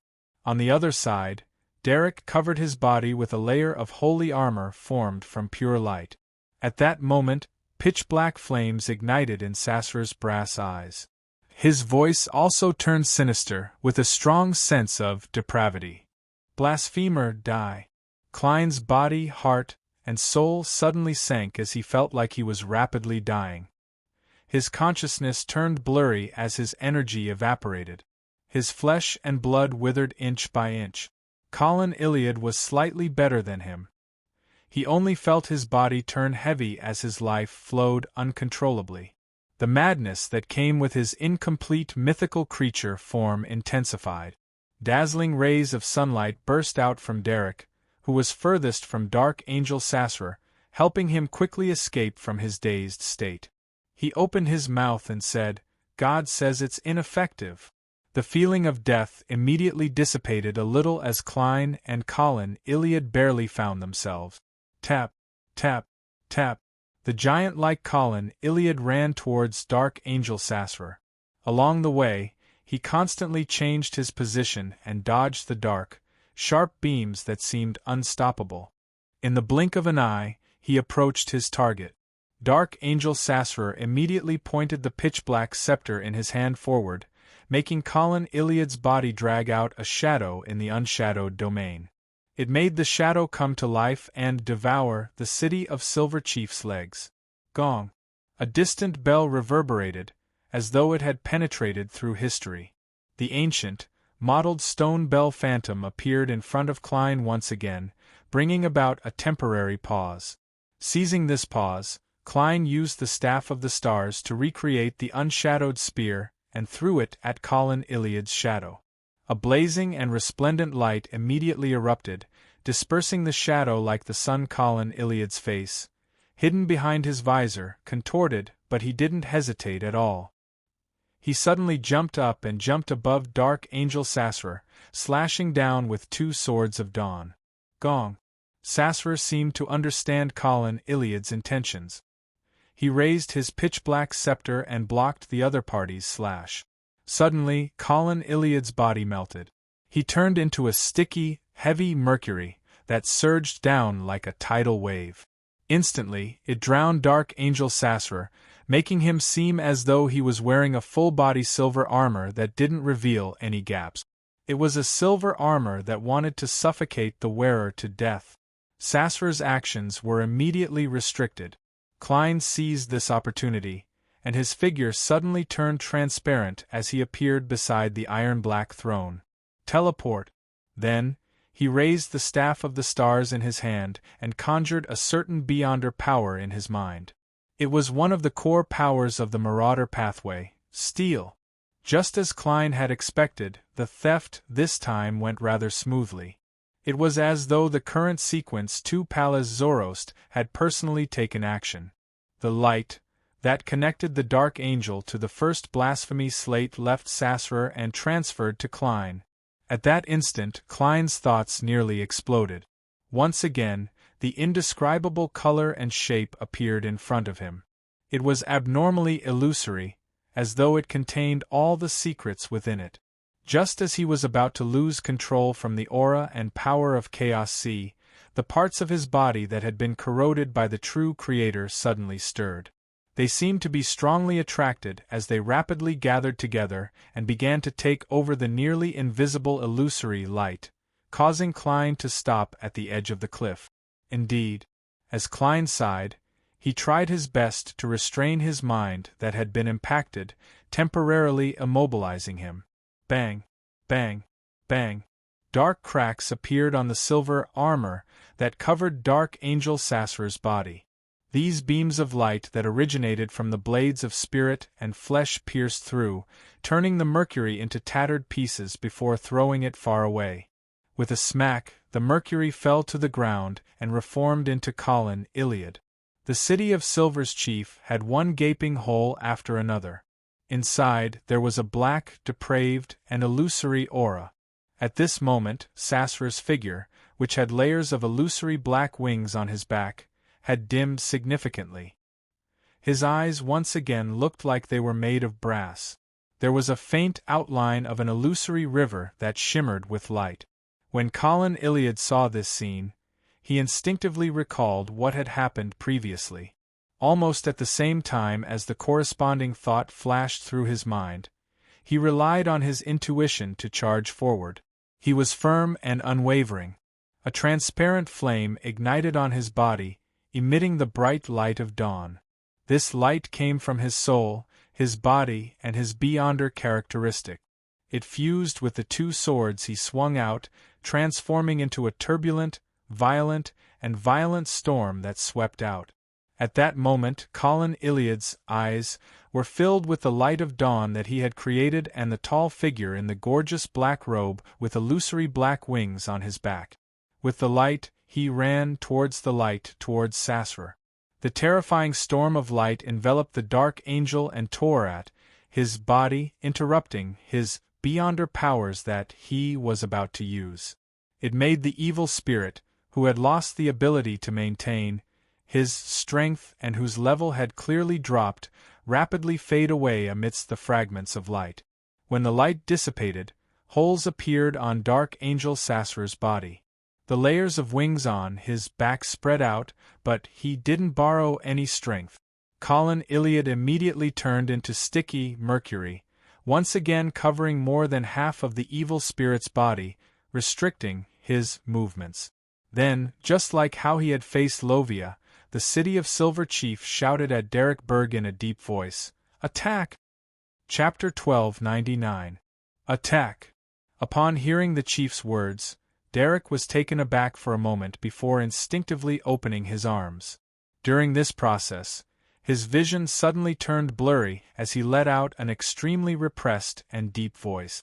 A ball of light filled with holy flames descended out of thin air, engulfing Dark Angel Sasra and Colin Iliad's figures. Before the light exploded, Derek pulled his arm back and condensed a blazing white, unshadowed spear in his palm. Amidst crackling sounds, the spear of light pierced through the holy flames and accurately hit the evil spirit's head. Brilliant and blinding light bloomed, completely covering the area.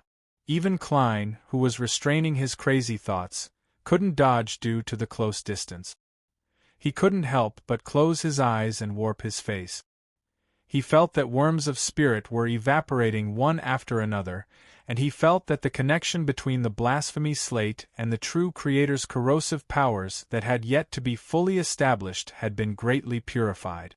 At the spot where a sun seemed to rise, Dark Angel Sasra's figure vaguely appeared.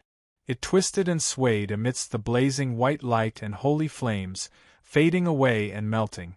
Then, the shadows that covered the walls, stone pillars, and floor tiles began to disintegrate, revealing an orange-red glow inch by inch.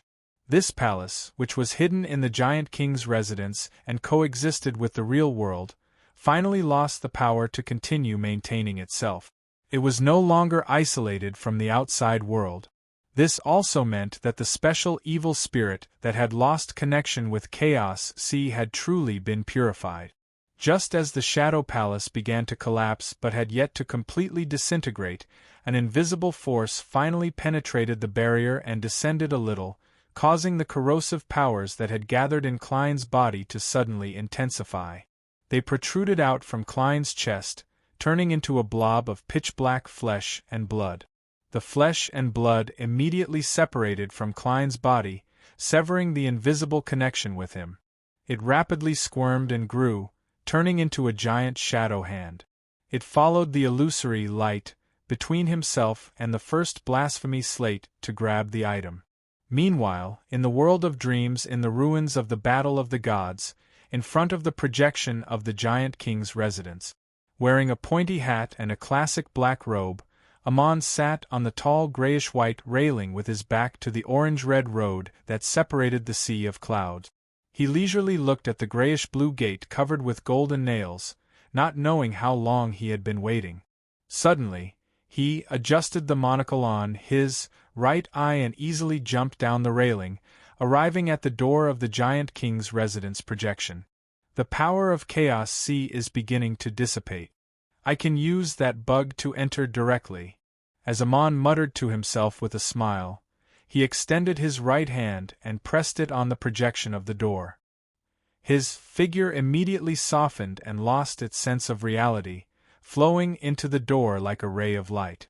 Bakeland, somewhere on the battlefield, Crestet Casimir, who had short blonde hair and a pair of dark green eyes, knelt on the ground on one knee.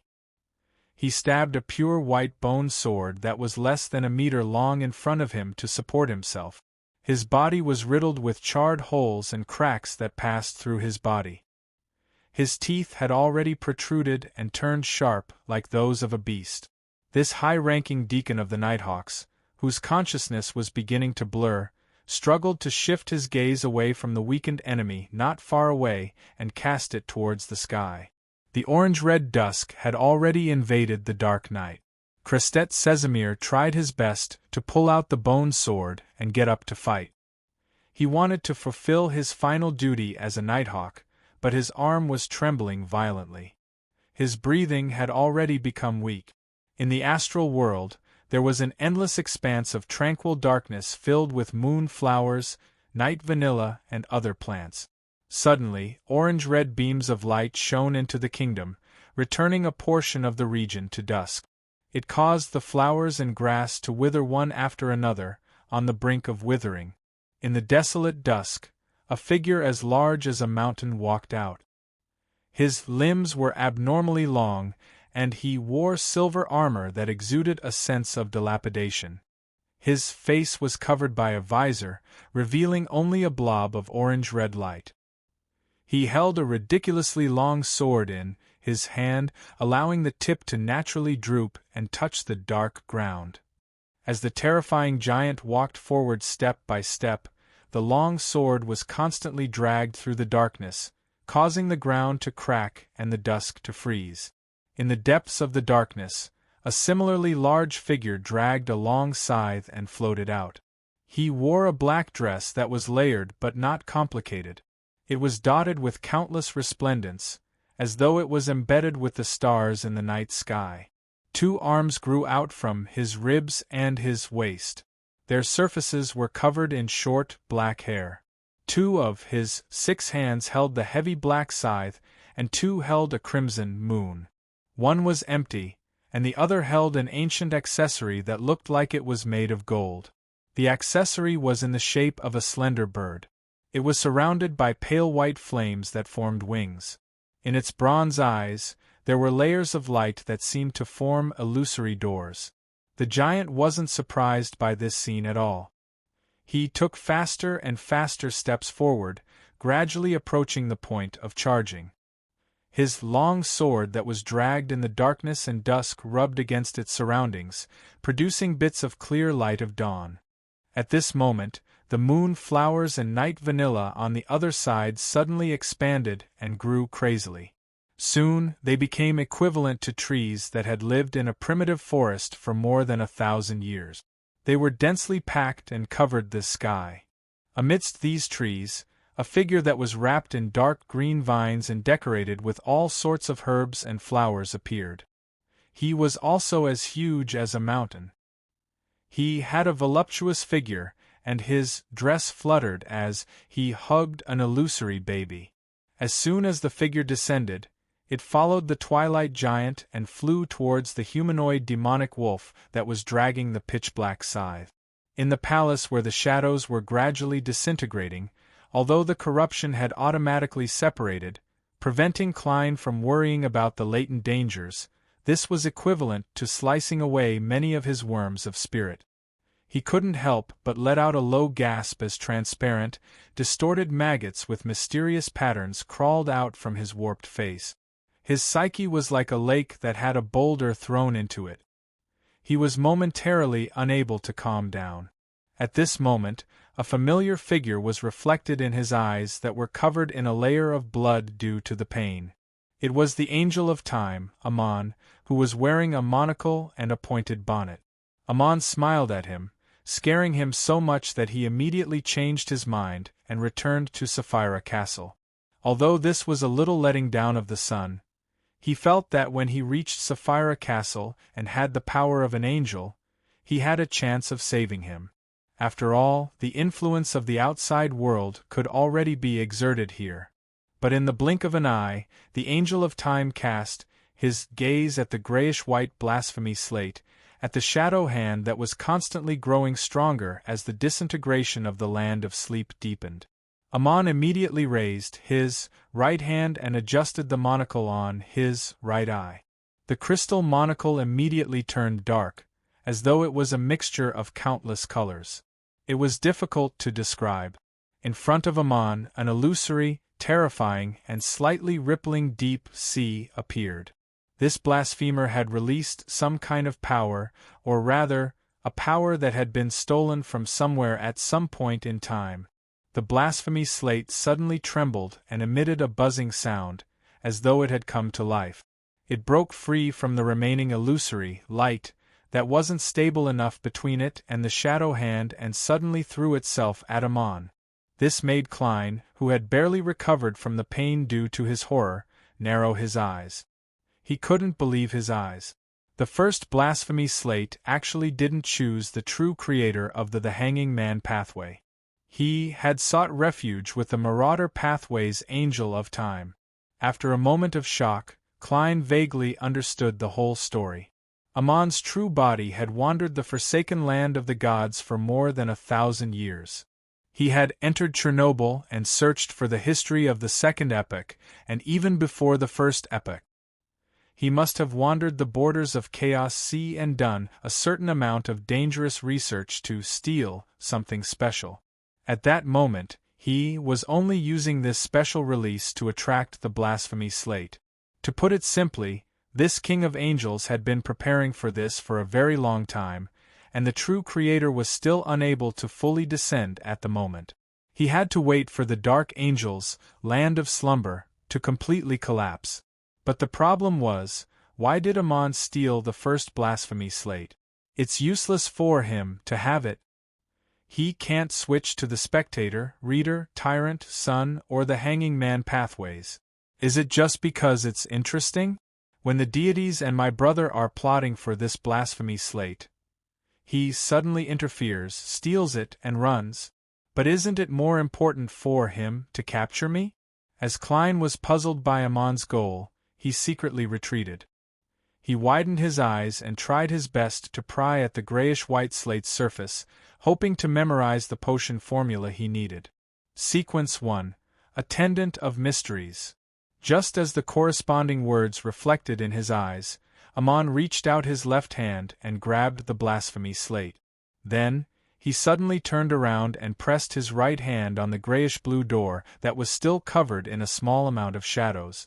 The figure wearing a pointed hat and a classic black robe immediately turned incorporeal, passing through the door and disappearing. The shadow hand formed from Klein's corruption rapidly expanded as the land of slumber continued collapsing. Finally, it turned into a black shadow that chased after Amon and rushed out of the closed door.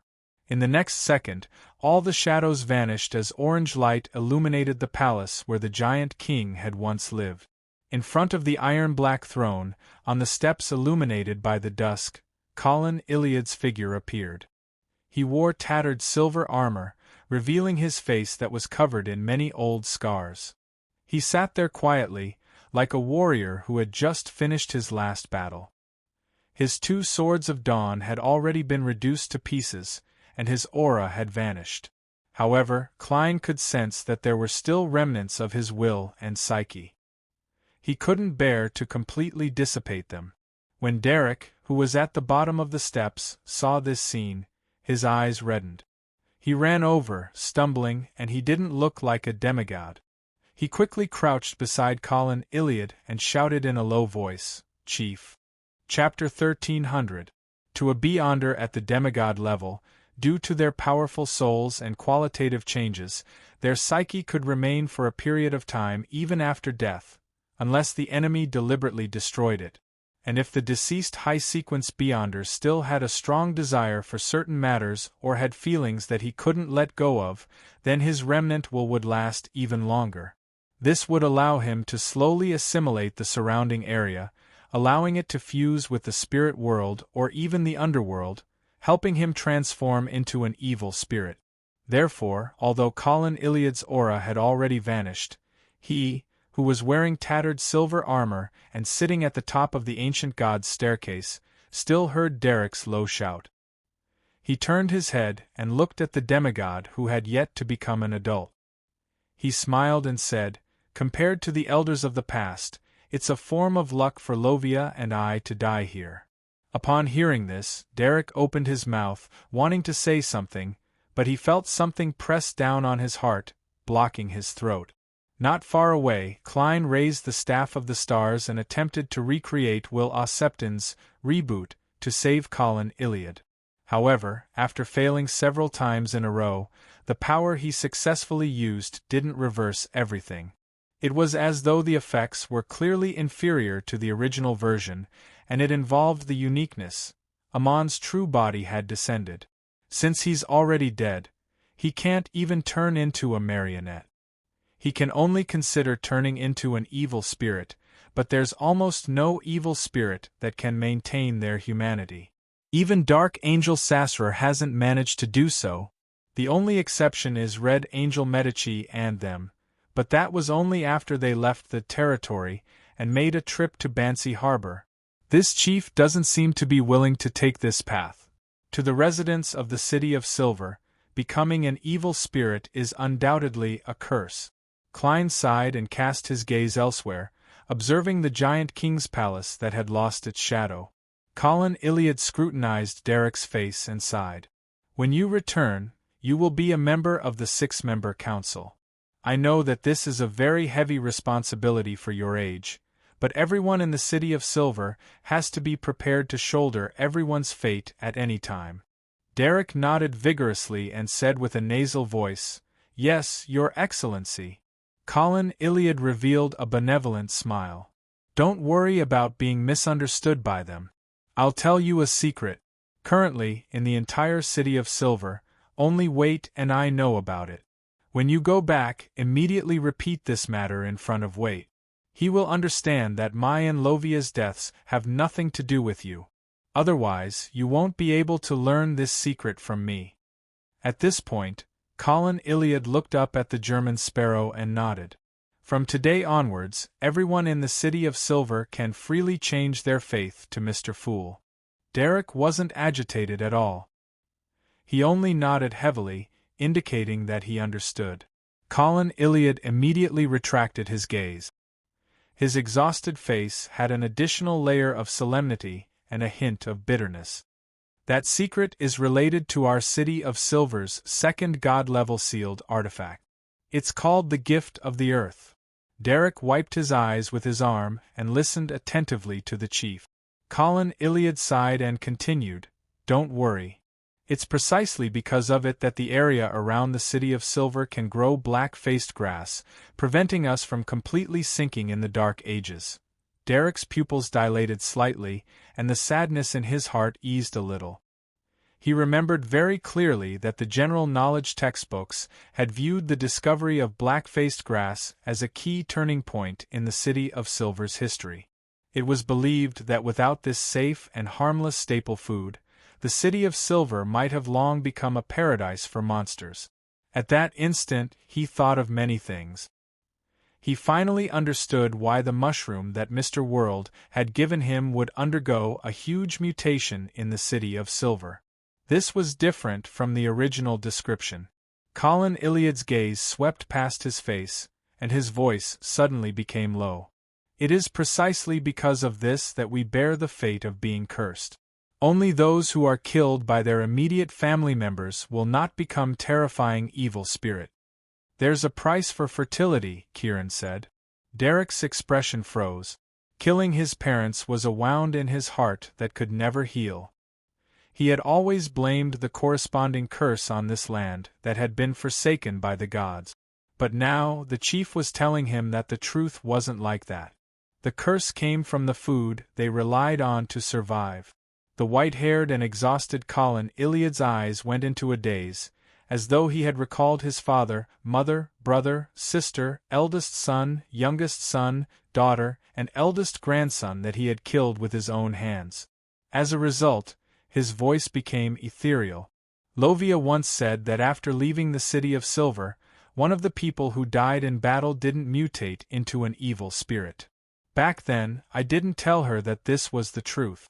This is because the gift of the earth covers a wide area. Most people who are about to die are unable to leave the corresponding area in time. This is a secret that only every chief can grasp. I worked hard to explore and fight, hoping that the people in the future wouldn't have to suffer such pain. The obviously aged chief of the City of Silver slowly exhaled. Without giving Derek a chance to make a promise, he seemed to think of something and said, he seemed to recall something and said, also, the situation regarding Rose's redemption recorded in the palace can't be completely trusted. Klein stopped observing his surroundings as he revealed a slightly confused expression. Colin Iliad added in a deep voice, "It's impossible for Earth Mother to be the giant queen, Omabella. Omabella died a long time ago. Her corpse is in the City of Silver, and it's the gift of the earth, this." Klein's pupils dilated when he heard that, and a chill ran down his back. The real giant queen had long died in the City of Silver and became a sealed artifact. Then, who is the current Earth Mother? In the Dark Kingdom, filled with moon flowers and night vanilla, the Twilight Giant's sword struck the heavy, pitch-black scythe and froze in midair. In the darkness that had been mostly destroyed by the intense battle of gods, time seemed to come to a standstill. Be it the giant clad in waning armor and bathed in dusk, or the six-armed humanoid demonic wolf dressed in a starry dress, they all seemed to become a part of an oil painting. They stood there, maintaining their previous postures. However, there was a dark brown wooden staff stabbed into the Twilight Giant's back. It was crazily absorbing the deity's life force, dragging her back to the land, back into the embrace of her mother. This dark brown wooden staff was held in the giant-like plump lady's hand, and it formed a scene of late autumn with the withering flowers, grass, and mushrooms on her body. The Twilight Giant slowly turned its head and looked at the lady who was carrying the illusory infant with one hand. Li see? At this moment, the demonic wolf, who was dressed in a starry dress and had a female human head, chuckled. She made the bird-shaped golden accessory in her hand fly out and accurately insert it into the gap in the Twilight Giant's visor. Then she threw the crimson moon in her other two hands to the plump lady. In the next second, a portion of the Twilight Giant's body collapsed. Blobs of orange-red dusk penetrated the serene darkness and returned to the real world. Some of them landed on the battlefield and caused the deaths of countless soldiers. Some crushed mountains and created a lake that could cause all living beings to age. Some fused with some lucky creatures and turned them into crazy and powerful monsters. Some enveloped the Twilight Temple outside St. Millam City and extinguished the solidified orange-red light there.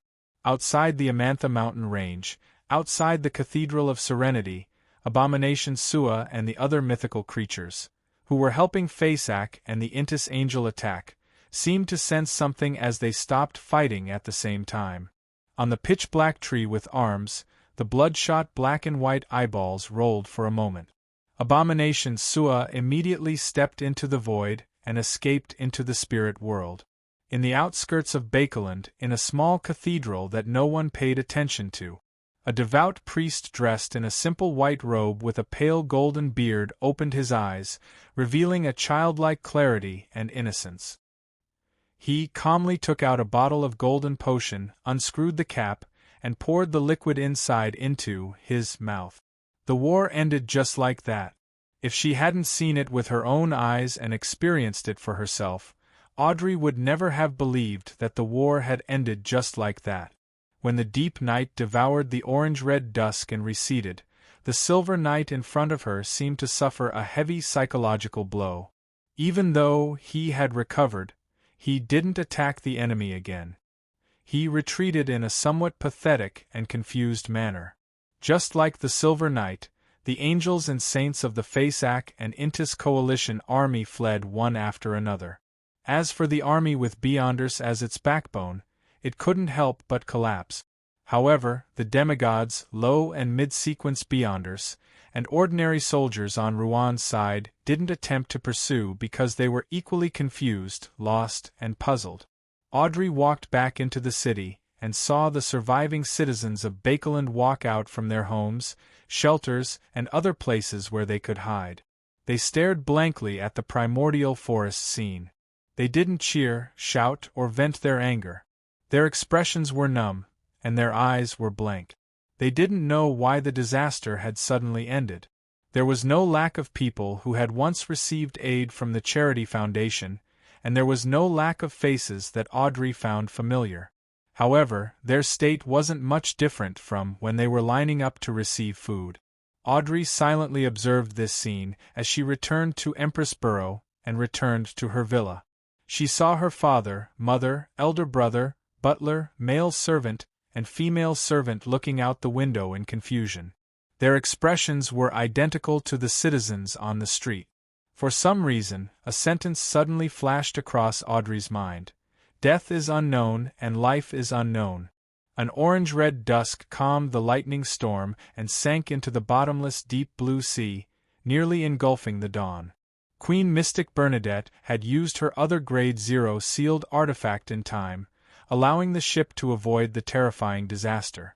She frowned slightly as if she had sensed something, but she immediately relaxed and allowed the Dawn to continue advancing on an unsafe sea route. It fought against the strong winds, huge waves, lightning, sea monsters, and all kinds of dangers. In the dark environment, Bernadette's gaze seemed to pierce through the obstacles and see the light she wanted to chase. No matter how many obstacles there were, she wouldn't stop approaching. In the giant king's residence, on the steps that were covered in orange-red light. After revealing the secret, Colin Iliad said to Derek, "Go open that door. Go and open that door. I want to see what the sunlight looks like outside." "Okay." Derek's eyes reddened once again as he pursed his lips tightly and stood up.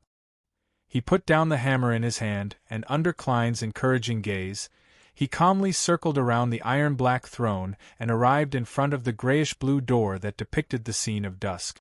Derek stared at it for a second, bent down, stretched out his hands, and pressed them against the sides of the door. Then, he bulged his muscles and pushed hard. At that moment, he seemed to see his father and mother, the dead Joshua, Aunt Iona, and other comrades. He saw Lovia in a purple-patterned black robe, and the white-haired Colin Iliad. They stood beside him and pressed their hands on the door at the same time, pushing the grayish-blue door with him. Droplets of water slid down Derek's face as a heavy sizzling sound rang in his ears. A crack appeared, allowing the golden sunlight to shine in. The crack grew larger and larger, and a sea suffused with golden light gradually appeared in front of Derek and Colin Iliad. Upon seeing this scene, the corners of Colin Iliad's mouth twitched as he bathed in the warm sunlight as his body evaporated bit by bit. He revealed a smile that didn't contain any gloom and a vague yearning. Light is the meaning of everything. End of Part 6.